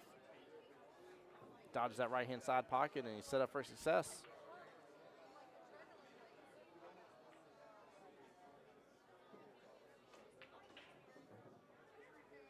Mike the Champ DeLauder here with the win. 10-4 against Mr. Jose. Very well played.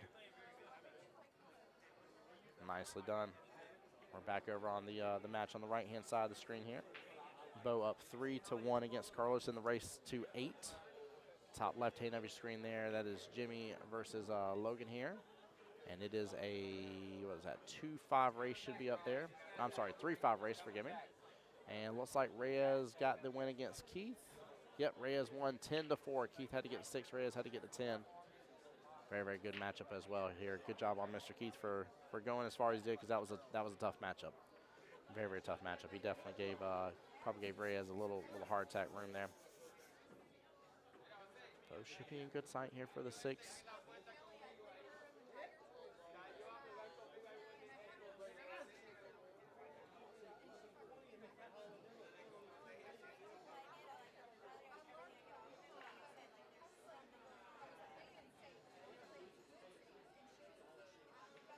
Keith going to opt for defense here, but that should open up for Carlos.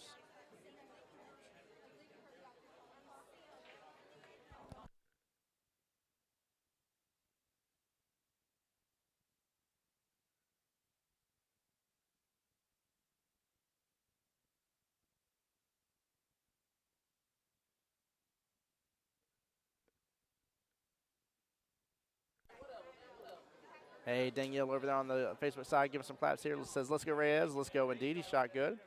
Lefty on the YouTube side asking, who's up next or too soon to know? It is too soon for me to know. They have been booking them as fast as they can over there. But I do not honestly know who is up next on the main live stream table.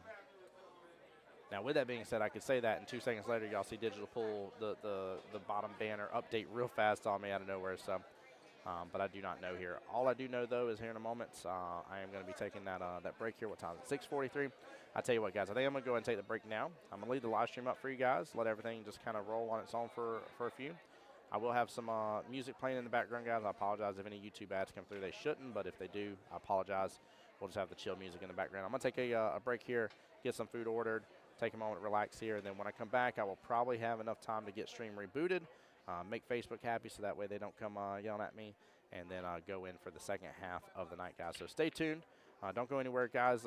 Keep in mind, too, I'll still be keeping a close eye on my phone in case anybody wishes to do any donations towards the stream here. You could end up getting yourself a nice, sweet new jump break cue as well here by the one and only Dr. V. So keep your eyes out for that as well, guys. Y'all be blessed, and stay tuned for the stream. Don't go anywhere. I'll be back, I promise you. Just get you some music here in the background, guys.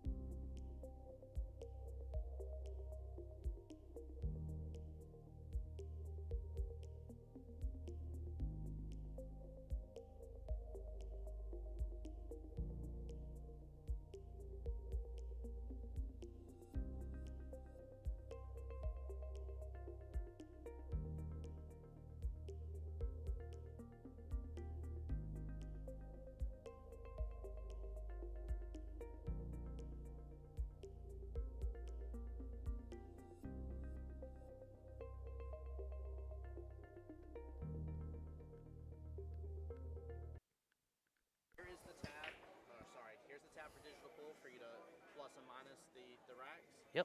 And then the Facebook one is the way you keep up with chat. Okay. So it's 3rd and 5th. Here, I'll Oh, make it easy. right next to each other. Okay, yeah. We'll make it 1 and 2 for you.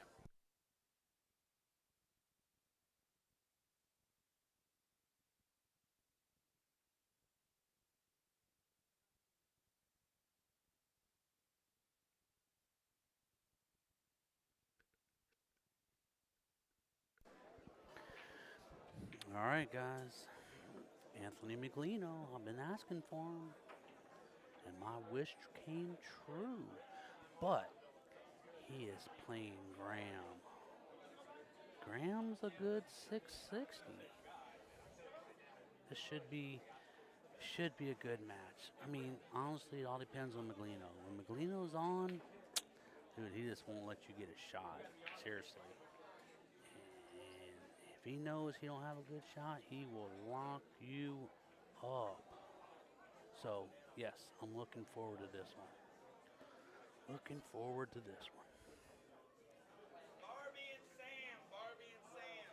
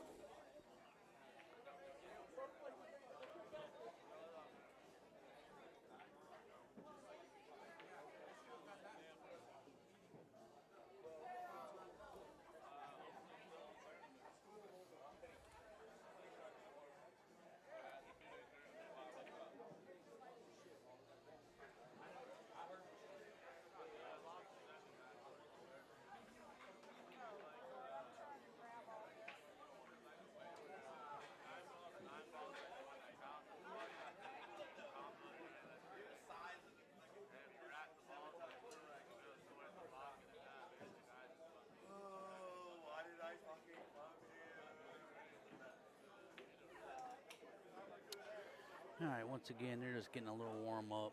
These guys don't like to come in cold. We should be starting here in probably about a minute.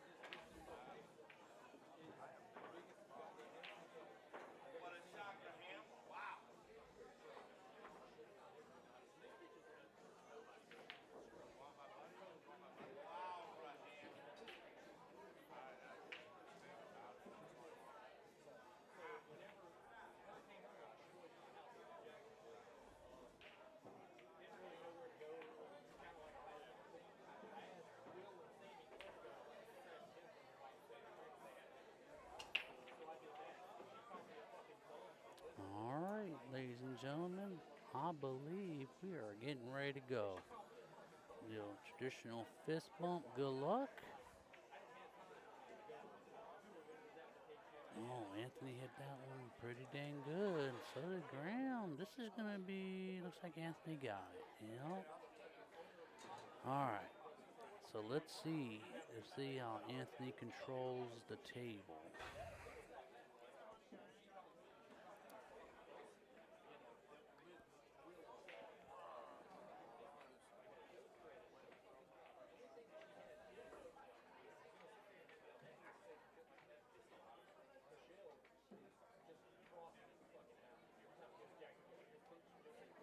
Now, if you watch the way Anthony strokes the ball, he's got a unique way.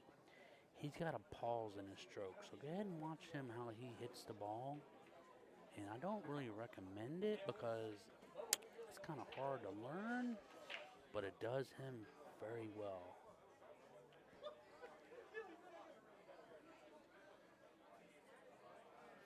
Yeah, these tables, they're hard to get a good rack on unless you have a template. You know, you gotta remember, they play a lot of leagues out of here. They probably have leagues 5 nights a week. This place is extremely league busy. And people friendly, you know, busy too. So, but here we go. Anthony's setting up. About to give it a good snap.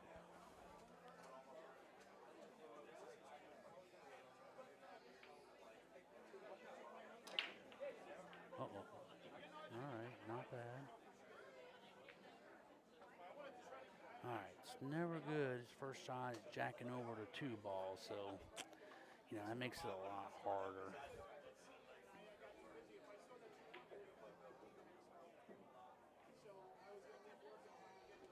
Because you're shooting down on the ball. Now Anthony's a little taller, so he doesn't shoot down as much. But when you're jacking over a ball, you're kind of like standing up. Your angle is a little off. It's not the same as you being down and shooting straight.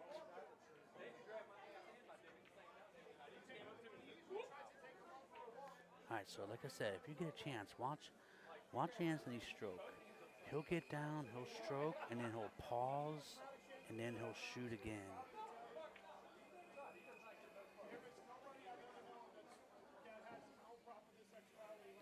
Well, I do not see any issues on this table. That was a really nice break. So.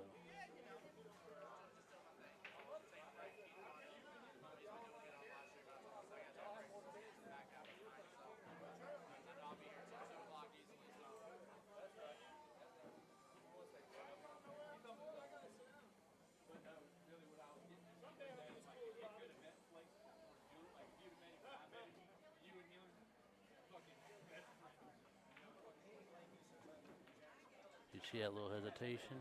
Yeah, he loves to hesitate.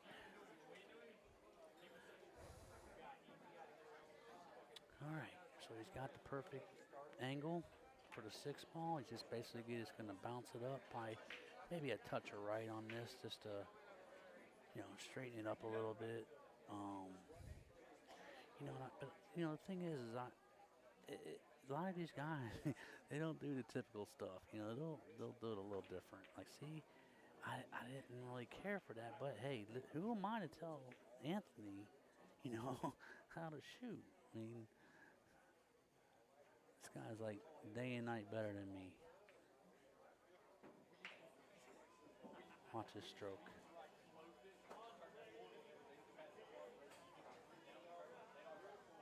A little hesitant and then shoots. Man, he just makes it look so easy.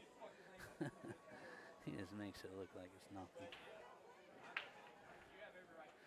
Sorry guys if I'm talking a little low. It's just, I don't want to, I don't want the guys that are playing to hear me. So trying to talk a little bit lower for them so that I don't bug them.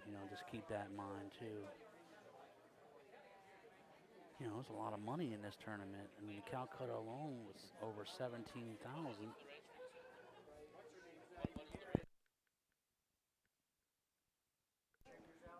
But yeah, a lot of money in this tournament. I'm thinking first place with Calcutta. 4 or 5 grand. Not bad for a weekend. It's worth of work, huh? 4 or 5,000 doing something you like. Yeah.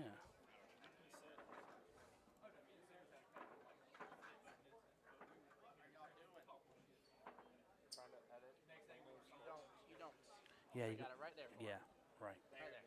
I got it. I was looking for it. We found it. He did it. Okay. Okay. All right. So, okay. Now, watch the way Anthony looks at his rack. He makes sure there's not even a little millimeter of a gap in his balls. The thing is, if you break these balls and there's little gaps in them, the balls all react differently. But if you get a nice tight rack, you can pretty much determine where these balls are going. Now notice how he tries to keep the cue ball in the middle of the table, and it kind of got a little weird on him, but I think he's perfectly fine.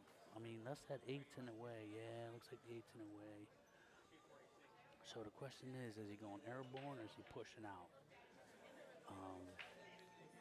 In my opinion, I think he's going to push out. I would push down the very end of the table, down by the bottom left corner pocket, and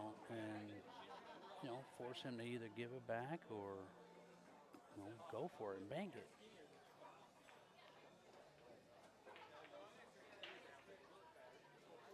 Yep, so see, he's pushing out. So in 9-ball, just for the ones that don't know, if you break and you make something, or even if you don't make nothing, you or your opponent has the option only on after the break to do what they call push out. So Anthony pushed out because he didn't, because he made one on the break, but he didn't have a good shot next. So he pushed out. Now Graham has a choice. Graham could either say, "You go ahead and go with it," or "I'll go ahead and go after this." Now the issue is, even if he makes that 1-ball, I mean, what's he gonna do with that 2-ball? That 2-ball's a little, That's my drink. little tricky. A little tricky. So we'll see what happens. We'll see if he might even play safe back. All right, so he tried to get it behind the 8-ball. And these tables are super fast. They really are. So let's see here. Let's see what Anthony comes up with. And I think he's looking out the 7 in the corner doing a carom. But only, like I said, the 2-ball. 2-ball is the key in this rack. The 2 and a 3, actually.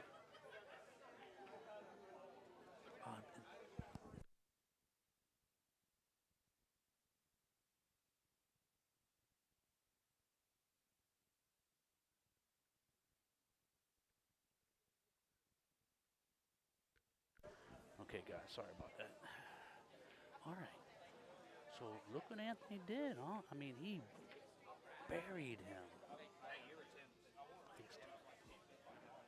He literally buried him. All right, so what basically Graham did there is he knew it was a real good chance. I mean, he basically knew he couldn't get a hit at all. So he tried to tie up that 2. Now, Anthony's seeing that if he can do the 2-7 combo, and if he can't do this 2-7 combo, he'll end up playing safe on the 2-ball, probably tucking it up under the 9-ball and bringing the cue ball up the rail somewhere. But let's see what he does here.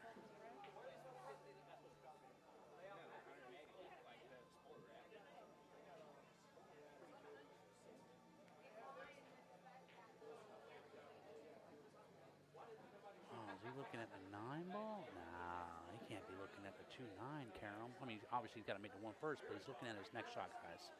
You know, don't scream, "Hey, what about the 1-ball, 1-ball?" Don't worry about that. He knows what he's doing. He just wants to. He's calling. Oh, okay. So this is what he's doing, guys. He's gonna make the 1-ball and come off the top of that 1 and try to break up that mess. But he called the 9 just in case. So really what he wants to do is break open that mess, kind of like that now.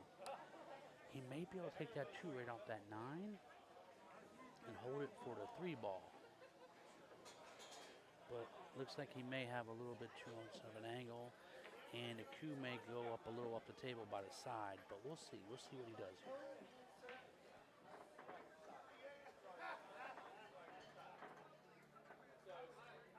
Oh, he might be coming off the 2 to make the 7. That's another good shot.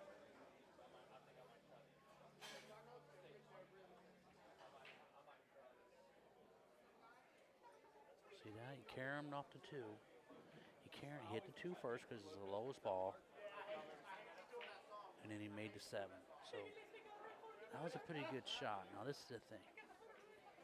How's he going to get back on that 3-ball? So is he going to shoot it in the top right corner and then just, you know, hit it just hard enough to make it? And let's see what he does here.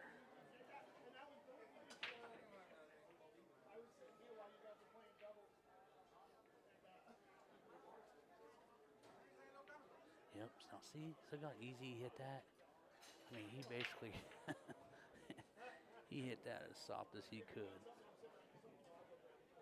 Now, he's got a steep angle here, and the 4-ball's next, so this is another one. It's a little tricky, because normally he would go up and down, but the 8-ball's kind of in the way. And he don't want to put too much inside on it, because it could possibly scratch. So he may elect to do outside, come on the other side of the 8-ball, and then shoot the 4-ball next. So let's see what he does here. Yep, see that 8-ball, man. That 8-ball was big. Excuse me, I'm sorry, guys. That 8 ball was big. I guess he thought he could just miss it. It looked like he put just a little bit of inside on it. Tried to just barely miss it, but got pretty full. So Graham's got a real good opportunity here. I mean, in my opinion, I think he's out.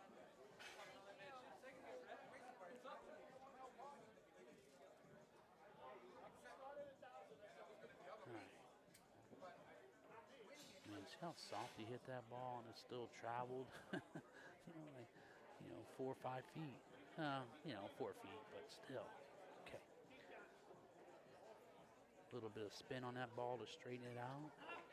That's a good shot. Now, he's just going to come right back up the middle of the table. A little bit of outside English, right English on this. Oh, no, he went the elbow. Okay, there's nothing wrong with that. Okay, not a bad shot. Now, basically, a 9-ball, can be almost made from anywhere. So he just wants to concentrate on this 8-ball. Leave the cue ball anywhere down this end of the table. 9's basically cake. And I think Anthony's one of those guys that even if it's 2 feet away, he makes you shoot it. And there's nothing wrong with that, I mean, some guys will give you a nice little easy 9-ball. Some guys won't. Anthony's one of those ones that, you got to earn it. Even if it's a foot away and you're straight in, he's going to make you shoot that because you never know.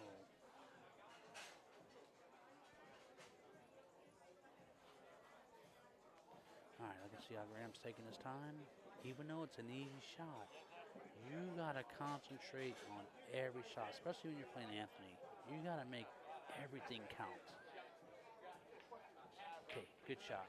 He put a little outside English on that, because if he would have just hit that straight, there's a chance that it could go across on the other corner. So he put a little outside English on it and spun it to the bottom rail. So that was a good shot. All right, 1-1, guys. It's gonna be a good match.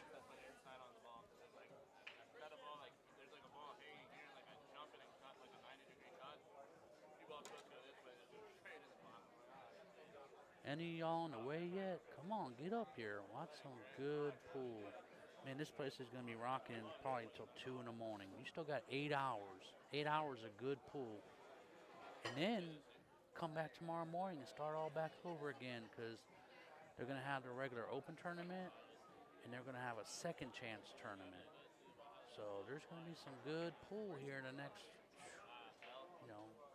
36 hours.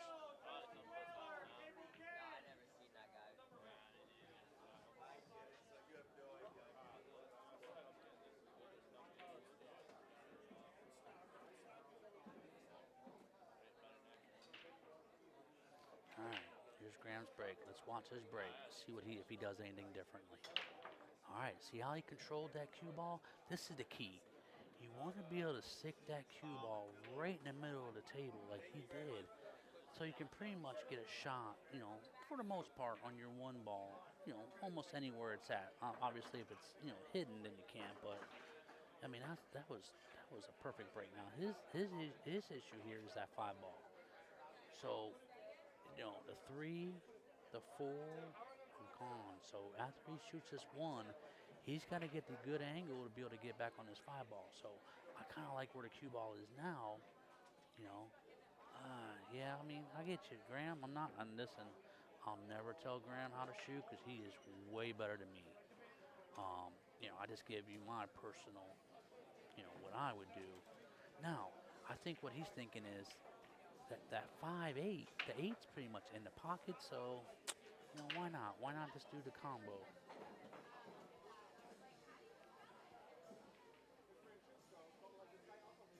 But trust me, these guys do not like to do combo unless they absolutely have to. A lot of bad things can happen. Let's just say this 5 ball hits the 8, and if he, hits it good, it should stay where it's at. But if he hits it a little bad, it could end up on the end rail. So, but no, I think Graham's gonna, he's gonna hit this good. He's gonna hit it with the right speed. And you see how he's taking his time on it? He's looking it over real good. This is a big shot. This is a shot in this game, this particular game right here. This is the shot. Now see, that's what I was talking about right there. You hit it bad, you hit it to the side, you hit it a little hard, it's gonna come off on you right there. Now, it's almost so hard to bury Anthony because he can make shots from almost anywhere. But I think what he wants to do is put that 5-ball over on the side rail, just like that. Yes, that was beautiful, beautiful shot. Now, it looks like he gave Anthony the window, the only small window that Anthony has. Oh yeah, that was a great attempt, though. I mean, if he's a half inch over to the other side, Anthony's jumping out the jump cue, and you never know what's going to happen with the jump cue. But Anthony's just going to draw this back probably 2-3 inches and shoot the 6 in the opposite corner where he's standing. Probably shoot the 7 in the side. Well, he didn't quite draw it back quite enough, so I think he's just going to bump into that 9, and he's just going to, basically eat his Wheaties. Basically, just going to, have to deal with it. But if he shoots the 6 into the corner and hits the 9, the 9's going to stop it right where it's at, and that's not that hard of a shot for Anthony. I mean, so let's see what he does here. He may draw it to the rail too. He may not even want to bust. Yep, looks like he's drawing to the rail. He might not even want to mess with that 9 because, sometimes you don't want to mess with your money ball. Yeah, see, he just took it, bounced it out. And now he's just going to take the 7 and either draw it back. I can't, it's really hard on where I'm at to see the angles. But he may just, yeah, see, he's just going to take it right in the side. So that was a good shot. Now, a lot of people have the problem. They hit this a little hard and they scratch. He's not going to have that problem. He puts the English on it, so he knows exactly where that cue ball's going. So he's not going to have that problem. But I've seen a lot of people take that shot and scratch. All right. All right. So Anthony's up 2-1.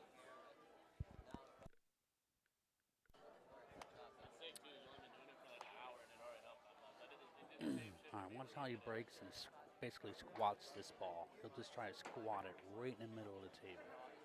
And trust me, try that. It's not that easy. I mean, you got to break these balls pretty good because you want a good spread and squat the ball. Now, basically, guys, listen, I'm not talking about you guys that are 650 and over. Basically, who I'm talking to are the lower length players that are learning and trying to get better. But this is how. See, he kind of hit it. He hit it a little off. He didn't hit it square. But, it's not bad. Now, does he draw this back or does he follow forward to shoot the 2 in the side, or is he shooting the corner? I'm thinking he's going to draw it back. A lot of these guys don't really like to mess with the side unless they absolutely have to.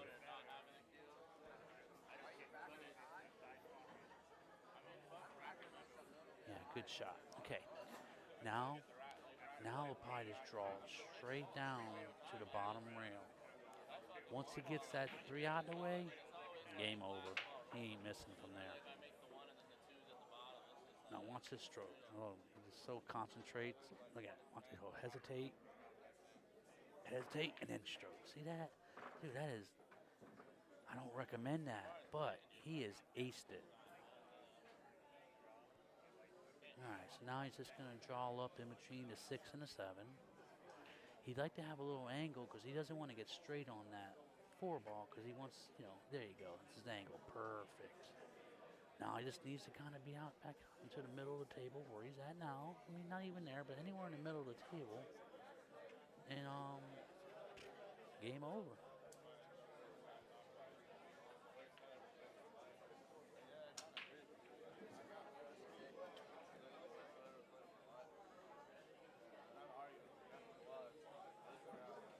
Now, this is the issue that Anthony has. He's got to spot a game for every 35-point difference in Fargo.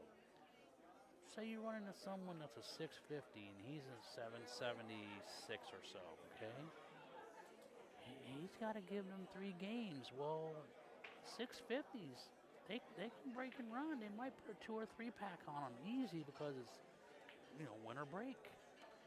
So Anthony is he's one of the favorites, but he's not the favorite, if that makes sense. But I wouldn't bet against him. Let's put it to you that way. Now watch his stroke. Look at it. He just it's so flawless. He barely hits it. He doesn't even hit it hard. He just hits it firm with a good stroke. If you hit a ball firm with a good stroke, you can almost do anything you want with it. You don't have to hit it hard. I always see people wailing it and doing this and doing that, and you don't do it. If you got to whale a ball to get position, that means you have a bad stroke. You see that look? Look how flawless that look. He made that look perfect.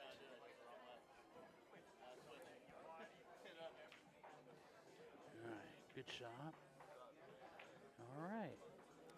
That's 3. 3 for Anthony. All right, 3-1.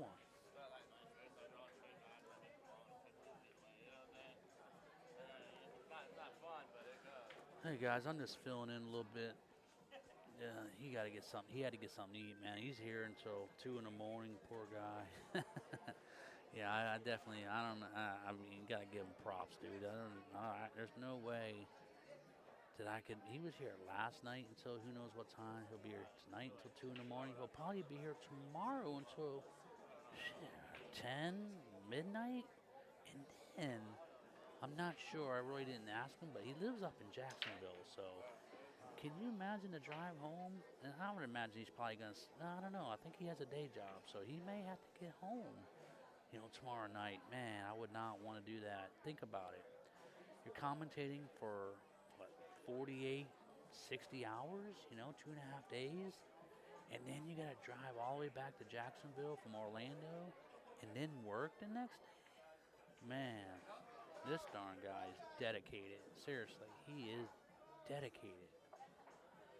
So whatever you guys can do, buy his raffle tickets, send him a little bit of money, Cash App, Venmo, PayPal. Because he doesn't get paid to do this. He does this in his spare time just to, help you guys out, help you watch good pool. I mean, what's better than sitting at home on your couch, drinking a beer, doing whatever you're doing, watching some great pool. I mean, seriously, think about that. Now, he's looking at that 2-9. I'm not sure if it's lined up or not, but this one ball behind this 6 is tricky. The one's not so tricky. It's the position that's tricky because the 6 is going to be in the way. So I wonder if he's just going to draw off that 6 and shoot the 2 in the right corner and not worry about that. Oh, there we go. Now, if that 2-9's wired, there's another game for Graham. If it's not wired, then that 3 ball is going to be a bear. But he's looking at it. If he's looking at it, it's pretty dang close. Now, if it's not quite lined up, you can push the balls and push the 9 a certain way as long as they're locked up, and they look locked up, so he can actually push the 9 to the left or the right by hitting the 2 ball on the left or the right. There it is. Boom. Nice shot, Graham. All right, guys, 3-2. See, we got a match. But I'm not gonna lie, I was kind of, it's a gift. It happens in 9-ball. You're going to get gifts. You can't get upset. You just got to, take your medicine. Sometimes you get the medicine. Sometimes you don't get the medicine. How many games does he get? I'm not sure. 3? Wow. Oh, it's 10-7. 10-7. Yeah, 10-7.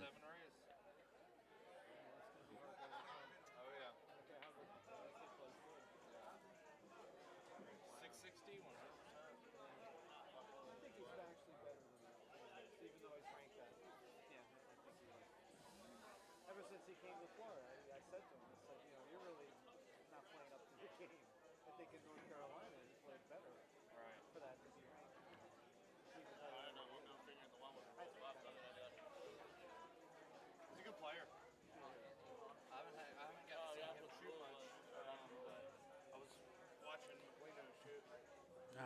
Graham, look at him. He's racking them nice and tight because any gaps in your balls, like I said before, will make that rack react different. So you want to make sure that every ball is touching, but not only touching, but tight. Um, I like his break. I mean, this last break was phenomenal. He shot that ball, broke him up nice, and squatted that ball right in the middle. If you can get that break down pat, you will be hard to beat. Let's see what he does here. All right, he let it go. He hit a little off. He's got a shot on the one. A little tough on the two, but I think he can just come right back up the table, the natural English. As long as he misses that six, and I believe he will, he's going to have a natural shot on the two. And then the three's cake, the four's cake, six is cake. I mean, everything looks good except maybe going from a 7-8, which is not difficult. You know, it's just a little more, difficult. All right, now you look at him. See how he takes his time? He looks at it, he takes his time, he takes his time. If you can learn anything from Graham, is that he takes his time, doesn't take nothing for granted. Watch that, see that? Look, right back up the middle, bump the 9 out of the way, good shot. All right, all you gotta do here is just put a little draw on this ball, a little low left on it, because you don't want to get too far back. You want to get to like the middle of the table, so when you take that 3 ball, you don't have an angle, so almost straight, so you can just, you want to get a little angle on that 4 ball. You want a little angle on the 4 ball to be able to get on the 6 ball. But I think as long as he just gets a little bit of angle on that 4, he's perfectly fine. Oh, wow. I think he was just so worried about getting straight and not overhitting it. Because if he overdrew it and drew it down, then he's going away from the 4 ball. But you know what? It's not a bad shot. Now, Anthony's looking like he wants to jump this. It's a tough jump. But if anybody can do it, Anthony can.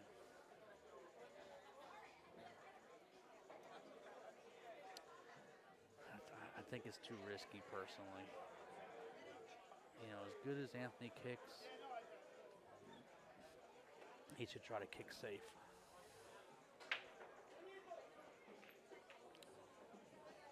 But I think he's getting his jumper out. We're going airborne. Aaron Maglino coming up.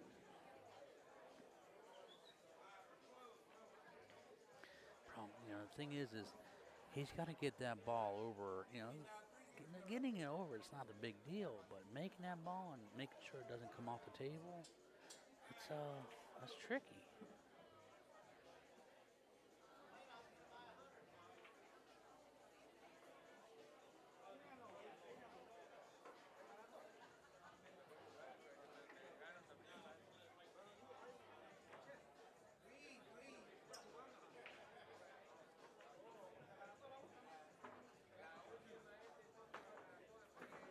Fouled, and he moved the 3 ball, put it right in the corner. So honestly, I think, like I said before, the key is a 7 to the 8, but I mean, as long as he gets in the right position, you can draw back from off the 7 to the 8,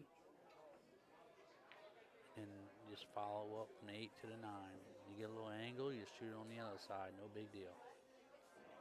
But he wants a little angle here. He doesn't want to be straight, so just a little angle. Try to come up, by the side pocket. Well, he decided to shoot a little longer, and he's a little straighter than I thought he would be. But, like I said, Graham's a great player. I can never question him. He did. He's kind of shaking his head. He wanted a little bit more of an angle. He did, but that's okay. He's good.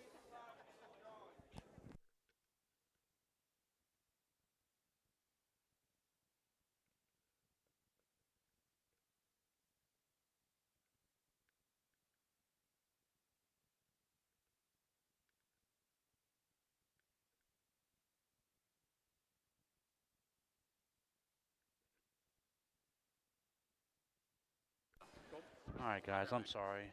I see the comments about me not talking loud enough. The thing is, I don't want to bother the players, but I'll try to talk a little louder for you so it's not so bad. I just, like I said, bear with me. I just don't want to, the guy's down for a shot, and I say something, you know how it is, but okay, Graham, just concentrate on this shot. You're going to go probably 2 rails. Boom, boom. Oh, he went 3 rails. He actually hit it too hard. These tables are fast. Problem is, this is the issue, guys. If you're used to playing on a 9-foot table, it's hard. It's hard to go from a 9-footer because you're used to that speed and then go back to these 7-footers. Not to mention, you're playing the best player in the state, that's hard, man. That is hard.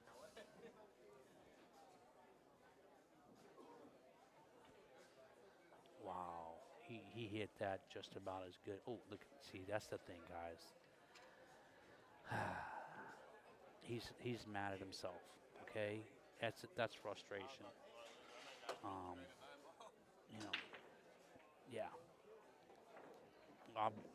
We've all done it. Seriously, I've given up a game with a couple balls left because just not that you're mad at your opponent, obviously not, but you just get frustrated at yourself. And I think what happened is he didn't get enough angle, on the one ball, and he couldn't draw it back enough, and then he had a little bit too much of an angle, and so on, so on. So, all right, Anthony break.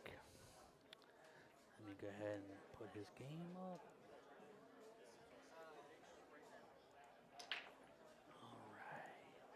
All right, 42 guys.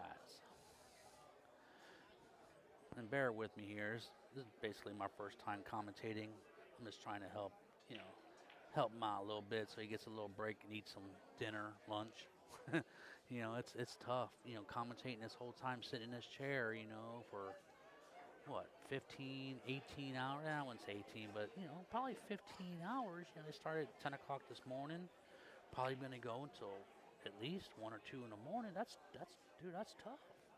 So, yeah. So bear with me, please, and, let's watch some good pool. Might not be good commentating, but it's definitely good pool.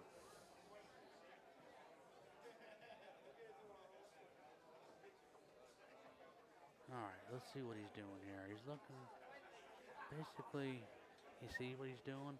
He's looking, after he makes the 1, he wants to get so he can carry him off the 2 into the 3. Because he can't make the 2 or do a combo, so he's got to do a carom.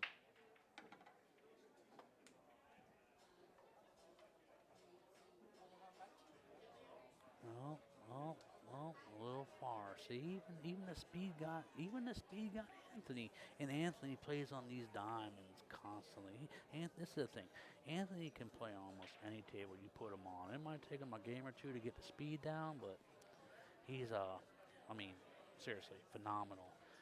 He's Tyler Styler speed. If you look up Anthony's Fargo and Tyler Styler and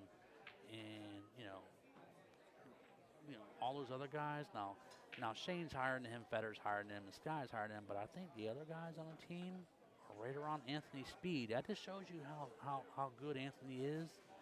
He's just as good as the rest of the team on, Moscone. He can actually, if he really wanted to, if he played enough, he could probably make the team. But Anthony doesn't really like to travel a lot. He goes to Derby. He'll go here, he'll go there, but he's mostly plays in Florida. He doesn't, plus he's got a full-time job, he's, that's the thing. Anthony, he's the greatest player in Florida and has a full-time job. You got to give props to that guy. That's pretty dang good. All right, so he didn't have the angle. He can't make the carom here.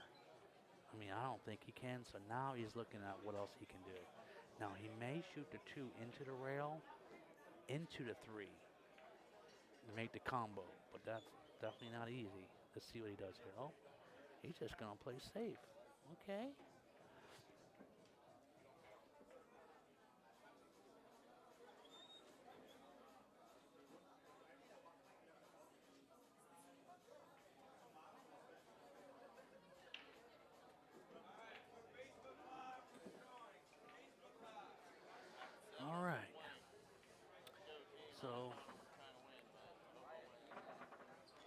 Graham basically just said, nah, I ain't gonna mess with it.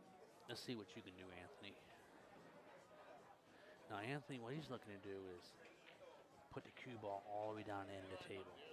Kind of wants to, you know, put that 2 kind of in the middle of the table and then put the cue ball down towards the bottom of the table on the other end of the table. So let's see what happens here. Yeah, see that was looking right behind the 5. Look at that, huh? Come on. I'm gonna do my Tom Kennedy for you. Come on. It's not fair. It's not fair. But no, great shot, Anthony. No, that's all right. He kind of, honestly, he gave Graham the 2-3. So he needs to hit the 2 on the right side to cut the 3 in. It's definitely makeable. There it is. Good shot. Oh, don't scratch. He didn't deserve that. But he left himself long, but he's still shooting. So, hey, it's better to be shooting long than not shooting at all. Remember that. Yeah. And then what I like to do is, when I'm playing players as good as Anthony and even as good as Graham, dude, when I'm not shooting, I'm sitting back and I'm watching everything they do. Everything. Their safes, their English, where they're hitting the cue ball, how they're hitting the cue ball. It's only going to make you a better player. I promise you this. Watching these guys play, and if you really watch them and watch them good, that's probably better practice than you playing at home hitting balls. Now, this basically, you know, he kind of got a little tough on that, and he hit the 4 ball. But, you know, Anthony's got to get these out. Now, is he going to do it? Probably 99% chance Anthony gets out here, but there's always that one chance, you know? And he wanted a little more angle now. These speeds getting these guys. But Anthony can manipulate that ball and make his own angle. So basically, the stops right there, draws it back for the 8. Yes. Yeah, he's really good.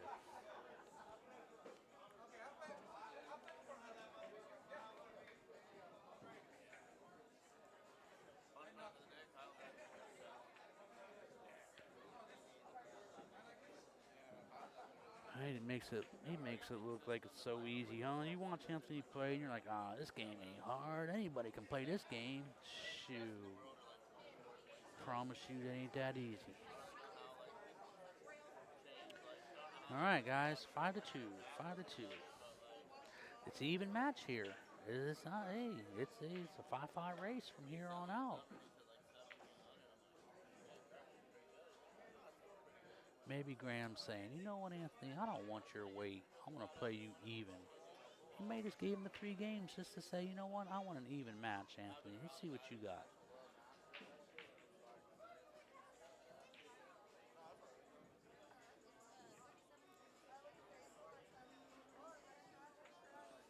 All right, guys. Hey, so who are you thinking? Who you like from here? It's a 5-5 race from here.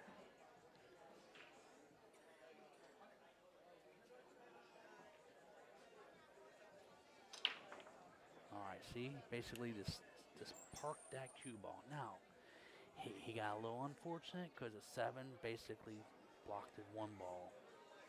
So remember, if you make a ball on the break and you don't have a good shot, you can push out, which means you can hit the cue ball anywhere you want on the table, or you can even hit a ball. Doesn't have to be the lowest ball, but you got to make sure you call push. Now, if Graham doesn't like where the push is, he gets to tell Anthony, you know what, you can have the push. Thing is you don't you don't want to really give Anthony the push back because he's just that good.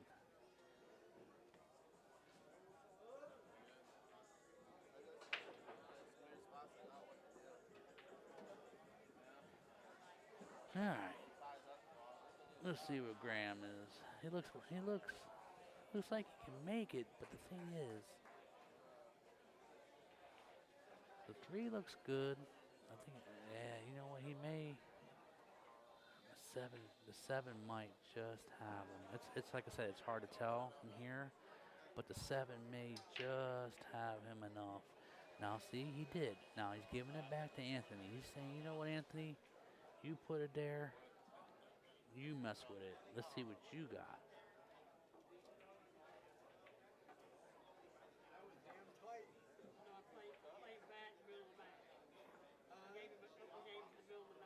You know, believe it or not, I think Anthony is maybe probably pretty close to Earl Strickland's Fargo. And you know how good Earl Strickland's played. Now he doesn't play like he used to, but that dude can still play. As much as people don't like him, he's still a phenomenal player. And plus, he's 60 years old. You know, I mean, let me tell you guys something. You start hitting your mid 40s, your eyes start to go. It's not the same. I'm telling you. It starts. The back cuts start. You know, I used to make that shot all the time, but I've noticed as I've gotten older, the back cuts, they're a lot harder than they used to be for some reason. Well, I know reasons, because your eyes start to go bad, and you know, I'm too stubborn to go get glasses, you know. But I don't play pool that much, you know. League here and there, tournament here and there. But this is one tournament that I did not want to miss. You know, if you ever get an opportunity, come play in the Dunsky tournament. It's really, man, it's fun. It's good times. A lot of good people here. See, he's looking at the 8-9. He's like, how am I going to get on the 8-9? You know, the 5's no problem. The 6 is no problem. He's got to get the right angle on the 7 in order to get down there on that 8. So he's looking at it now where he needs the cue ball to be for that 7 ball.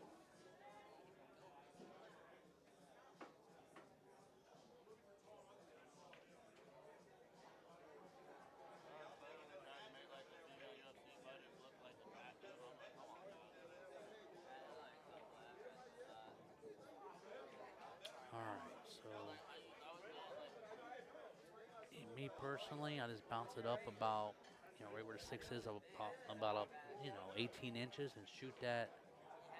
I shoot a 7 in the corner, you know, but looks like he got perfect. Looks like he got perfect. Shoot it right in the side, roll it down. He can either go 1 rail or 2 rails, whatever he's comfortable with.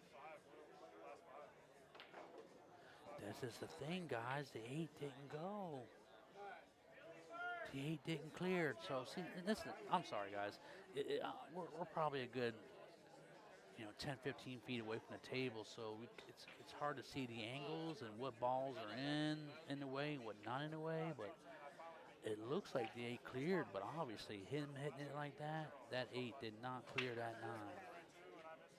Now he's just going to try to thin it. He's just going to try to hit the right side of it, thin it as easy as he can, and bring that cue ball up. Hey, he got a good bounce. He got a little candy there. You gotta take the good with the bad. Now it's one of the goods. All right, let's see if Anthony's gonna do the same thing. Now, if he can see the right side at 8, he's gonna do the same thing. He's just gonna barely nip it, just like that. Look at that. I mean, my goodness gracious. This guy's gotta have Superman eyes. No, seriously. He barely nicked that ball, didn't move it at all, put it right behind a 9, and the only way Graham can hit this ball is to kick at it through the side. Somebody watch it hit. All right, they want to have somebody watch this hit because it is so close, and I don't blame them. I'd want them to watch the hit too.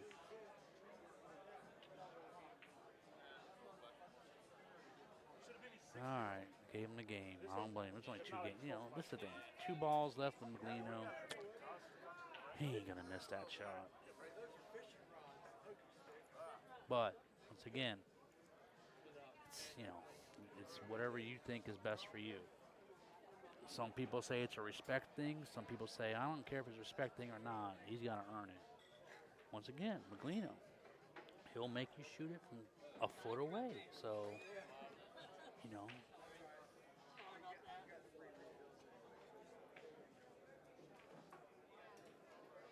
All right. 6-2. See this break. See what Maglino's got on this break. See if he tries to squat it. Squat. Look at that. Squat. Now, not really much on the 1. Oh, he didn't make nothing. Okay. Can't tell if the 1's blocked by the 8. It looks like it's blocked from the 8, so he's going to have to play safe here.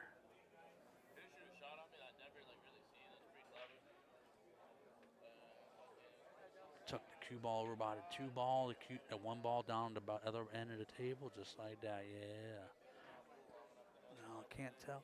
I think he gave him a window. Man, if he gave him a window, there's a 1-9 sitting right there. You know what? With all the balls that are cluttered up like this, he's going to shoot the 1-9.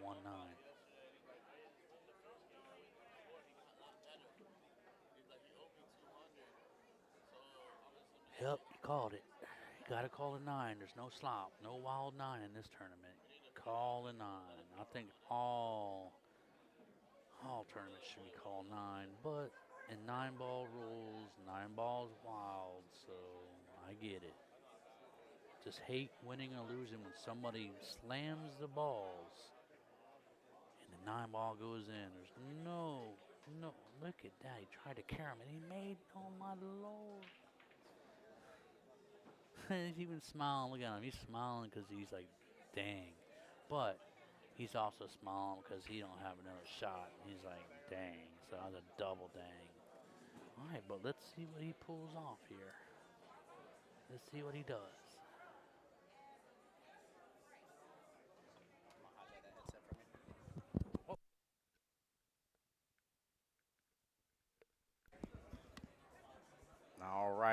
All right. What's up, everybody? Tim Jones back in the building. Keith, I appreciate you so much, brother. No, brother. I appreciate you, man. Yes, sir. I was just telling these guys, as much hours you put in for them, yeah, it's just, man. Guys, just be aware, by the way, we are right at the almost 8-hour mark here for Facebook, and we're going to be ending the live stream here soon. Maybe once this match between Maglino and Graham here. I see Graham getting a couple of games, so yeah, let's go. Yeah. So I see I missed some good action then. Oh yeah, no, you missed. This has been a great match so far. I mean, That's Anthony's good. up 6-2, but it's not like he's running away with it, you know. Yeah, exactly. Good hit, very nice hit. Always good to get to see Maglino, man. Seeing people like him, Shannon Fitch, DeLauder, Tommy Kennedy as well. Some of the quote-unquote big dogs of the house. No, you guys have so far gotten a treat. Got to see Kennedy play on this table. You're watching Maglino. Yep, And DeLauder's been on the table. Yeah. Right? Yep. DeLauder was on this. I made a joke. I saw Shannon Fitch outside just a second ago. I was like, where you been?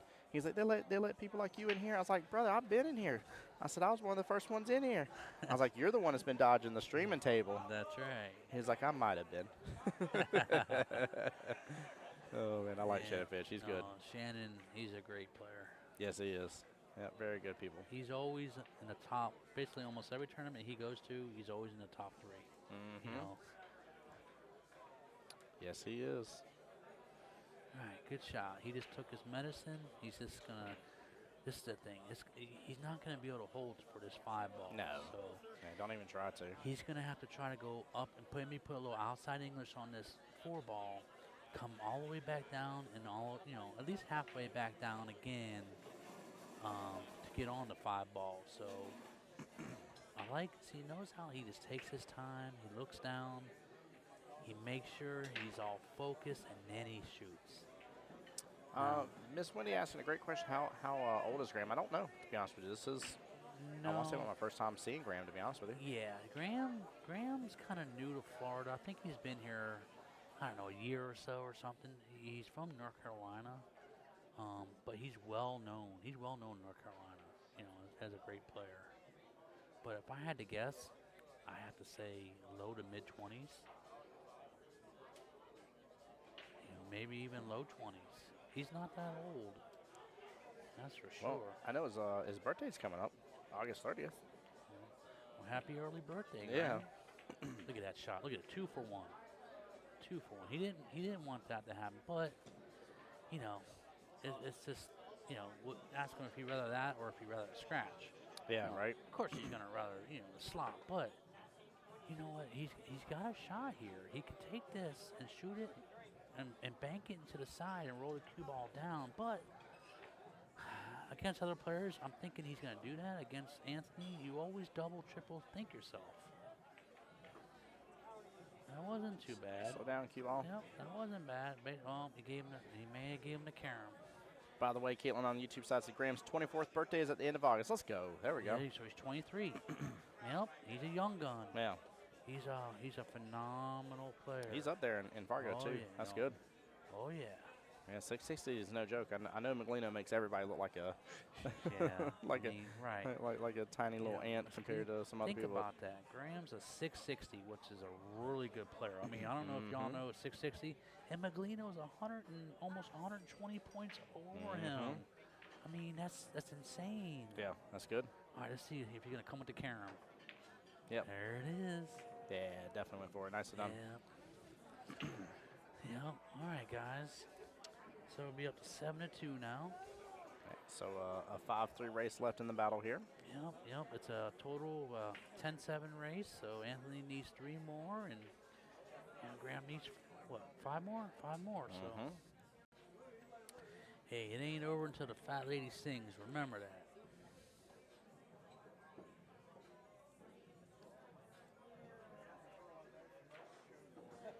All right.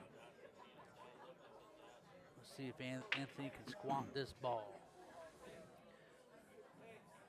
The problem is Anthony hits him. He tries to hit him so hard, and if you don't hit a dead square, the one dead square, it's going to come off to the side. But if you hit that one dead square, it'll squat right in the middle of the table. All right, hit a little off. He hit a little off, but that's all right. That's not bad. No. I wonder where that 9's sitting. Yeah. Goodness gracious. Well, the 9 and then plus the 6. The 6 kind of, 6. you know. Got up now, to the 1 a little bit. he's going to shoot the 9 in, and it's Yeah. going to spot. He's going to call push. Now, this is the thing, guys. If you're in a match, now, shoot, even I think in APA, and there's no push in APA, but if you have a 9 in a corner pocket like that, and you don't have a good shot on a 1 ball, why not shoot the 9 in, give your opponent ball in hand, and make them run the rest of the balls. Now, here, he can call push, obviously, and, you know, Graham has the option of either shooting it or giving it back. But in APA, there's nothing wrong with shooting that 9 ball in early if it's sitting in the pocket, because you don't want to give your opponent an easy victory. You know, make him run some balls. See where that 1 ball is. Yeah. That's tough. That's tough.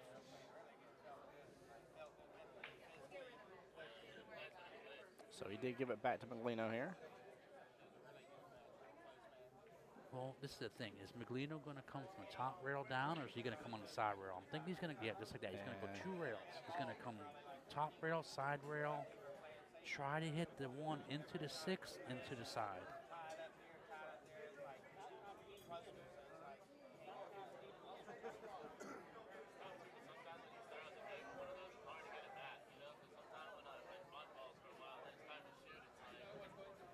Yep, off the 6 and Oh, wow. all right, almost got fortunate. Yeah, he almost made the 6 top right. Yep. All right, Graham, come on, buddy. By the way, guys, we do got a lot of thunderstorms and stuff forming around us here. If for some reason or other we ever lose stream, guys, just remember I will get it back up and running as soon as possible. As soon as this matchup is done, hopefully within the next few more minutes here, I will be rebooting the stream as well. All right. Also, guys, let's not forget about these raffle tickets for this queue. Yeah, this beautiful, beautiful carbon fiber jump break cue here made by Dr. V himself. Nice shot. Nice back cut. Yeah, that was well done. This is the thing. Is he going to get hooked by a 7? No. Perfect. Perfect.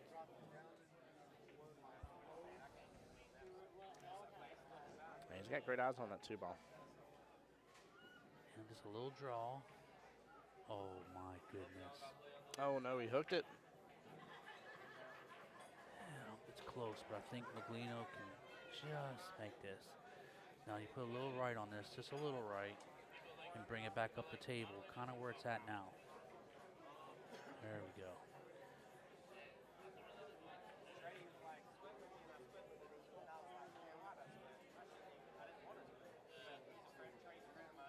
All right, just a little drawback. Now, the 5 to the 6. He's going to basically have to do a full table draw here, which, you know, no big deal for Maglino. Plus, it's only like 6 feet, but Yeah, only. well, I mean, Only. if you're on a 9-footer, that's a lot harder on a 9-footer than it is on the 7 because that's that extra 2 feet. Oh, yeah. But watch, he'll hit this almost perfect. Now he doesn't want to get straight. He wants just a little of an angle. Yeah, see? Look at that, a little bit of an angle. This guy, man, if you ever, Oh, he's bad at the ball, man. He is. if you ever want to watch someone and how to play this game and play it properly, Maglino is the guy. Once again, a little bit of an angle. His choice, if he wants to go inside or outside, he could do either one.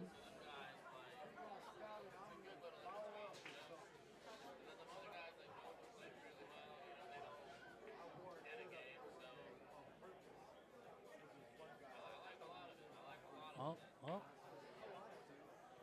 No, I'm not thinking he hit it too hard. He hit it perfect. There we go. Just drifts it on up. 9 top right-hand corner pocket.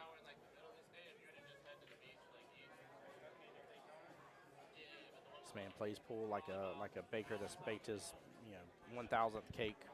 He doesn't need instructions. Doesn't need to do anything else.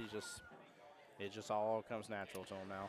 Yeah, I tell you, I don't care who you are. You either have natural pool in your system or you don't.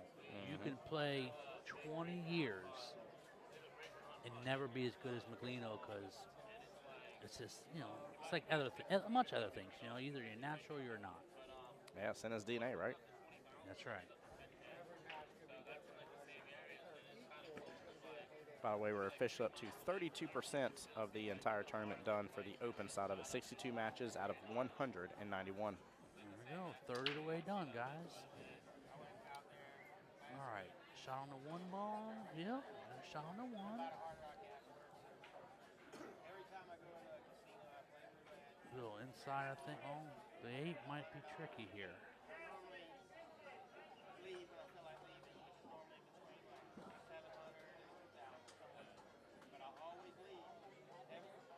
See if that the cue ball comes off that 8, he may get tricky. Looks like he's drawing it though. Looks like he's gonna draw. Yeah, just to kill the call. Okay, that was a good shot. Basically what he did, guys, is he just drew that ball so it would just basically stop, and he's just gonna take his medicine on the 3 ball. Because look where the 4 ball is. The 4 ball's basically in the pocket, so all he has to do is concentrate on this 3.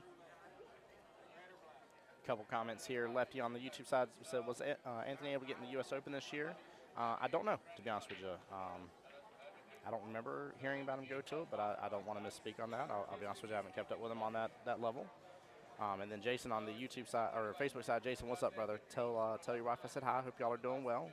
The Shearmans are in chat here. He says, nice stream, guys. Looks like a nice turnout. It has been a wonderful, wonderful turnout, brother. A lot of people, a lot of competitors.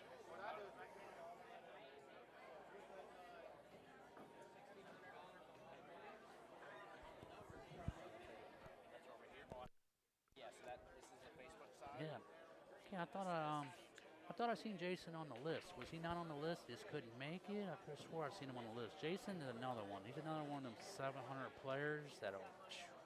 Oh yeah. He'll man, you give him any kind of room and he'll make you pay. Yeah, I was kind of looking forward to seeing Jason here. He's he's top notch. He's another one that won the U.S. AMPS over in Tampa a couple years back. Yeah, some might say, Jason Sherman, that boy shoot good. Yeah, to say the least. He plays jam up. Yeah, he does. Jam up. Let's says Sherman's a beast on the table. Yeah, he is. He's very enjoyable to watch. Yes. I ain't just trying to stroke his ego here. I very much enjoyed getting to watch matches with him, and actually the Shermans have actually played in the Scotch doubles and stuff before as well. Oh They're yeah. very enjoyable to watch them play. Oh yeah, and the wife. Yeah, him and the wife. They both play.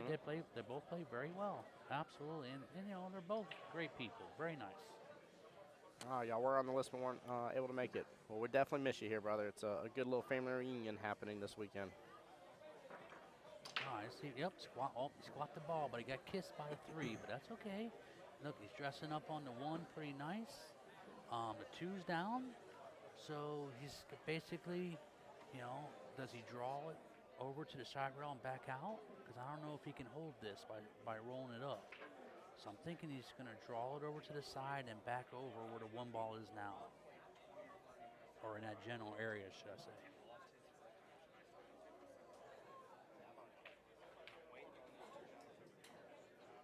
Perfect. Look at that, guys. That's There we go. Clean window. Man, it's a little angle on that 5. Doesn't want to be straight. Mm-hmm. Okay, perfect. Now, he could go either way. He could. Oh, I'm sorry. I'm getting ahead of myself. Yeah, he got to the 50-yard line on that 4 ball. Yes. You were thinking the 5 was next. Man, that pink ball threw me off. The funny thing is, the back tables have purple 4s. Yeah. And the front table had pink ball. So yeah. So these 2 tables here, so both table 3 of the 9-footer and table 4 for the 7-footer, actually have. I believe these are the Predator Arcos. Yes, they are. They're Predator balls, right? So they're only for those 2 tables only, then, huh? Yeah, they're the actual special Dunsky balls. Okay. They use it because Arcos is one of the one of the sponsors of the tournament here. And Dom and team have special balls to put out on these tables. Well, it's easier to pick up the pink 4 than it is the purple 4, because a lot of times on the stream it may look like the 8 ball. Yeah.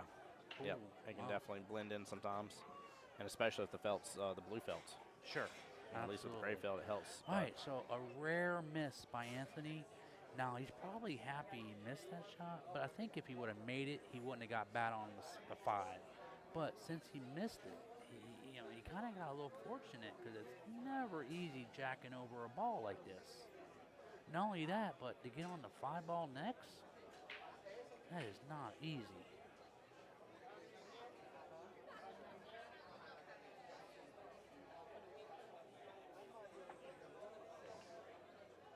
Very much good with his form, though. Yeah, it's a tough one. Did you get lucky? Nope. Second time around, no go. Oh, man, that was close. Leno has the opportunity here to close it out.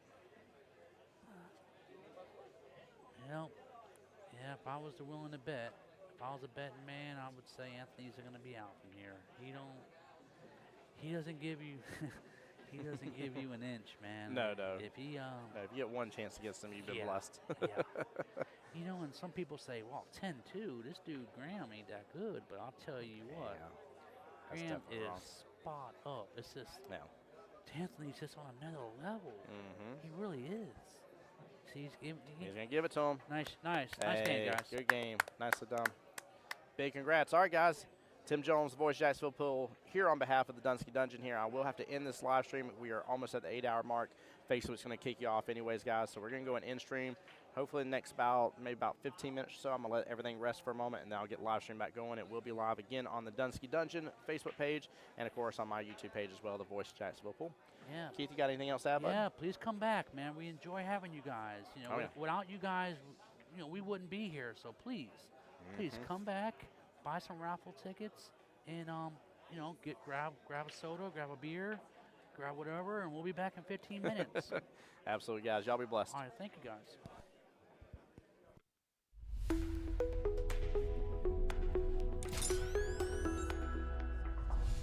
The voice of Jacksonville